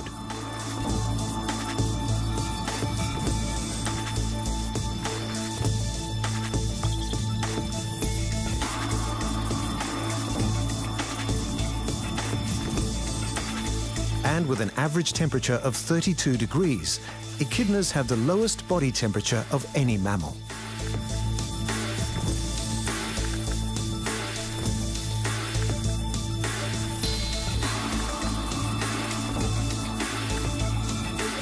With remarkable longevity for their size, this mysterious armoured creature is rumoured to live almost half a century in the wild.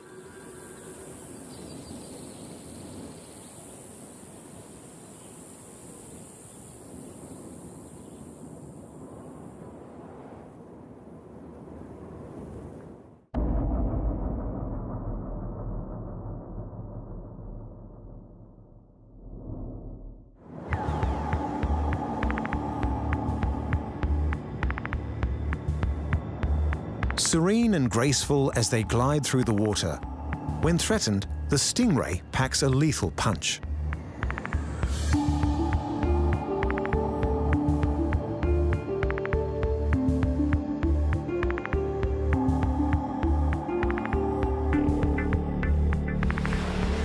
Most commonly found in the coastal shallows of temperate seas, there are about 200 species of stingray. A relative of the shark, stingrays exhibit a very different temperament. Preferring to keep a low profile, they spend much of their time blended almost seamlessly into the sea floor.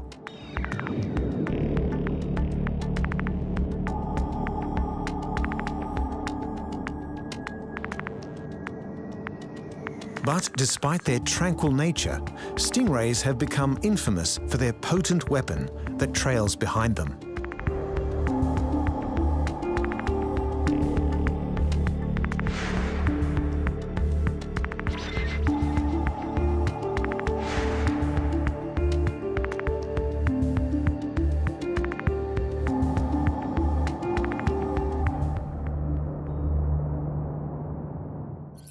Stingray tails carry up to 2 barbed stings, covering a thin sheath of skin where venom is concentrated. Whipping their tails, the sting punctures the attacker's body, tearing the sheath and allowing a potent cocktail of venom to enter the wound. Many stingray stings also feature serrated edges, meaning they cause massive tissue damage when retracted.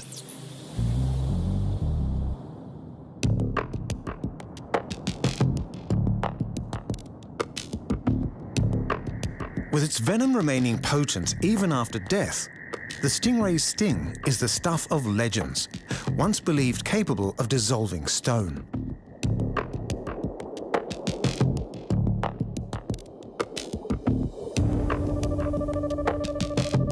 And while the barbed spines of the tails have been used to fashion weapons such as daggers and spears, for the stingray, it is purely used in self-defense.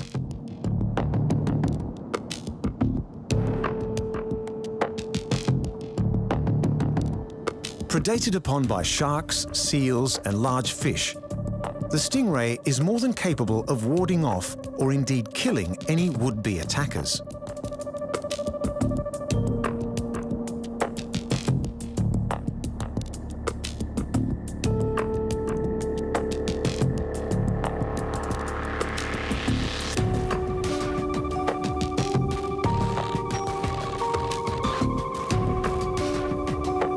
But their deadly tails are not the stingray's only means of protection. Working their flattened bodies beneath the sand, stingrays employ a highly efficient form of camouflage. With eyes situated atop their heads, they can keep watch for danger, and if spotted, will raise their barbed tails in the manner of a scorpion, reminding any would-be predators of the threat they pose.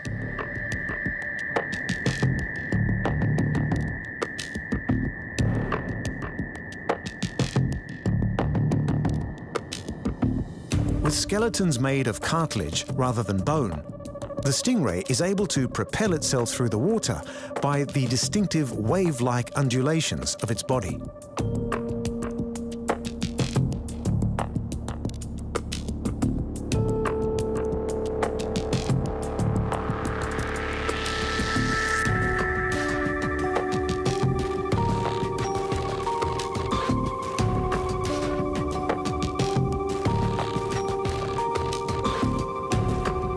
While stingrays do hunt for fish, the bulk of their diet is made up of creatures that many other ocean predators are simply unable to find.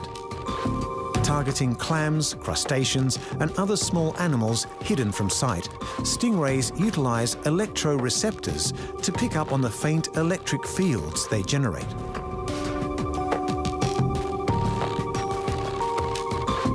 Using this sixth sense, stingrays scour the sea floor like flying metal detectors, digging out their hidden quarry and crushing through protective shells with their powerful mouthparts.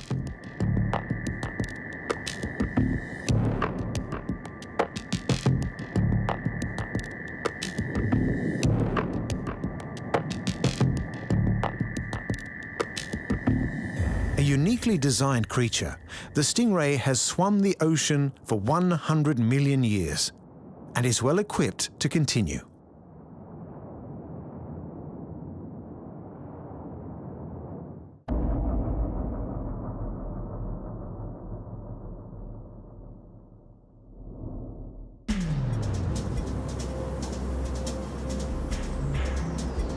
The true embodiment of a creepy crawly. The centipede is armed with a unique pair of poisonous stingers to paralyze its prey.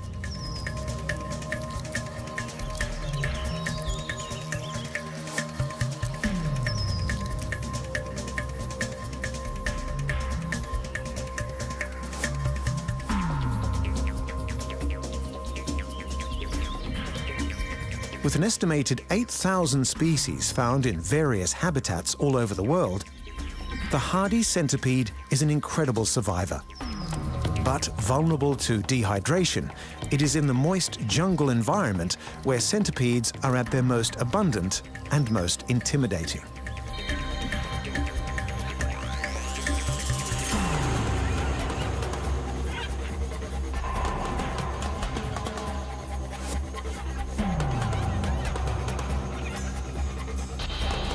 Reaching lengths of 30 centimeters, centipedes are encased in a tough exoskeleton comprised of varying numbers of body segments, each with its own pair of legs.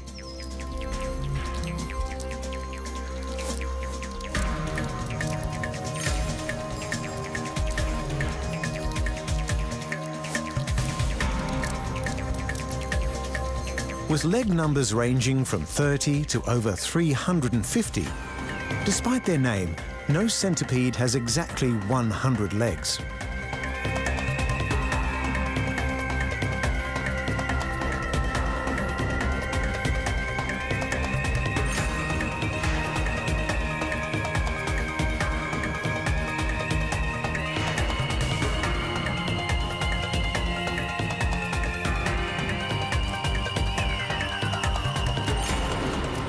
Regardless of their number, their multitude of limbs grants them speed, dexterity, and exceptional climbing capabilities.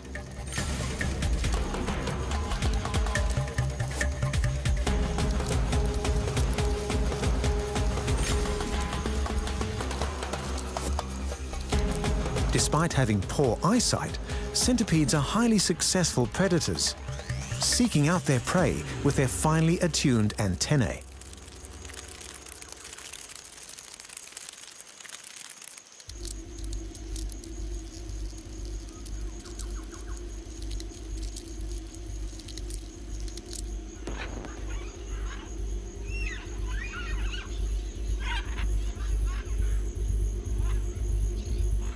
Primarily feeling their way over all kinds of terrain, the antennae are sensitive to vibration and are coated in chemoreceptors, granting the centipede superior senses of motion tracking and smell.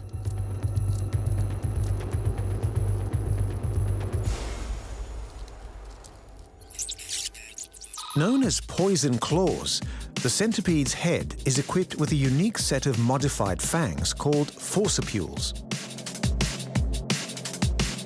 Fed by venom glands, these pincer-like appendages bite down on the centipede's prey, applying an almost unshakable grip while they deliver their paralyzing toxin.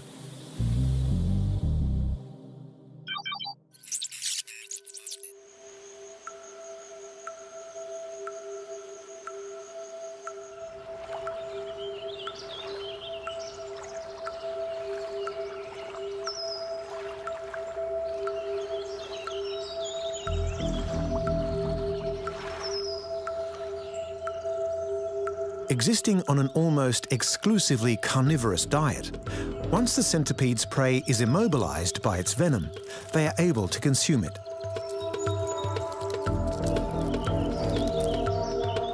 Using their mouth parts to tear small portions at a time, centipedes patiently ingest their victims piece by piece.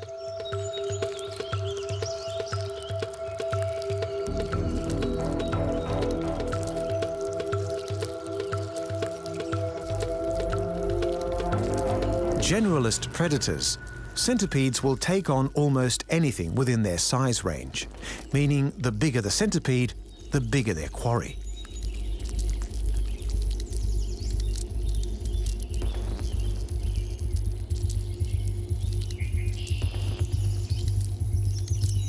Large specimens, such as the giant Amazonian centipede, are able to widen their diet to include small birds, rodents, and lizards.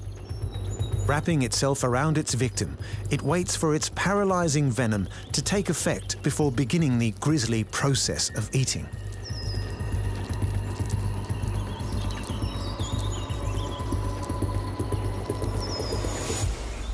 Although the centipede is among the world's largest land-based invertebrate predators, it is not immune from becoming prey itself. Targeted by mice, snakes, and spiders, with sufficient numbers, even smaller creatures such as ants can overpower an imprudent centipede.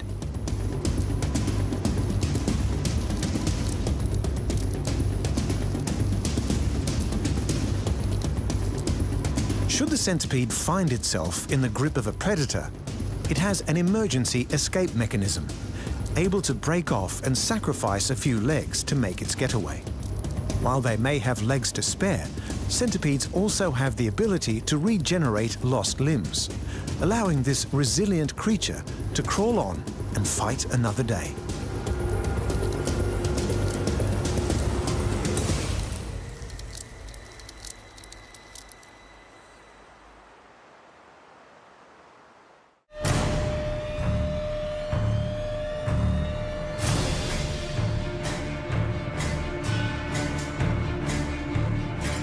Spitting high-pressure jets of water at mollusks grants the walrus access to its most valued food source.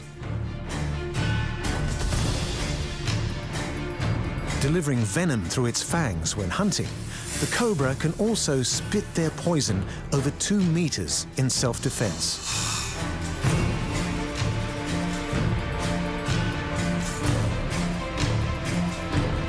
And spitting is vital to the survival of jawfish, allowing them to create and protect their burrow fortresses. The bee's sting not only deters potential threats, but releases an attack pheromone, calling for backup in the fight.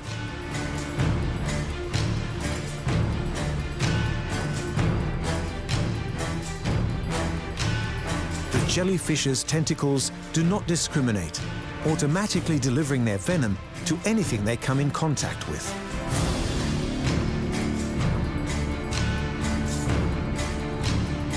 Echidnas are constantly protected by their densely packed needle-like armor.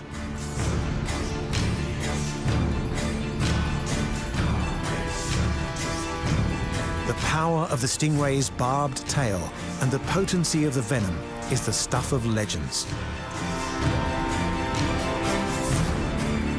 And the carnivorous centipede is granted access to a wide range of prey thanks to its paralyzing sting.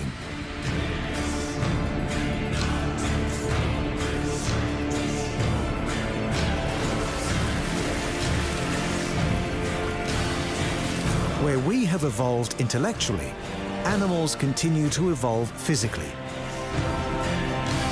granting them the powerful weaponry found in the animal armory.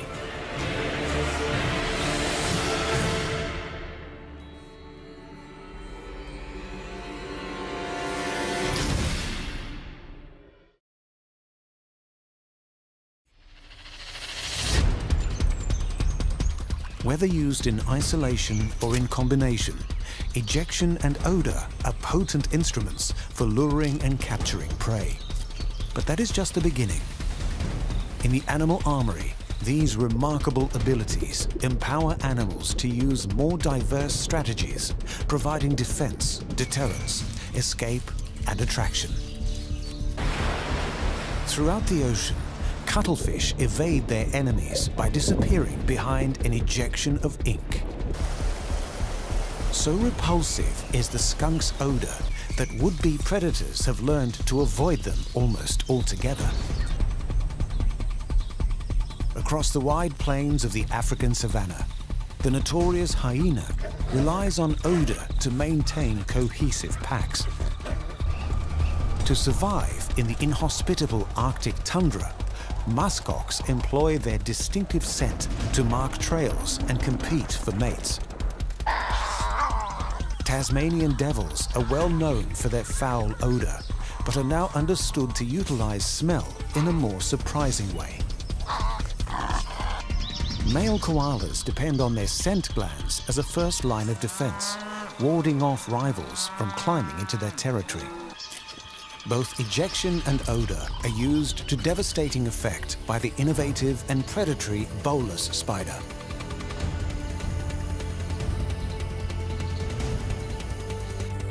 And for the millipede, toxic odours are deployed in a form of chemical warfare, one that has the risk of backfiring.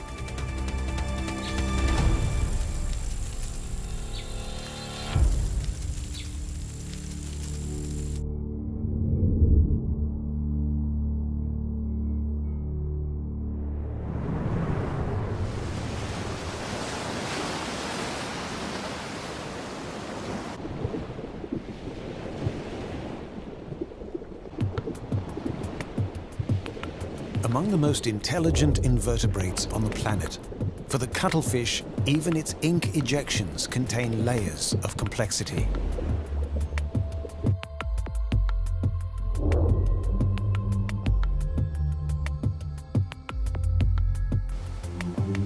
Widely distributed throughout shallow temperate and tropical seas, the more than 120 species of cuttlefish are rarely obvious at first glance.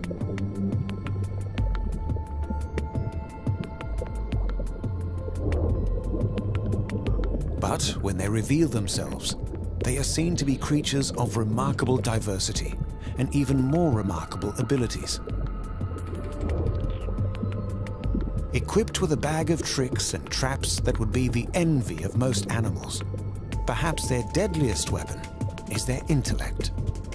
With one of the largest brain-to-body ratios of all invertebrates, these judicious cephalopods know precisely which tool to use and when.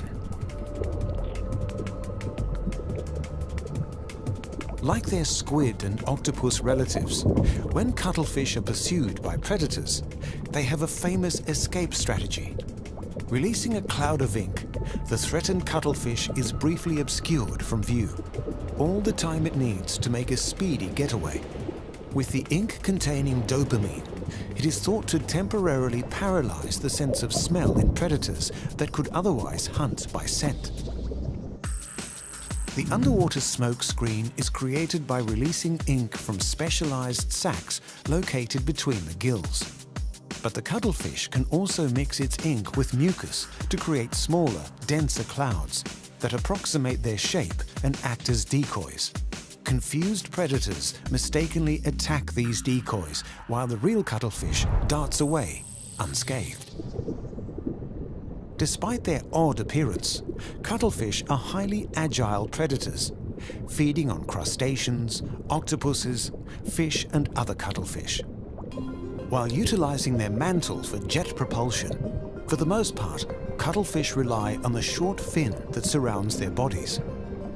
Resembling a bellowing skirt, this muscular fin provides maneuverability in almost any direction. Known as the chameleons of the sea, cuttlefish can alter their color as well as their texture to perfectly mimic their environment.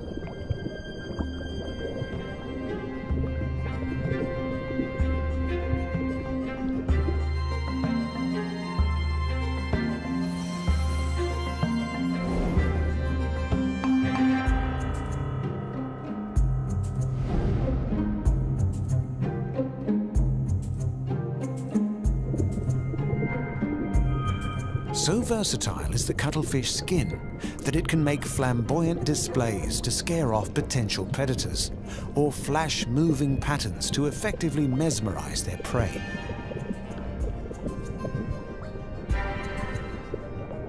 Often combining their inky ejections with their talent for camouflage and extreme maneuverability, within a split second, the cuttlefish can squirt a cloud of ink, change its color, and alter its direction, completely bamboozling pursuers.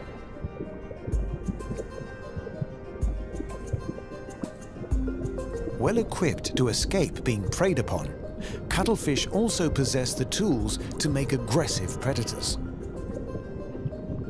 Opening their 8 arms and shooting out a pair of long, grabbing tentacles, they latch onto their victims with powerful sucker pads before pulling them into their beaks and paralyzing them with venom. The cuttlefish's unique cuttle bone is not actually a bone, but a porous internal shell. Providing an energy-efficient method for controlling their buoyancy, cuttlefish can adjust the levels of gas and water in the chambers of this shell in order to set their position in the water column.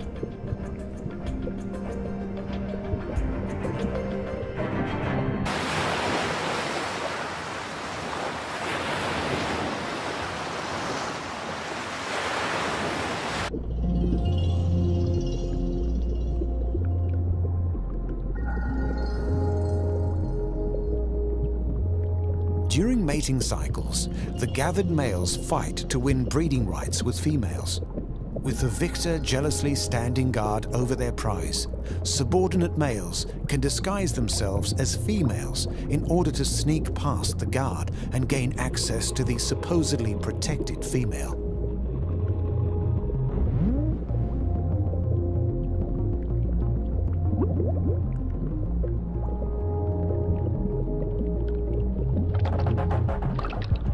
Research indicates that cuttlefish eyes are fully developed prior to birth, enabling baby cuttlefish to observe their surroundings while still in the egg.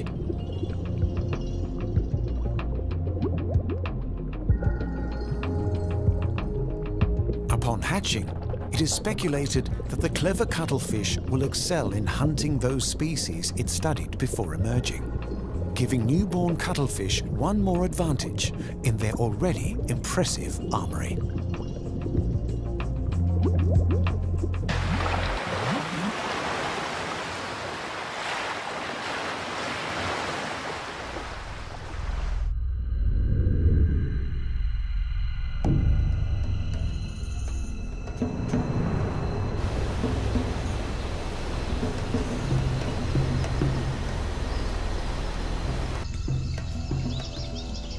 When it comes to ejections and odors, there is one animal whose reputation precedes them: the skunk.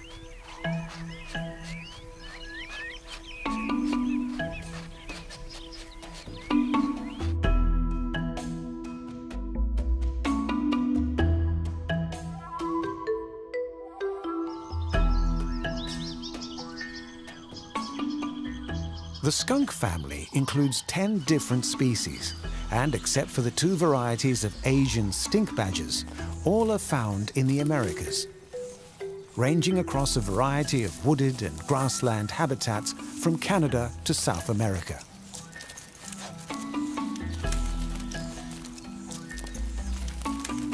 With each species displaying its own variation of patterns, most skunks feature a bold and distinctive black and white coloration.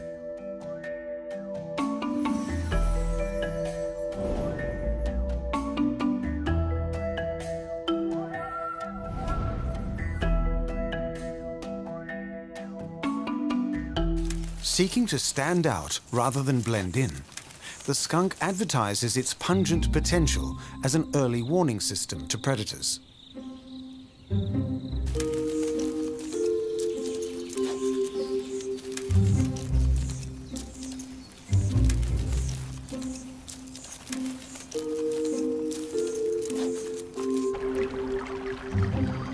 Following the changes in season across their wide range, skunks exhibit an equally wide diet.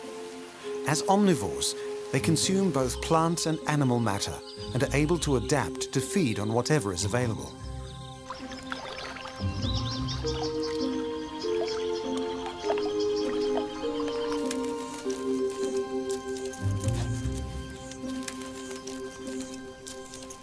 Despite poor vision limiting their view to just 3 meters, they more than compensate with heightened senses of hearing and smell, and are almost always able to find a meal. Thanks to their potent, weaponized odor, predators have learnt to give skunks a wide berth. When little other food is available, canine species such as wolves or foxes may risk taking on a skunk, but such attacks are rare. The only regular danger to skunks is the great horned owl, which is capable of swooping in with such stealth that they can dispatch the unsuspecting skunk before it can discharge its heinous aroma.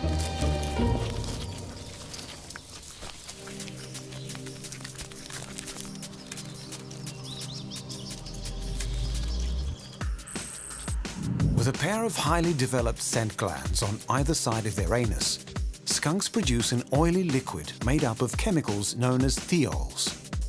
Turning away from their threat, muscles around the skunk's scent glands contract to project their nauseating thiol spray with great accuracy to a range of 3 meters. The stinking mist of the skunk's scent bomb is so foul that even the relatively insensitive human nose can detect it from over a kilometer away. And because thiols are a volatile chemical compound, they decompose slowly, lingering on any surface they touch for days. Defying attempts at removal, this chemical mixture is so powerful that it can cause skin irritation and even temporary blindness. Carrying enough of the rank liquid for approximately 5 doses, it can take 10 days to produce another supply, leaving the skunk defenseless in the meantime. In an effort to ward aggressors away, skunks will engage in elaborate threat displays, giving their victim every chance to back down before firing their spray as a last resort. Mothers are more trigger-happy with their spray. With male skunks playing no role in parenting, it is down to the females to protect their young. Firing at the slightest sign of danger, mother skunks are fierce guardians, ensuring the next generation can grow to carry on the potent legacy of their species.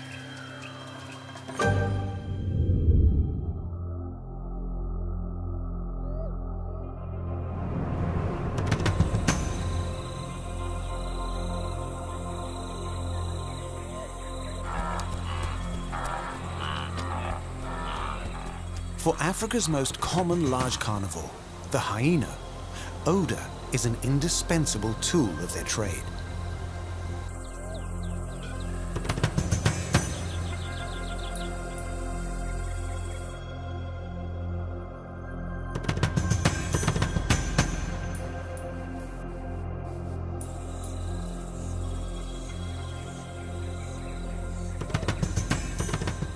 Ranging across continental Africa, there are 4 distinctive species of hyena, the largest and most prominent of which is the spotted hyena.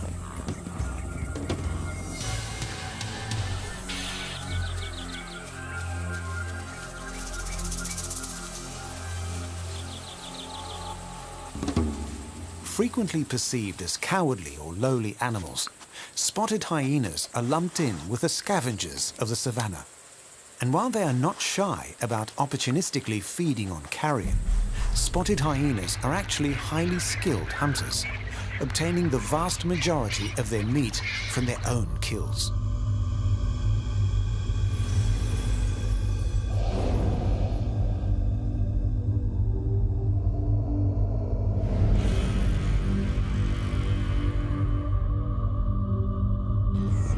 Their use of odour, while not yet fully understood, is an important component of their collaborative success. Also known as the laughing hyena for their eerie vocalizations, spotted hyenas are not only the most social of the hyenid family, but the most social of all carnivores.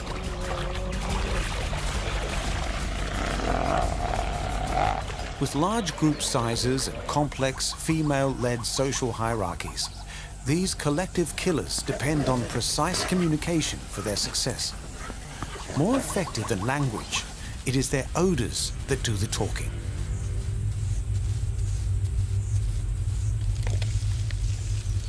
Instead of urination, hyenas deposit a strong-smelling paste-like secretion on grass stalks throughout their range. Beyond simply marking territorial boundaries, individual hyenas use these deposits to communicate key information, including their sex, family group, and reproductive status.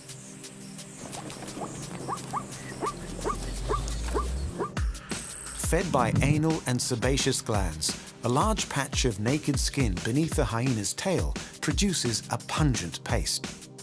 Carrying bacterial and chemical signatures unique to the individual hyena, the paste is used for communication and territorial marking, with some hyena species able to spray their secretions to dismay would-be attackers. Despite their heavy, bear-like builds, spotted hyenas are adept runners and can reach speeds of up to 60 kilometers an hour. Working seamlessly as a team, groups of spotted hyena will engage in prolonged endurance chases, wearing their quarry down over vast distances.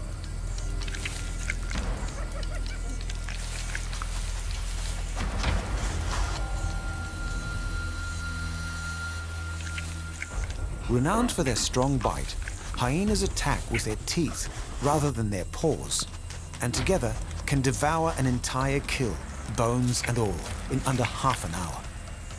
Capable of planning ahead, spotted hyenas may also elect to store food for later consumption.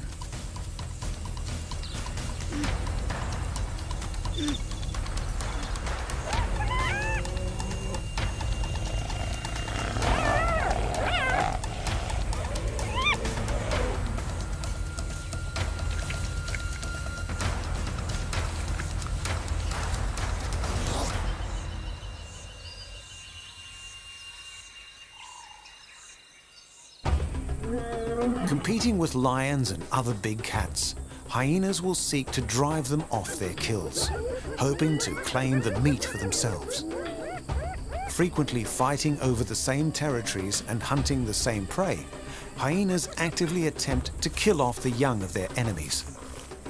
For the same reason, hyena cubs are vulnerable to attacks from big cats and are closely guarded by their mothers.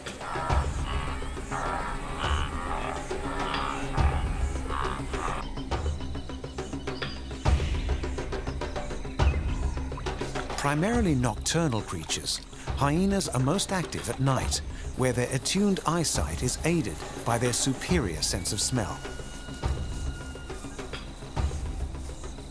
A source of fear among many traditional cultures, Arab folklore tells of hyenas having the power to mesmerize victims with their pheromones. Given the significance of odor to the hyena, there may be something to the legend.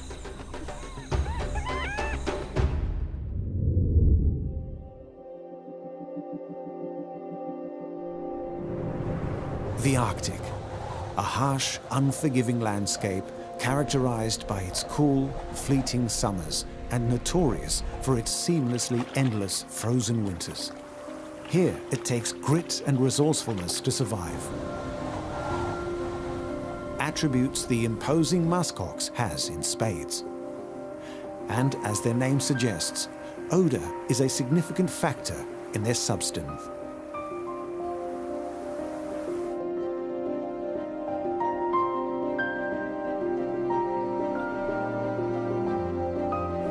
Occupying primary ranges across the Canadian Arctic and Greenland, no other hooved animal lives as far north as the muskox. More closely related to sheep and goats than oxen, they are nonetheless built to withstand the challenges of their frigid landscape. Most obvious in their armory is their trademark outer coat of long, shaggy guard hair, providing the muskox protection from the elements year-round.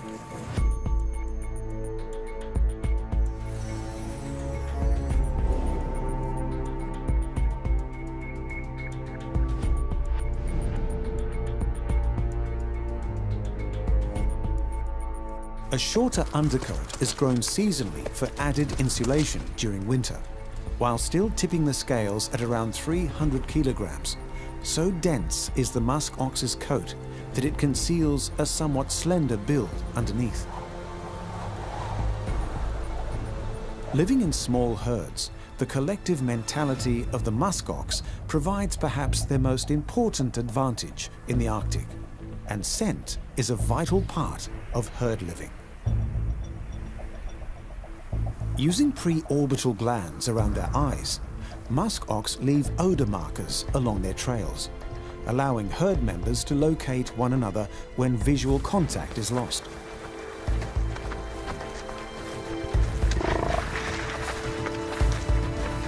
Odor plays a very different role during the fierce male dominance contests of the breeding season.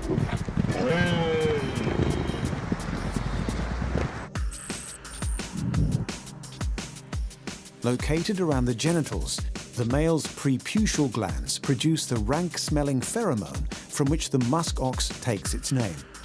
Using their urine to distribute the scent over their abdominal fur, the bull simultaneously marks his territory against rival males and advertises his potency to females.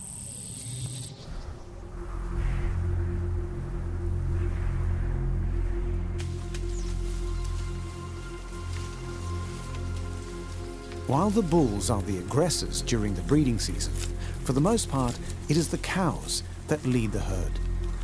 Depending on their fat reserves to successfully gestate their young and to see them through the scarce winter months, it is essential that female musk ox make the most of feeding opportunities while they last.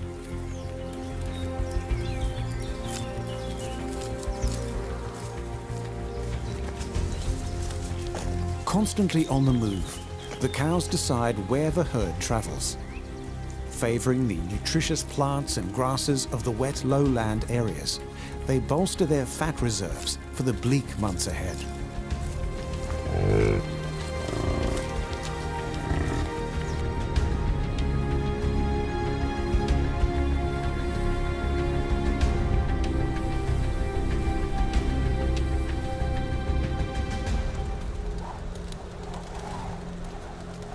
When the merciless winter sets in, the herds migrate to higher ground. Here, the strong winds that rake the exposed terrain prevent snow from settling too deeply, and the musk ox can use their enlarged, powerful hooves to uncover the roots and lichen that will sustain them throughout this most brutal season.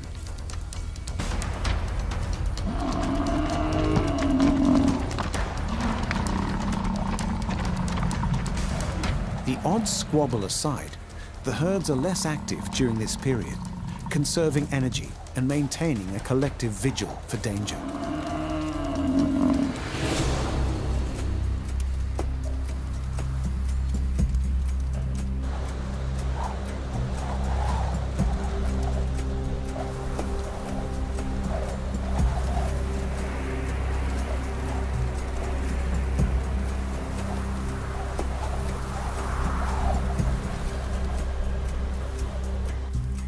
Thanks to their size and dangerous curved horns, the musk ox has few predators to contend with in the Arctic.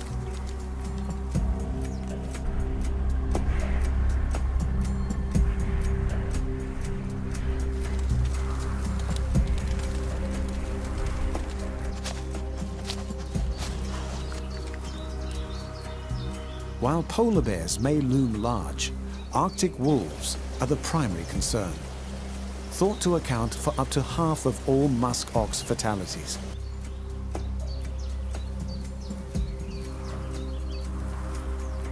But a tight-knit herd, linked together in great part by their use of odor, will draw ranks in order to protect their most vulnerable members and see them through to another summer.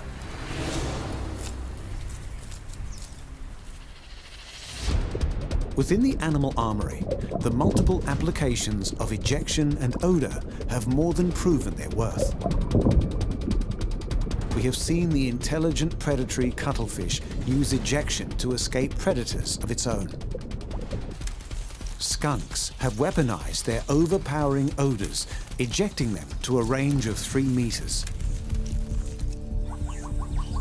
More hunter than scavenger, the spotted hyena is a communal carnivore, relying on scent to maintain order within the pack. musk ox bulls use their heady aromas to advertise their virility to females and announce challenges to rival males. Now we will see how odour has deepened our understanding of fearsome Tasmanian devils, revealing their softer side. Koalas, on the other hand, use odour in a more hostile manner, warning away unwanted intruders.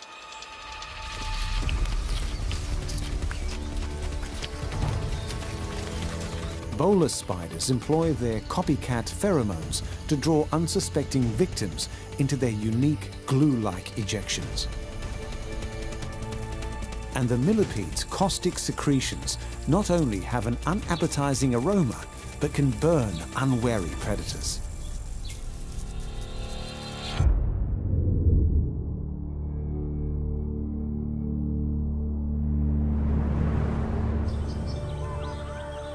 So named for their vicious temperament, foul-smelling and unearthly screeches,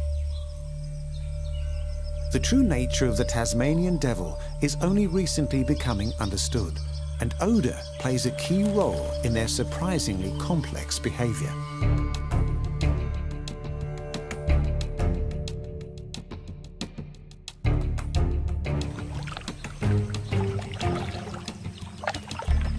Found only on Australia's isolated island state of Tasmania, Tasmanian devils are marsupial mammals, meaning they carry their young in a pouch.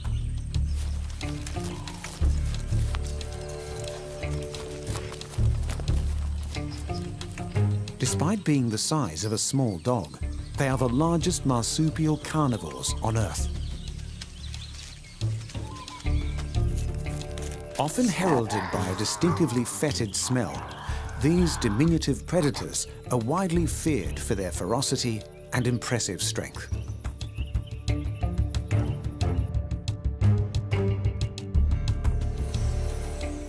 The Tassie devil's famous gape puts its imposing array of teeth on full display.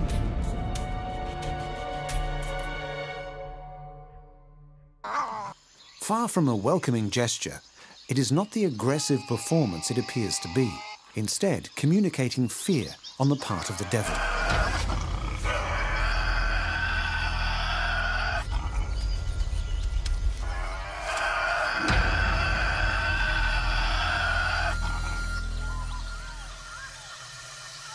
Another sign of a stressed devil is their smell.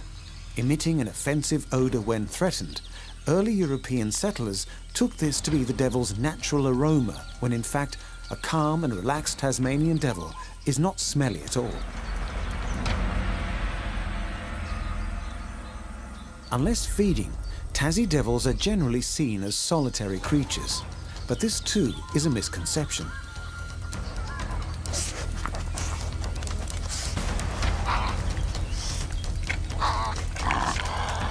In fact, vast and complex networks of devils occupy expansive home ranges spread across thousands of acres. With a highly attuned sense of smell, the devils rely on scent to communicate their comings and goings, minimizing conflict with their shared territories as each devil maintains their own personal space.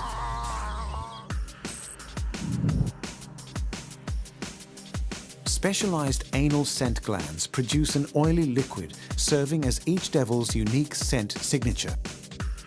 Marking or signing their trails with their scent, networks of devils maintain a constant awareness of each other's movements and well-being without direct contact.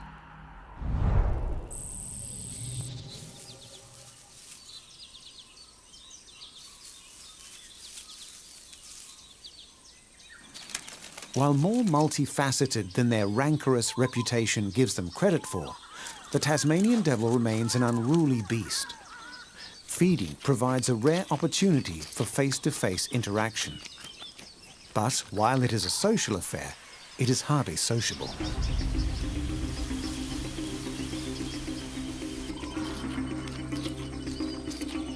Emitting horrendous cries heard from kilometers away, other devils within the range are called in to enjoy the feast. But an invitation is no cause for politeness, and excited squabbling is common during the meal, with adult males being the most frequent aggressors.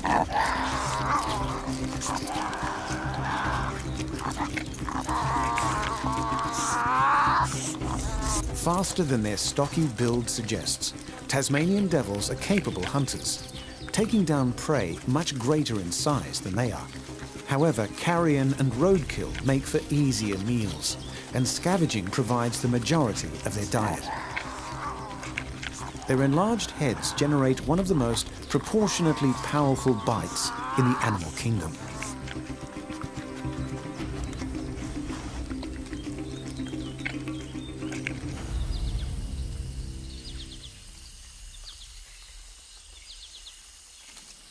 With sufficient force to sever thick metal wire, chewing through bone is an easy task for a Tasmanian devil, and they can devour all trace of a corpse with ease. With no predators on their island home, the devils have no need for a quick getaway and will gorge themselves when the opportunity arises, consuming up to 40% of their own body weight within half an hour.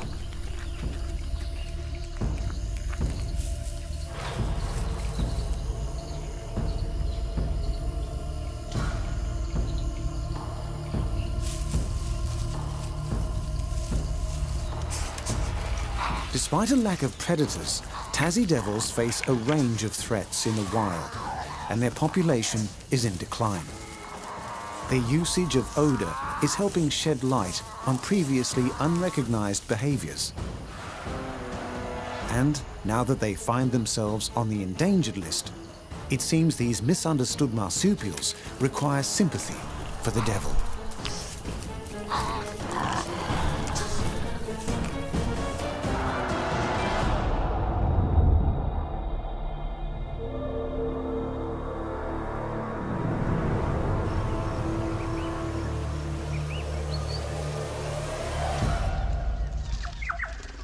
Living among the trees and surviving on a diet poisonous to most other animals, the koala is an Australian anomaly with a host of unique adaptations.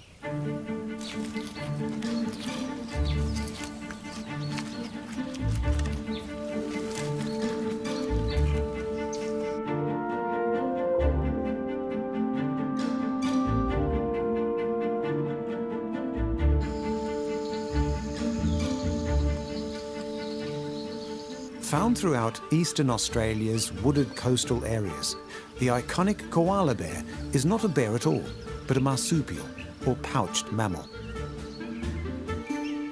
Equipped to scale eucalyptus trees and eke out a living from their highly toxic and nutritionally poor leaves, they are armed with the tools to successfully exploit a niche in their environment. While not immediately apparent, odour is significant among these tools. Facing little competition over their preferred food source, for the simple reason that it would kill other animals, the koala's specialised digestive system creates a bacteria to neutralise the eucalyptus poison, while an elongated gut breaks down the tough leaves. Scent also plays an important role, with a koala's highly sensitive nose detecting fluctuations in toxicity among the leaves. It is ensured that they do not bite off more than they can safely chew.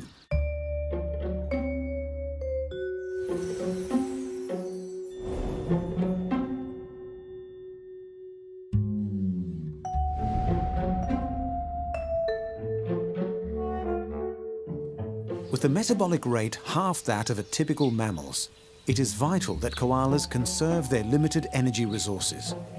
To resolve this problem, the solution is simple: sleep, and lots of it.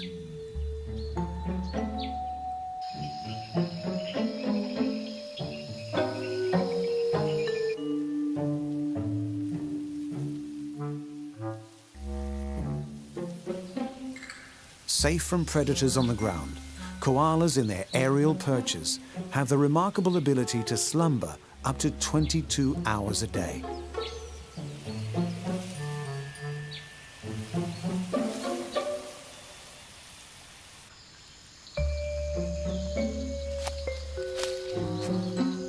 During their waking hours, koalas are surprisingly mobile.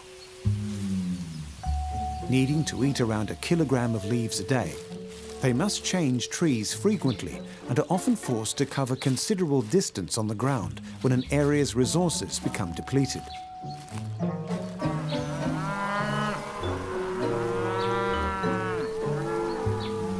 Vulnerable to predators such as dingoes, these forays on terra firma are highly dangerous for koalas and are generally kept to a minimum. But adult males can be driven to riskier journeys when searching for a mate.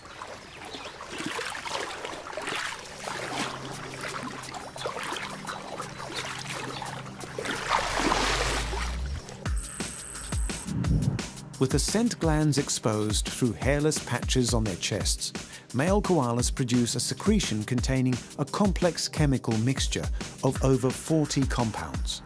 Depositing this odor around the tree trunk as he climbs, the male simultaneously stakes his claim to the tree whilst advertising his presence to any females in the area. Despite a cuddly appearance, koalas are asocial creatures, and for the most part, the only two koalas that tolerate each other are mothers and their babies.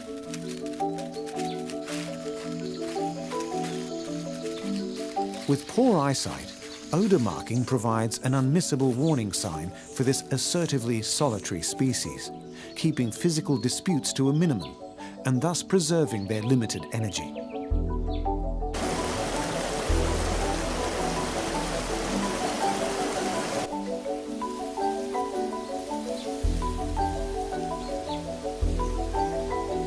Coated in the most insulated fur of any marsupial, koalas are effectively shielded against the extremes of the Australian climate. While the white fur on their bellies can reflect solar radiation during heat waves, they are also highly resistant to wind and rain.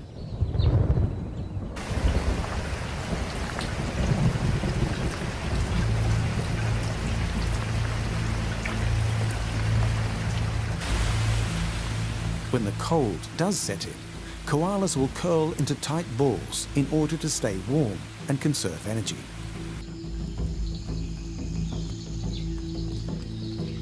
Eating an otherwise toxic food source has its advantages.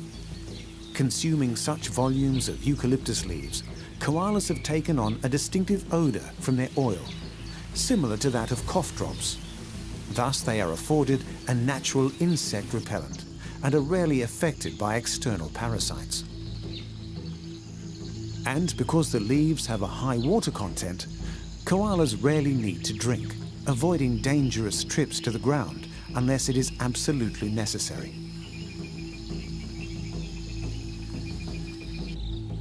Nocturnal animals, much of the koala's life is hidden from sight.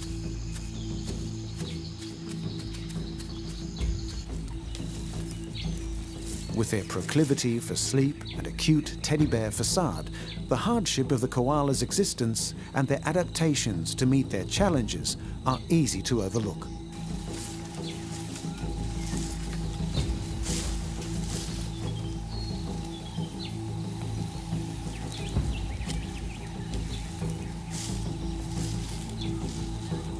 But in the animal armory, looks are deceiving.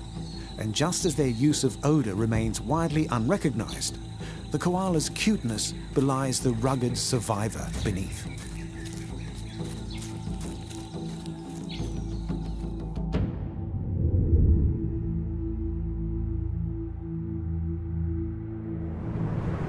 Throughout a range of wooded habitats across Africa, America, and Australasia, is to be found over 60 species of tiny spider employing an ingenious combination of odor and ejection.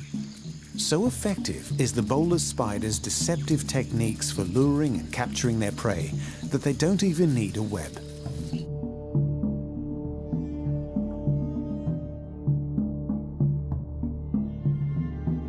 Nocturnal creatures, each species of bowler spider is dedicated to hunting its own particular species of moth. Beginning by building a horizontal trapeze line, the cunning spider will hang motionless while emitting an odor that perfectly matches the sex pheromone of the moth they feed on. Dangling their bolus, a sticky capture blob of silk, they await the arrival of their unsuspecting prey.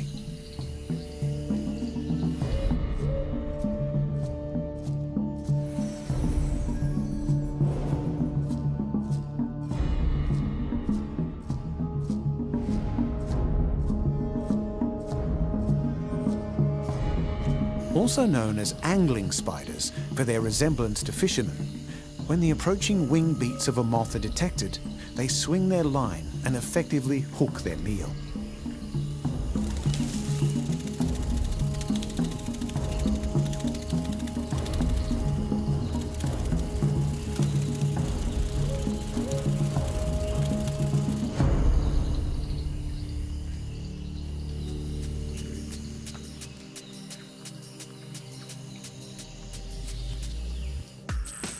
Known as aggressive chemical mimicry, the bolus spider emits a cocktail of chemicals to simulate the sex pheromones of their desired species of moth. The bolus itself is a complex structure consisting of flexible protein fibers and dual-layered viscous droplets to form an adhesive ball. Once ensnared, the helpless moth is reeled in and dispatched with a venomous bite. Quickly binding their prey in swathes of silk, the meal is strung up for later consumption, allowing the spider to return to the hunt.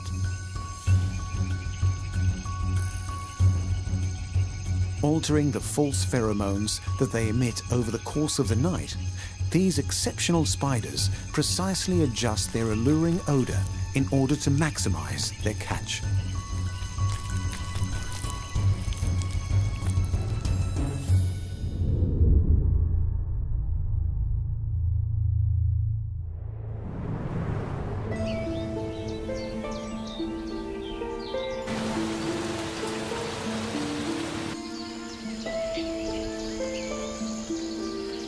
Descended from one of the first animals to breathe air, millipedes carry on an ancient lineage, with odour forming the cornerstone of an armory that has withstood the test of time.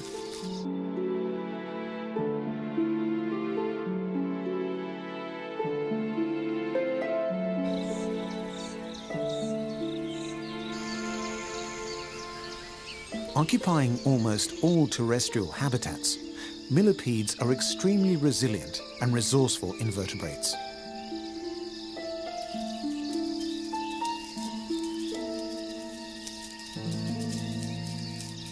While the name of these armour-plated creepy crawlies derives from the Latin for 1,000 feet, no known millipede actually has this many legs.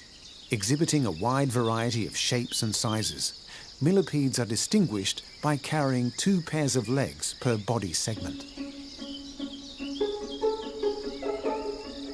But that's not all their bodies carry, with many species equipped with stink glands running the length of their flanks.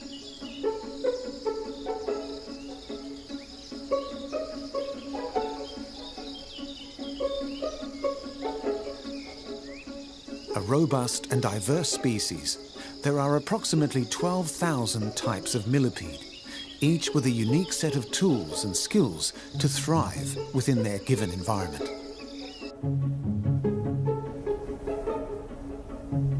With a preference for the moist conditions of the forest undergrowth, many millipede species do just as well on the dry desert sands.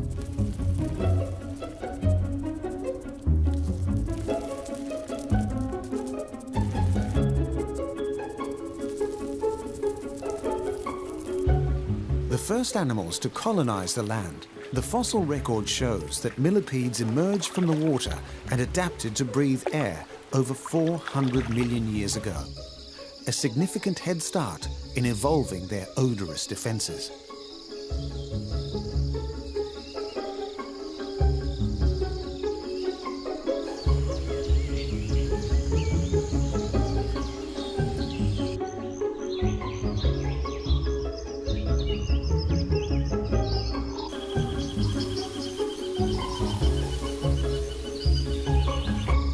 Millipedes are primarily detritivores, consuming dead plant matter such as decaying leaves.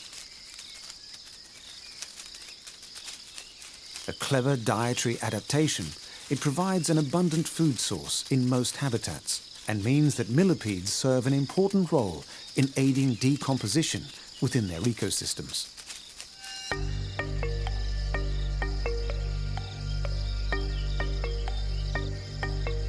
But moving slowly through the undergrowth, their diet places millipedes at risk of predation, and they rely heavily on their stinky emissions for protection.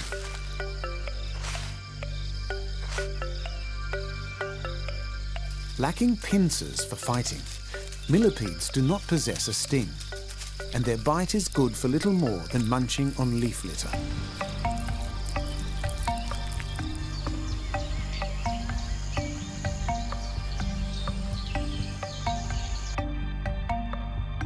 Opting for neither flight nor fight, most threatened millipedes will curl into a ball, protecting their soft belly with their hardened exoskeleton.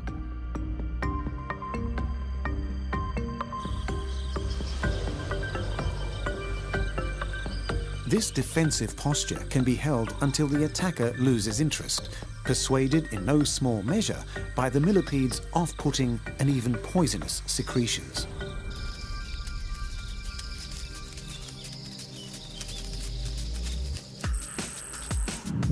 Microscopic stink glands, known as ozophores, run along the sides of the millipede's body. Releasing a mixture of irritants and toxic chemicals, the ozophores' secretions not only emit foul-smelling and tasting odors, but can burn the exoskeletons of insects, as well as the eyes and skin of larger predators.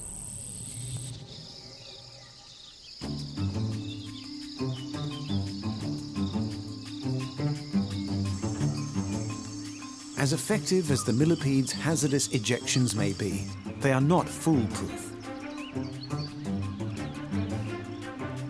Crafty predators such as meerkats have learned to flip millipedes around in order to remove their defensive discharge before eating them.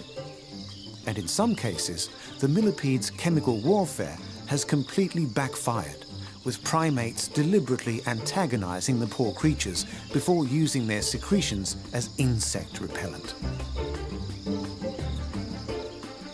Despite their odorous defenses having an Achilles heel, the indomitable millipede has more legs to stand on and continues to maintain a stronghold in its vast and diverse territories around the world.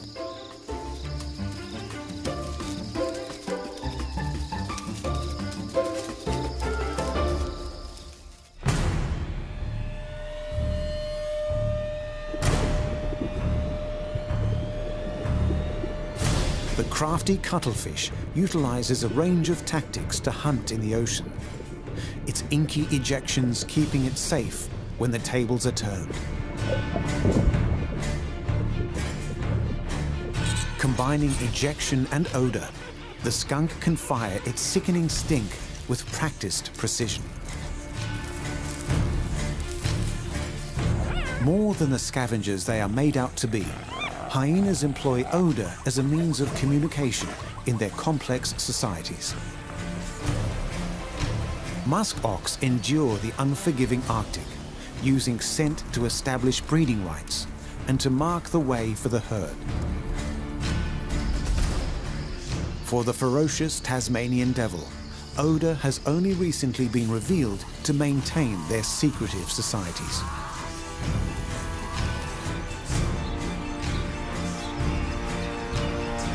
More aggressive than they appear, male koalas intimidate rivals by marking their territories with secretions from their chests.